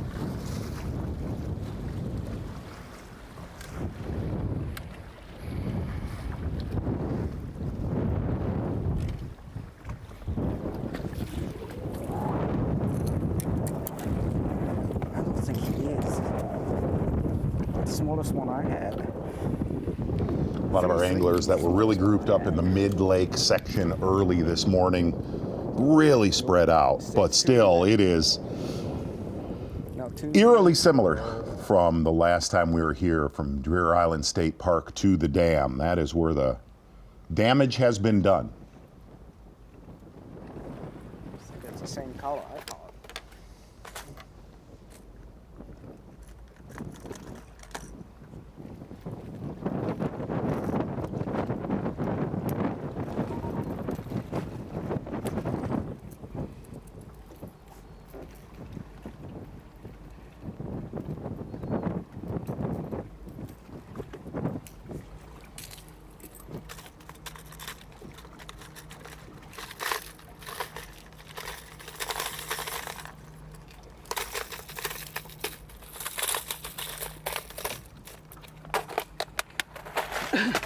My own live still?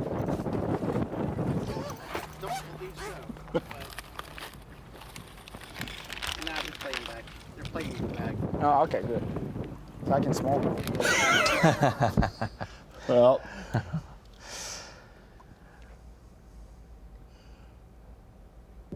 All right. It's all good. Just it's making all sure. good. Just making sure. Making sure. Taking a little time out is all that was.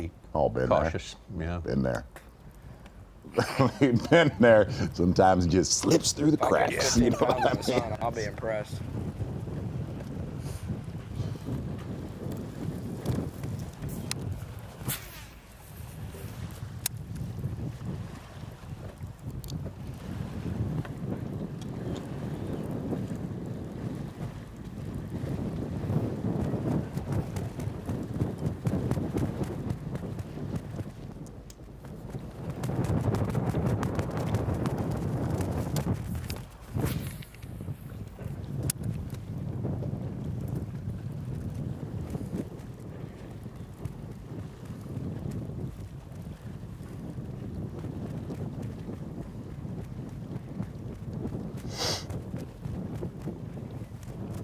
Youngest ever to win a Bassmaster Elite Series event.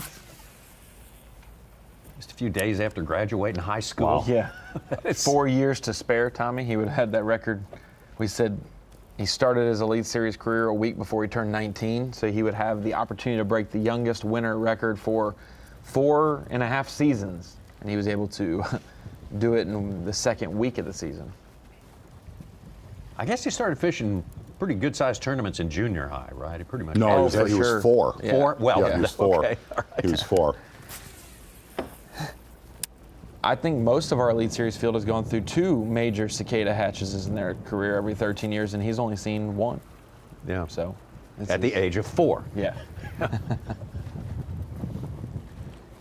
Yeah, I was listening to Dave and Davey talk about how a lot of the rookies with college and the way it's set up with high school tournaments and college tournaments. Did Trey fish a lot of that? He obviously didn't. He fished a lot of BFLs in high school. BFLs, not. Yeah. No, but I think he fished high school and junior stuff. Yeah, B.A.S. Yeah. Very the other thing, and this is just a fact. There's a real big difference. You know, obviously Trey has a lot of family support. JT Tompkins has a lot of family support. We saw that with Jordan Lee and Matt Lee having a lot of support from Patrick. Drew Cook. There's a big difference between having that family support as a rookie, or if you're a rookie that just applies for any credit card to come out here completely that is broke. That's a big point. Big difference. It's a gulf, yeah. You know, when your parents are supporting, pushing, and genuinely into your career, compared to, and we've seen this, the opposite side where your parents are not in support of it, could care less that you're out there bass fishing. There's a big gap in there. If you're part of a traveling team, a family traveling Absolutely, team, man. that's a big boost to anyone for sure. There's no doubt about that. Hey, one of the first ones was John Cruz. Yeah. John Cruz had a ton great support. of his father was Bill at every tournament, and that means a lot. I mean, most parental support, you can't put a price on it. Like getting me exposed to the sport, my parents took me to classics so many times just to meet you guys or just to be around things and to have an opportunity to network and see people. And that's all you'd probably want as a parent, is to see your child be successful if they get the opportunity. Actually, no, my father still questions that Sanders and I do this for a living. Do they pay y'all? How much does that pay? Y'all do this, huh?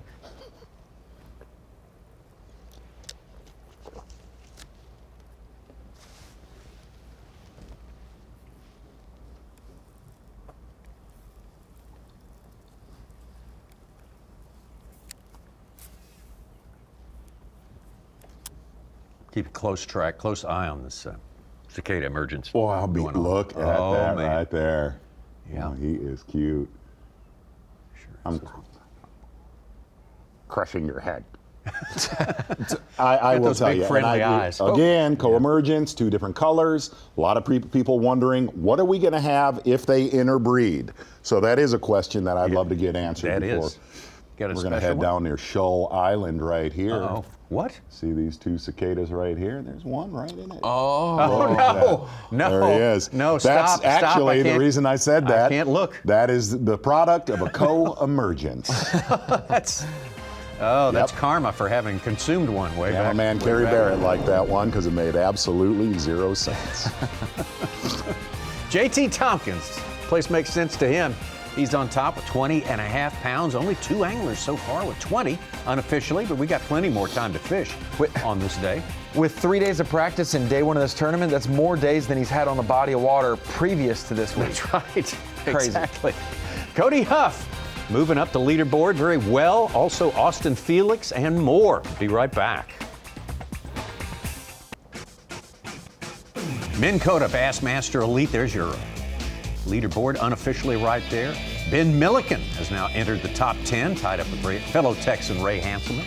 At the bottom, David Gaston, who sat atop the leaderboard for quite some time, has been overtaken by the likes of John Garrett, Kyle Patrick, Trey McKinney, and the bigger afternoon or mid-late morning than most out there to put himself right in the middle of things. Austin Felix, Cody Huff keeps climbing the leaderboard much in the same way that Hunter Shryock.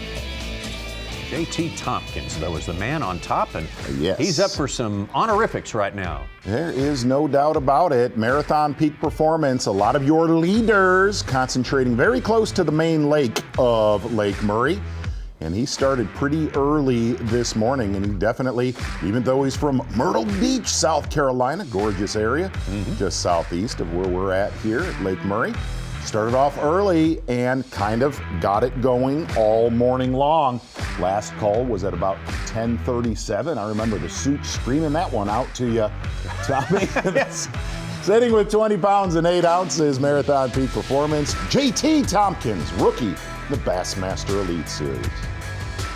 He was one, guys, who was heavily picked in Falcon Rods Drain the Lake, and that's why I'm at the Dakota Lithium Screen of Knowledge, is because unlike in fantasy fishing where Brandon Cobb had the highest percentage, Jason Williamson was the highest picked angler for Falcon Rods Drain the Lake, which is the game mode where you pick 8 anglers per tournament. You can only use them once throughout the season, so when you pick them, they better have one of their best finishes of the season. I had already used Patrick Walters at Toledo Bend, so I had already gambled that he would do well. He got second in that event, so I can't use him here this week, but a lot of people were saving Jason Williamson.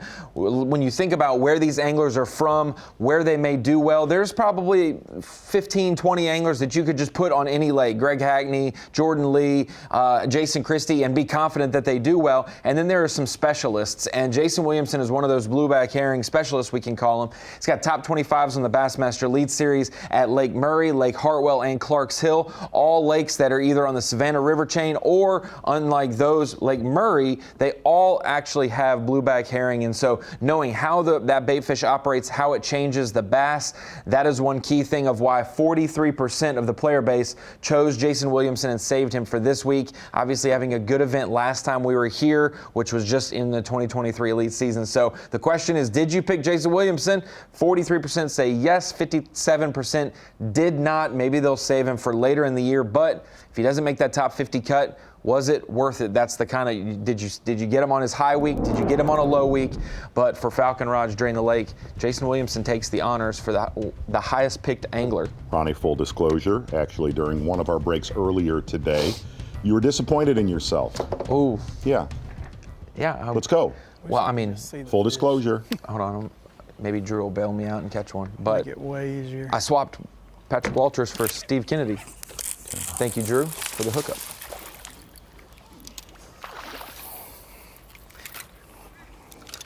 I don't know if it'll help me or not.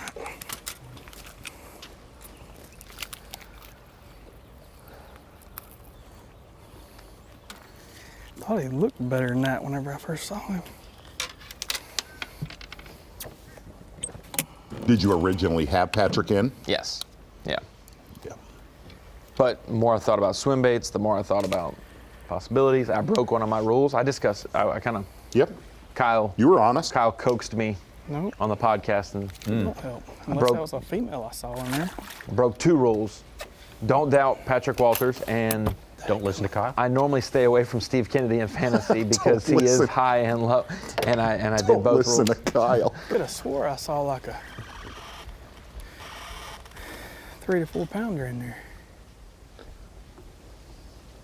It is. I heard Dave and David mention this. It's a birthday today for one Drew Benton. Maybe not. Looking for his 3rd Bassmaster. Oh yeah, look at that birthday cake. Yeah, just as you'd expect. Yep. It's got just dripping with cicadas. That's the way to celebrate. Good stuff right there. Climbing on the side of it, all nasty. Oh, yeah, all gnarly. Dropping sorts of tree sap and stuff like that. Right. Undigested stuff. It's good.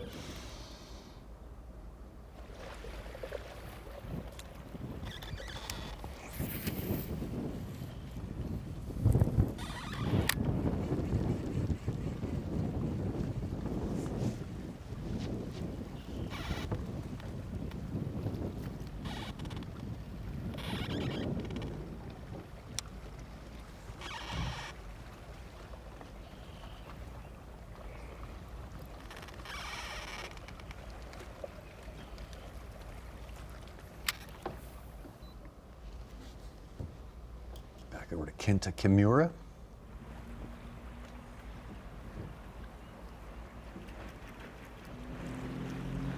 Well, that is the slowest we have seen him fish today. Yeah.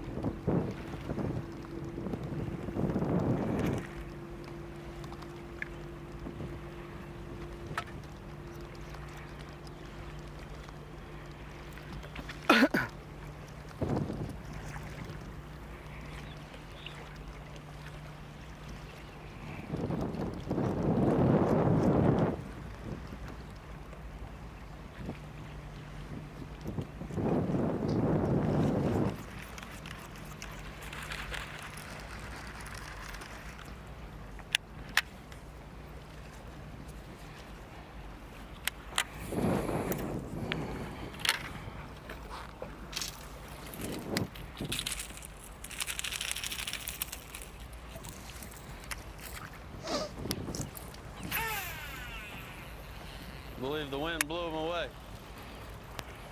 Kind of thought it might.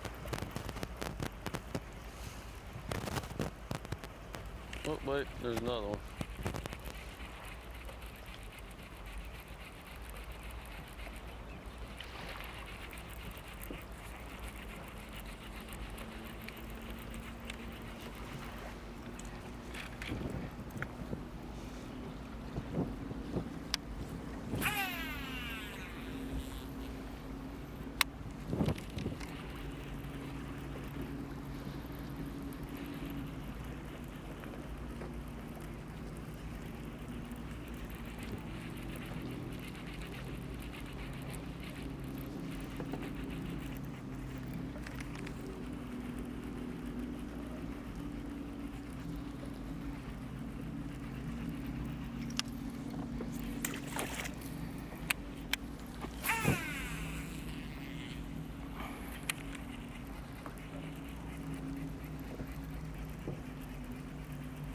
We're low on trivia right now because Such has congrats. He's got a graduating youngster today. He's got to attend those ceremonies. That's a good deal. We make a little road trip to do that, so we miss Such in the studio here for sure. Yes, we do. I heard he's going to have some beignets while he's gone. Oh, yeah. If he could bring us some beignets back, that would be... That's right. Huge. We actually delayed the tournament so he'd miss less of it. That's... I guess that's he wouldn't be able to do the final day if we would have had regular schedule. But Monday we can. I'm not sure he's going to make it back for the final day. Yeah. I mean, he may just have too good a time. He's a wily rascal. I feel like I need one more 4-pounder. I mean, is it a big fish alert if nobody announces it? Like a tree falling in the forest? Well, it has definitely slowed down. Yeah. In the last 90 minutes. It's gotten.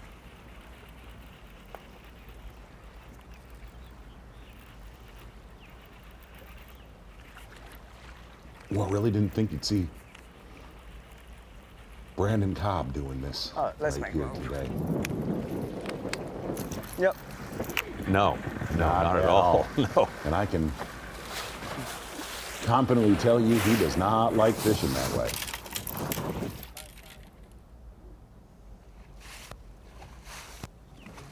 Kenta may have seen enough in that spot right there.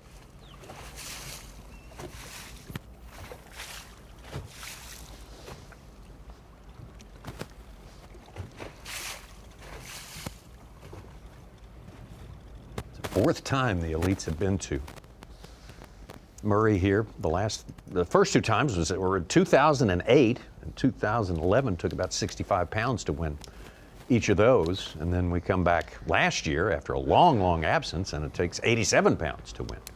That was Drew Benton last year. That's definitely them. Friend from Lake Hartwell, he runs around with. Brandon Cobb, Colin Smith, fishes Hartwell a lot. And what does that mean? Fished the Classic. Did he really? Yeah, I think, yeah. He fished the Knoxville Classic. Yeah, that is right. That is right. Yeah, absolutely. Go ahead. Interesting. He made the comment. He, obviously does very well. Well, that changes On what I'm a gonna throw. very big herring lake being Hartwell. A lot of times numbers in the morning, we've actually seen this transpire, a lot of times numbers in the morning don't catch as many in the afternoon, but you see a lot of the bigger fish caught. Has not proven that yet today. Not so far. We've got about an hour's fishing time left, though, for our first flight, anyway. There'll be many anglers who'll get the fish on after that.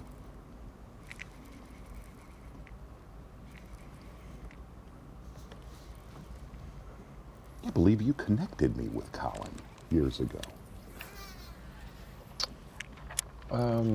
Maybe. I think so. Did he do the camera boat for the Z show or no?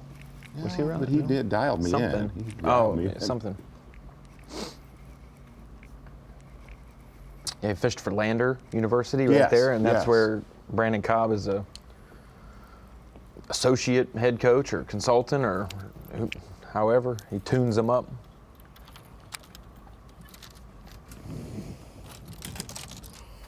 Other South Carolina anglers, Brian New, currently in 46th place here. Mm-hmm. With 14 pounds, I should say.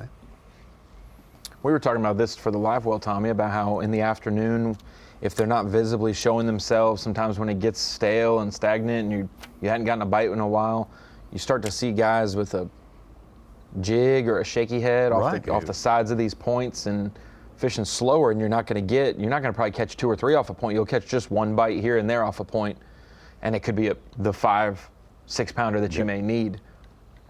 Ain't gonna eat.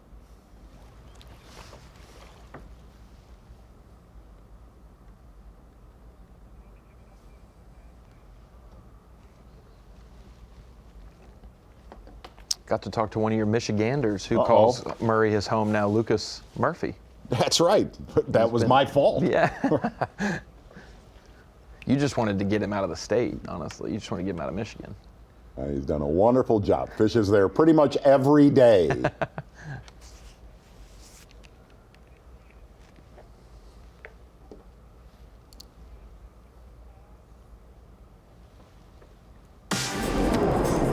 You've been following us on Bass Live this year. We talked about this initiative now from Bassmaster. It's called Bassmaster. And it's a way to get female anglers who might be more interested in getting deeper into bass fishing, the bass fishing world, tournament bass fishing, the bass fishing business, to make them all feel a little more oriented, a little more comfortable communicating in this world. In a series of seminars that are being put on. Had one at the St. Johns River, our last event there. We got another one coming up at Wheeler Lake when we do our Alabama swing. That's coming up June 15th at Wheeler Lake. You might want to check that out. Public speakers, learn everything from rods and reels, baits, to industry opportunities, all the bass fishing fundamentals. So visit Bassmaster.com and check out this initiative called Bassmaster. Hours left of fishing time, less than an hour's left of fishing time. For our first flighters here at this Bassmaster Elite Series, Minn Kota Elite at Lake Murray, Columbia, South Carolina. Live coverage presented by Garmin, sponsored by Garmin. Yeah, it's going to be a nail-biting time at weigh-in today and tomorrow. About it. You gotta get in that top 50 if you've had a less than if your season isn't all you want it to be. You're going to be getting a little nervous. You need to make that top 50, get some more points, fish on semifinal Sunday or.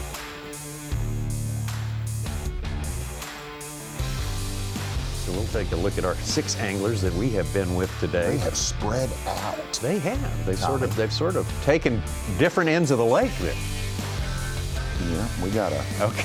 No, in case you were wondering, where is Sue? We got a Sue. Oh yeah, that's his route. Look at him. Wow, he made good time. Yes. I got to stop at the DMV on the way. Tracker. Make sure. See what's popping. Mike Sucon tracker. Guess I'll slide down just the stop and get a meal before supper. He's got to be near Greenville, Mississippi at this point. Yeah, probably be a nice Lake Village kind of area, sort of. Chico. Lake Chico, right. I really like that road. It is the easiest drive if you're going to get to the Gulf. Little sneaky shortcut around Jackson. Oh, yeah. That's a way to do it.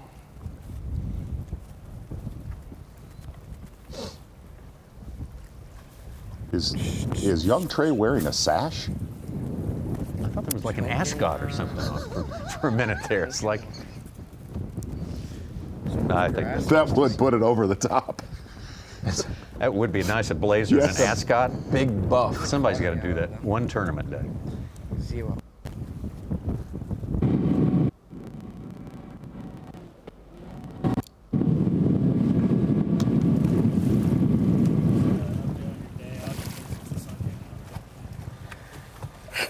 Well, I mean, you could. I mean, when we were running it with the clouds, you know, they would just, when you get that competitiveness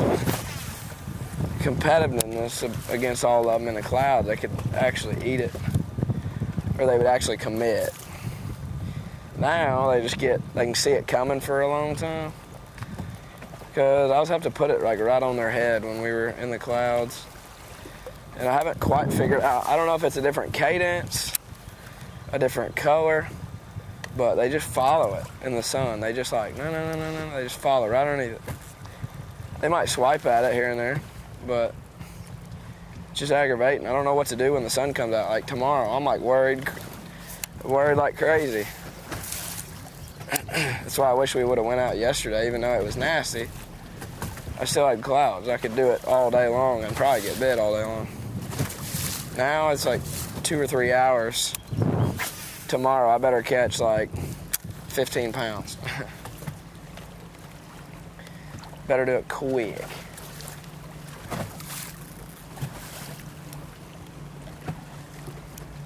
That's the only problem. I just have no backup. And I've done the fry garters. And man, them things are so hard to get to bite. I mean, so hard.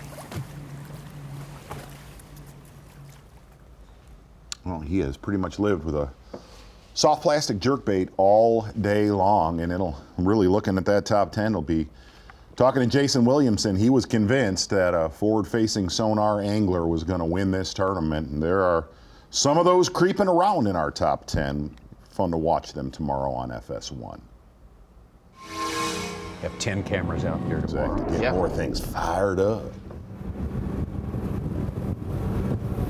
Patrick Walters hanging around that 20th, 25th place. I have him squarely in the top 10. I did too. Absolutely. I mean, like can't miss bet. Kind of surprised. No, I mean, I think with what's in his live well. Oh, you have him now? Yeah. Okay. Yes. He's saying you said I had him being in the top 10. He will be on camera tomorrow. Z is saying he is a liar, and his bass track is not accurate. May just be mistaken. Yeah, he has taken Greg Hackney's place of truly wanting to skew the numbers of bass track. What do you call that? 3-pounder, 1.5 pounds? Yeah, exactly.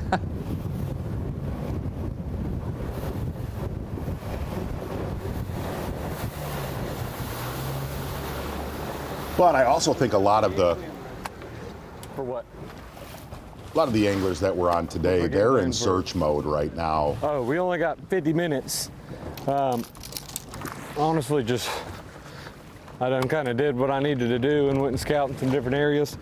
Wasn't really happening, so we're just gonna fish a little bit around the ramp and just see how big these groups are and just make sure we're close by.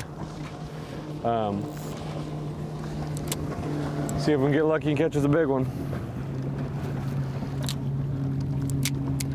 We can see him. I need to go hit that point. I think Taku's been on that point all day and it left, so it's finally open.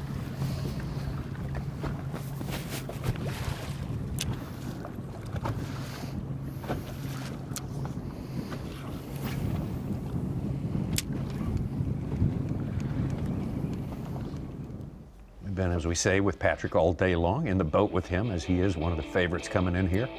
Yeah, and he kind of bowed up on one point early this morning. Sharing it with Scott Martin.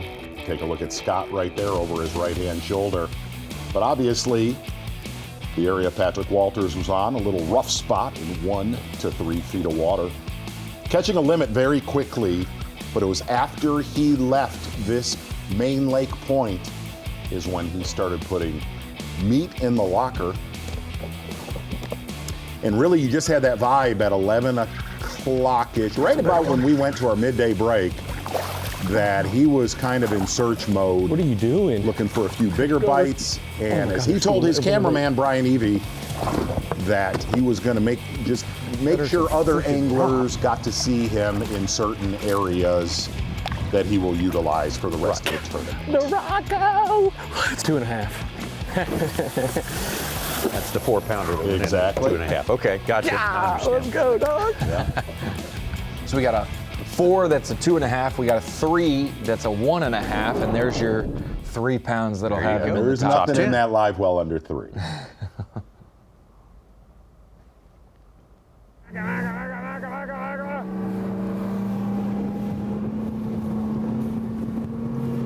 Patrick Walters getting close to our takeoff right there at Deer Island State Park, Kenta Kimura, and that has, even though they're close to the ramp and obviously have to weigh in, that area, like the last time we were here, will be a big player. That is obviously where a lot of tournaments go out of, and there is a massive population of bass.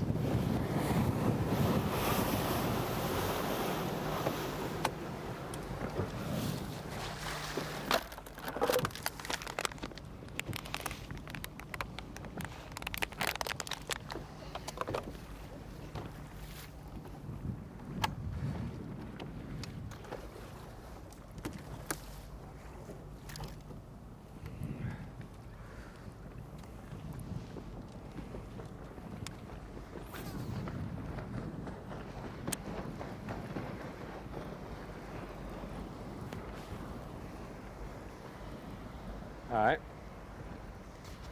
No curse words. You got him? I got him pretty decent. Yeah. Well, there you go. Huh? Yeah. Yeah. Right at it. I know. I caught them all this morning. I caught one on that point over there. That point over there with the cypress trees had a group on them. I caught one good one cranking today. And it was on that point. The second point over there has got a big school on it. They've been schooling over there all day, over at Macedonia.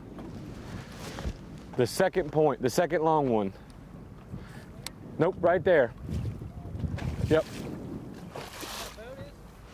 Is there a boat on it? Yeah, probably. Damn. Get you one more good one. Shane LeHue. Did he say he's got over 25? Yeah, he said right at it, 25. Wow. I didn't see that, but I saw 20. Wow. Well, that's your unofficial leader. He was talking to Shane LeHue. Definitely gonna touch. Brandon Cobb hooked up again.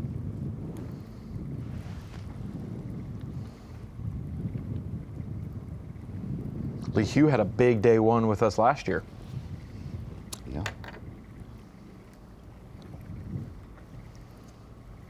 Patrick Walters, biggest sandbagger on the Elite Series Oh, right for now? sure. Yeah, it is no for doubt. sure. There's no doubt. Would appear. Mm-hmm. But what's good is we it doesn't catch us off guard. We know that, so we know what he had. It's not like he didn't have that on. No, we Here's were what is well really aware. bizarre about That's what him. it says, but this is what we know he has. Tommy, this is ultra bizarre. What I'm going to give you. I've taped several shows with young Patrick. Yes, right? you have. Yes, seen him. He will not tell you what he's on. Like when you tape a show, you do stuff together. I got a little bit of this, got a little bit. He will not tell you what he's thinking. Tape an efficient show, bud. Yeah, He's got to beat you. He's got to beat you in the boat. he's thinking. I got to fish this thing next year. That's right. Yeah, I got to fish this show next year. I can't give away the game. So now you know how Geddes felt just fishing as a college partner. Didn't know anything Patrick was thinking in the boat the whole time. No.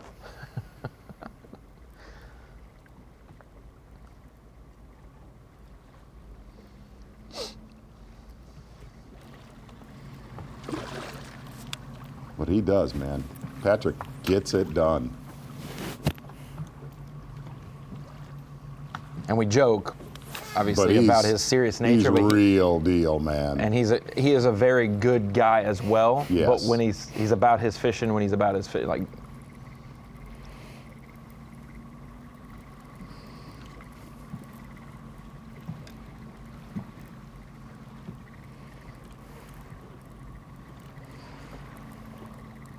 It's strange that his home lake being Santee Cooper, and we've obviously we always have a camera on him at Santee. Every time we've been on him here, he just seems way more dialed in on this body of water. And Hartwell, he's won at Hartwell in an open.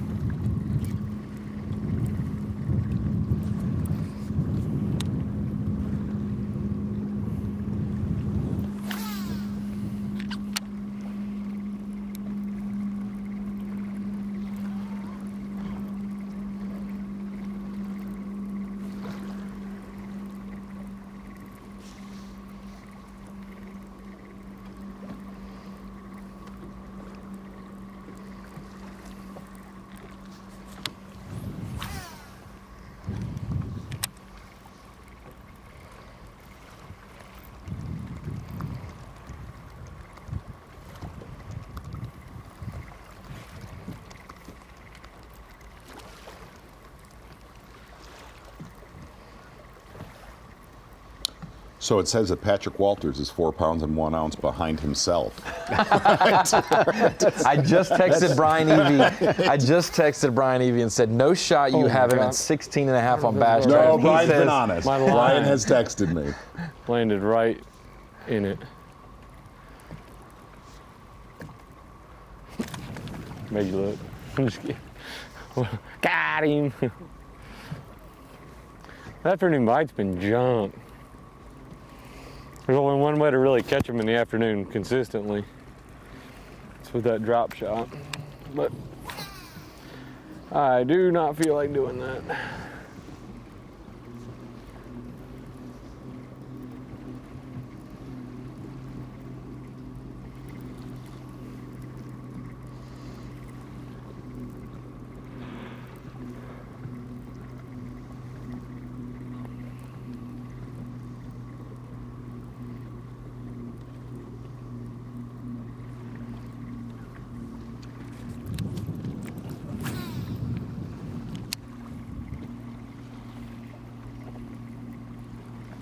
So much wind noise.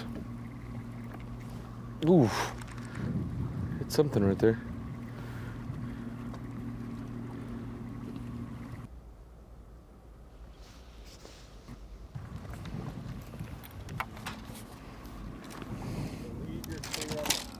good to go. Now take me a leak.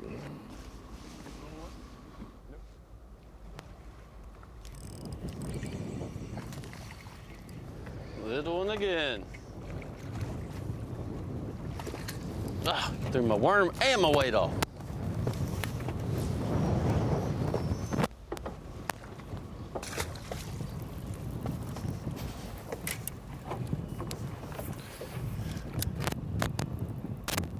Brandon just hadn't been able to get into a kind of a flow today. He's not been able to do what he wants to do. No.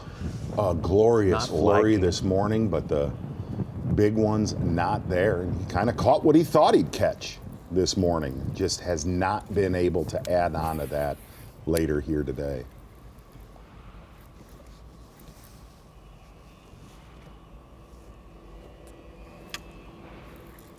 In the very late starting time, 98th position or something like that at takeoff, so couldn't get on probably what he was wanting to get on. Yeah. And that was the assumption, Z. So instead of taking a left out of the boat ramp, because he assumed he wouldn't get on it, he took a right to kind of get a safe baseline weight, and it didn't necessarily. Really, he kind of lived in the mouth of that river and really felt the numbers would be there for him, and which they were. Thought he would do a lot of damage cranking today. Really never saw that transpire. But as we talked when the Such was here, one of the first ones to have a limit this morning, he will definitely be playing catch up on day 2.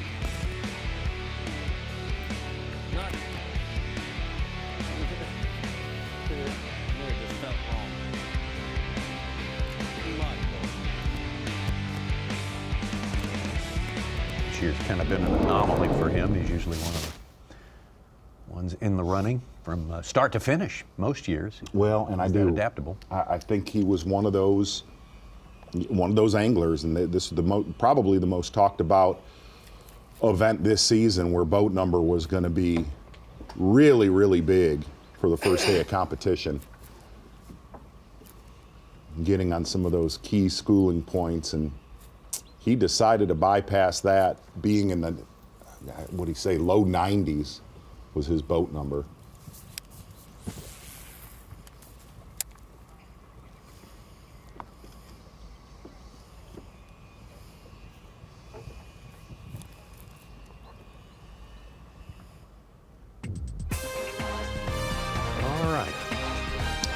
First flighters are going to have to wrap it up here in about 30 minutes time, depending on. Such is far from wrapping up his trip there. He's on his way south from Little Rock. There's the Mississippi River. We found him. Off the track, too. Yep, we found him. There he is. At the Whataburger. And he's happy. That's a happy Such. Now, wait a minute. So he got Chick-fil-A here, and then he went and got Whataburger there? Well, you know, I mean, it's two different things. And then he's going to have beignets tonight? Man, that's a day. That'll be in the morning.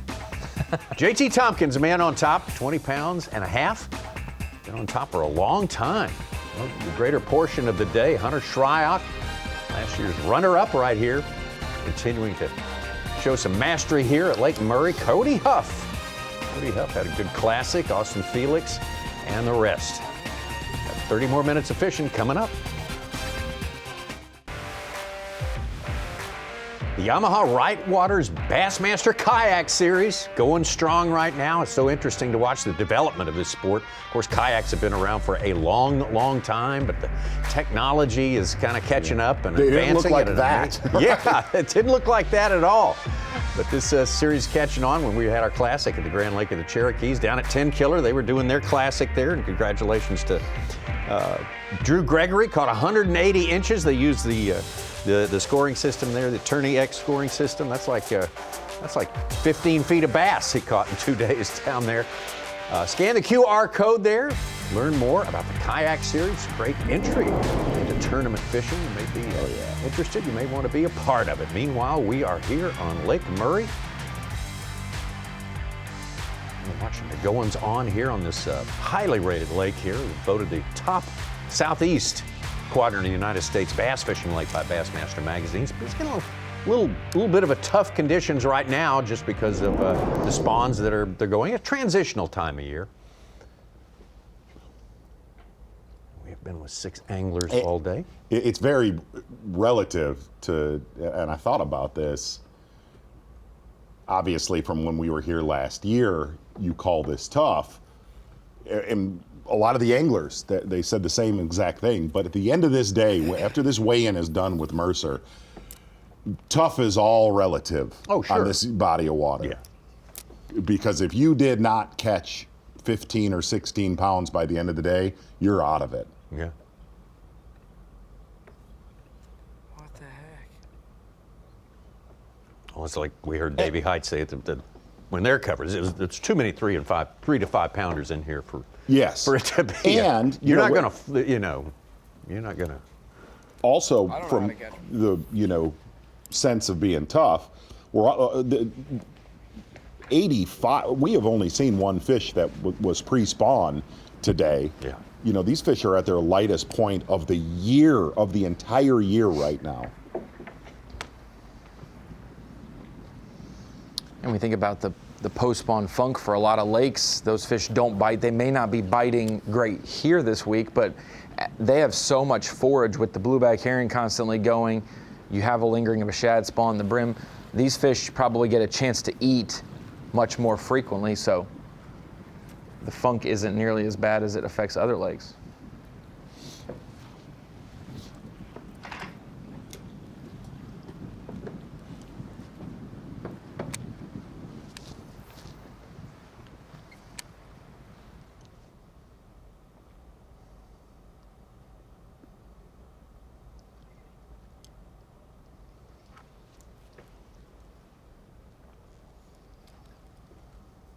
Fishing day winding down here, our coverage, live coverage winding down here on Lake Murray. This guy's got about less than half an hour's time when you factor in the travel time. You say, yeah, tough maybe is a little bit strong word on my part. No, it's not like you're not around them. Look, before this tournament, every single angler that we have on camera and pre-tournament report, every one of them said it is really, really tough to do damage after the first 2 or 3 hours of the tournament. And the one thing to really watch going into day 2 of this tournament is kind of watch with the guys that had the really bad boat numbers today. You almost feel like there could be a few collisions tomorrow as we flip-flop on some of these key areas. Absolutely. Sure. So Ronnie, you got one more message for us here? One more deal here at the Dakota Lithium Screen and Knowledge.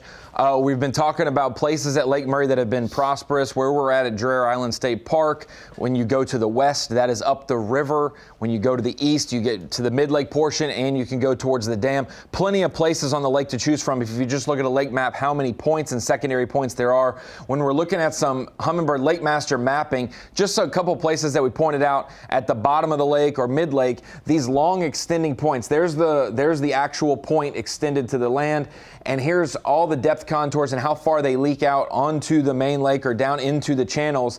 There's a lot of options and places for these blueback herring to settle out, to group up. Obviously, when they go to do their spawning, where they pull up, they don't necessarily have to pull up right near the point. Maybe it's this 7 to 10 foot hump. Maybe it's a 5 foot hump. There's a lot of different places. We've seen some islands that have a little bit of a tapering or a little extension of a point where a high spot could be, and some of these fish have gathered up there. And like you guys mentioned, we're going to worry about the afternoon. Who's going to be able to make an upgrade after the first 3 or 4 hours of the morning? And there's been a lot of places we've seen anglers sample on our private map that we'll probably see come into play in the top 10 tomorrow, Sunday, and on Championship Monday. But some of these little knobs, these little places, these high spots on your Lakemaster mapping, it could be the winning school that you need to get you to Championship Monday. We'll see who connects with that each afternoon. That's kind of the X factor is, do you have a hope or do you have a game plan once we get past 10 a.m.? Well, one of the big saviors last year on this lake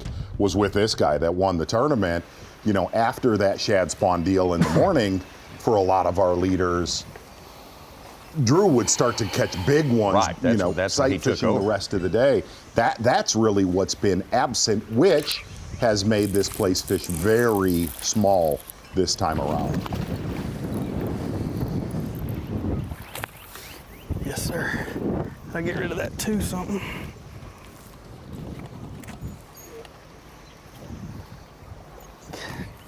Got these hooked good. think it's close to a 3-pounder.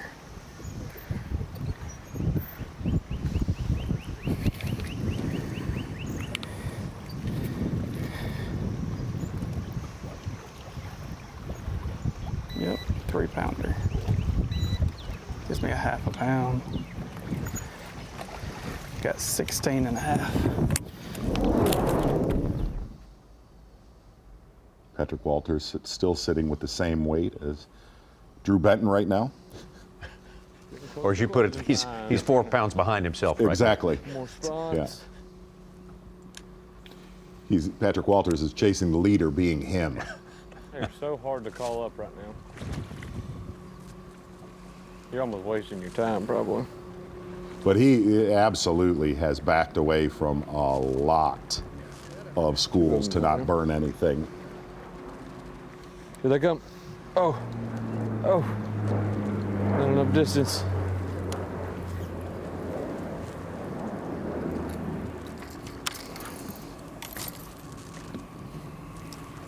C-130 on patrol out there today. Absolutely. I thought that was a cicada. No.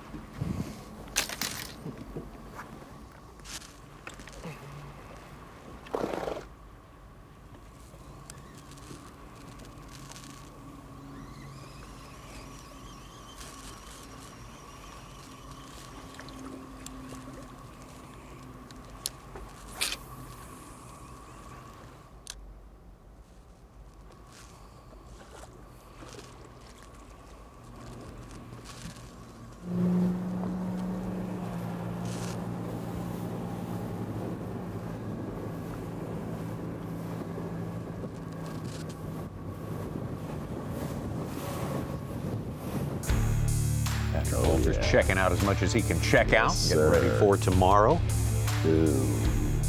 Set up. Just joining us right now, our leaders, JT Tompkins, the rookie, who had a good tournament, finished second down in Harris Chain of Lakes. Third stop of the year. That's the way it shakes out right now. Hunter Shryock, second place here last year. Hey, good turnaround for Ben Milliken. Had a really, really bad morning, bad practice. Backing it up with unofficially 18 pounds and 12 ounces. John Garrett's won already this year. Jay Shakira starts the second page there, and Ed Lochran had a good trip to Florida there. Drew Cook, Pat Schlopper, very good down at Toledo Bend. Lake Fort, Bryant Smith. There's Kenta Kimura, whom we've been with all day long. Solid day, and he's made it work almost all day long today. Yeah. 2 or 3 in the top 20 out of the 6 today. Keith Combs got out to a quick start. He's cooled off a little bit as the day wore on. Chris Johnson. You can just see how many anglers stack up in certain weight ranges. We'll have 10 or 15 guys in the 16-pound range, another 10 or 15 in the 17 to 18-pound range.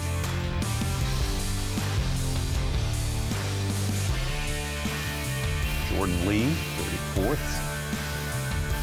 Hubbard lost a little ground to Trey McKinney in his points race situation as it stands right now. That was absolutely set in stone yet. And more coming.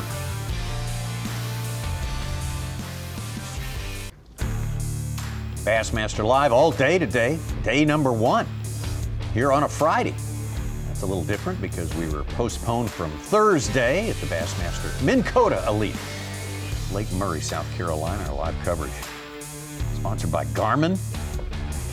102 anglers out there today and tomorrow as well. Semifinal Sunday will be the way it works. Championship Monday. That means Tommy. Power Pole replay of the day has been won by this young man several times already this season on the Bassmaster Elite Series. One would think, well, this right here, this is the Power Pole replay of the day. Great footage right there. Porpoising out, sharking. It's like baby seals with great white.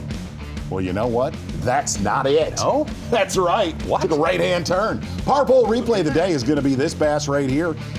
One of the biggest bass that we have seen on camera here on day number 1 of Lake Murray, and possibly one of the biggest ones that we're going to see weighed in.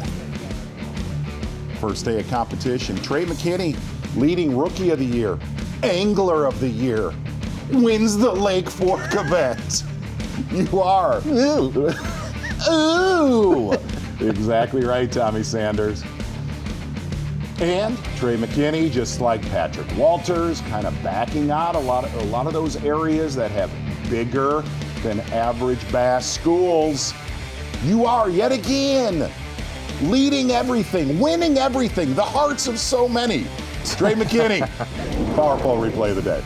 There you go. Soul snatching. Masterful.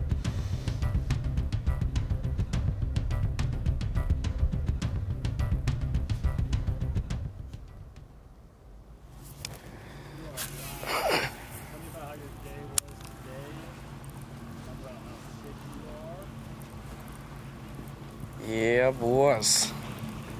Right now, I'm pretty good. Got quite a bit of cough syrup, the numbing tablets, everything above, Tylenol. I don't know if that's what they call overdose or not, but we're doing good now. We got about, 19, 20 pounds. It's just right now, it's so tough. If it wasn't a tournament and you're just fun fishing, you fish till 10 o'clock and load the boat. There's nothing else. It's crazy. They're just gone. Unless you have clouds. Clouds is what I love. I love missing clouds. But you think the wind would make up for it, but they just follow. Every time it gets sunny, they just follow. Everything. But hopefully tomorrow, that's the main thing I'm worried about is tomorrow. Yeah, we survived today, but what are we going to do tomorrow? Because we play with some fry garters, and that is not happening. They were not cool. I don't know what I got to do to get those things to bite. And really, we didn't have a whole lot of schooling action. We did to a point, but not crazy amount. Well, that is the... All these points got fish on them. They just, it's a Kota. After it gets that time, they get smart. They just forget about everything.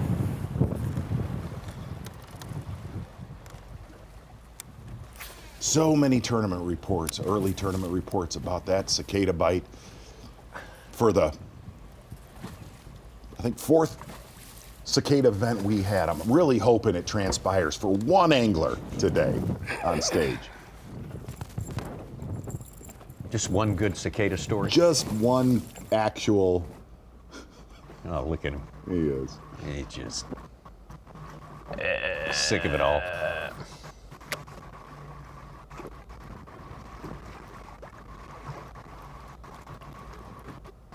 Probably wondering, is this all that life is for the week? Probably realizing I'm probably not going to get any action out here sitting on this boat in the middle of the water. You ready? I'm gonna take a leak and then we'll be good to go. Okay.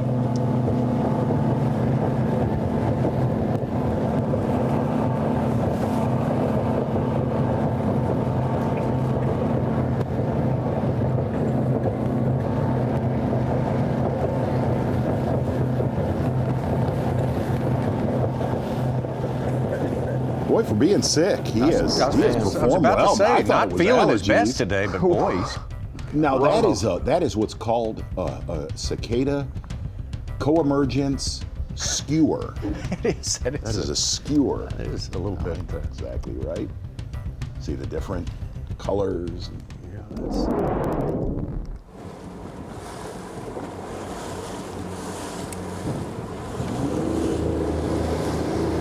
Tough day for Jason Williamson, boy.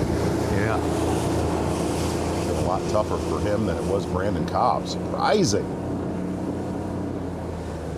And we'll see somebody who catches 13 to 15 pounds today and is below the mark that they thought they should have or what's expected.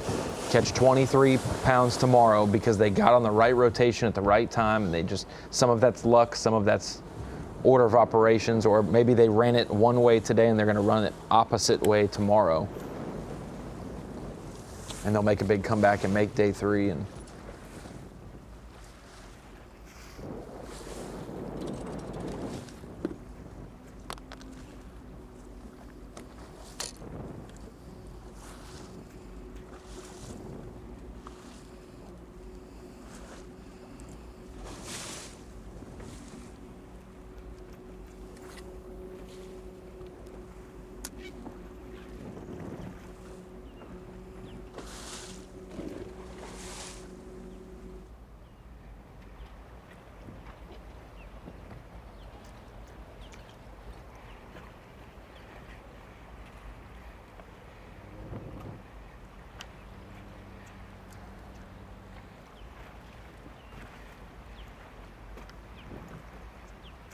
A lot of the anglers interviewed in advance of the tournament talking about how kind of daunting it can be, demanding it can be to try to chase these herring.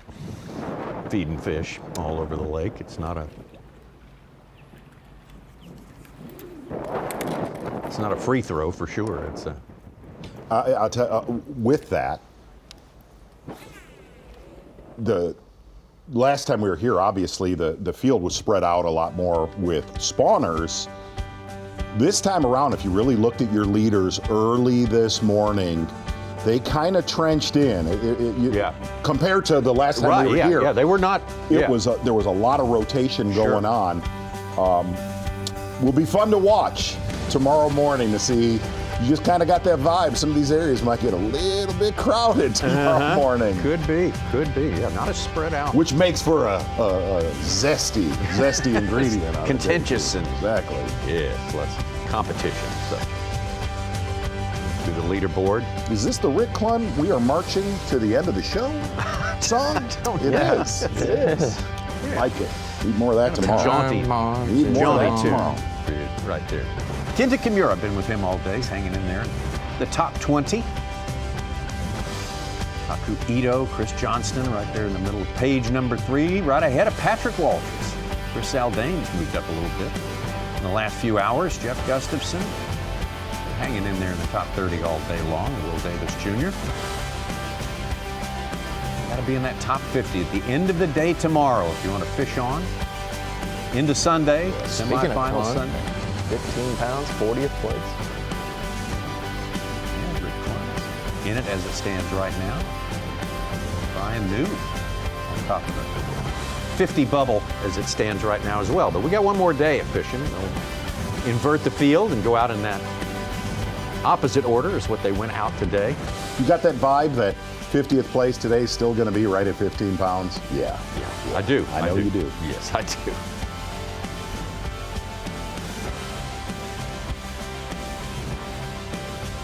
Our anglers already have made their way back to Dreher Island State Park. Side of the takeoff and the weigh-in. Right now it's Patrick Walters on his way in and his thoughts on the day. That's a wrap on day 1. We had a good day. Started decent, not super fast, and then it was just it was very consistent there for about 2 or 3 hours. We had a good day. We caught what we need to catch. You got me, Russ? Thank you, sir. It was a good day. I think we did what we needed to do. I'm ready to weigh him in. The goal here is you got to be consistent 2 days in a row, 3 days, 4 days. You know, we've got to make the cut and then go from there. I think we got us a good start, and it's fishing. It's all you can do. We got lucky, had some really good bites. We got some areas that got a good bit of fish.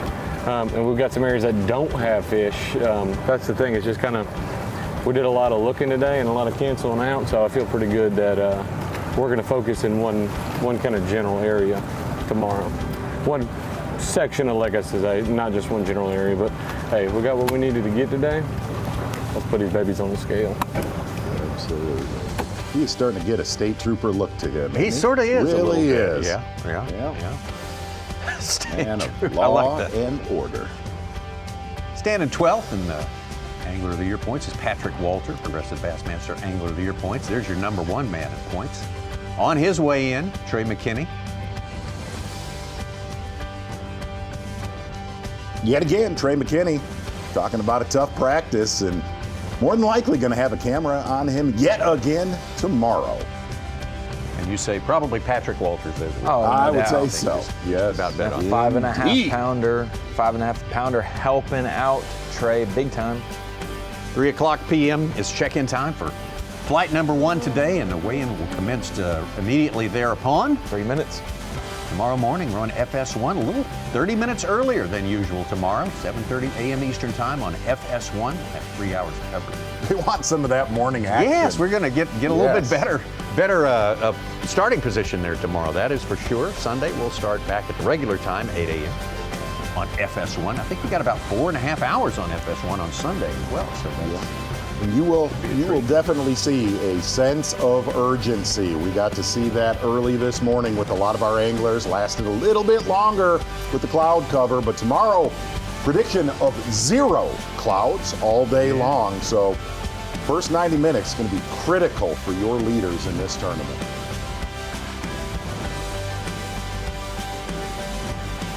Again, we're going to have our championship day, which is usually championship Sunday. It will be a championship Monday situation, 10 anglers only on that final day to decide the 5th Blue Trophy of the year.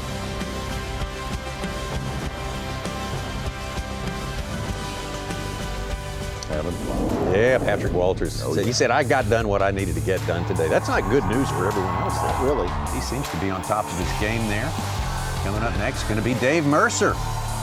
All our 102 anglers making it all official here. The weigh-in begins at 3 p.m. Eastern Time right here on Bassmaster.com today, tomorrow, Sunday, and Championship Monday.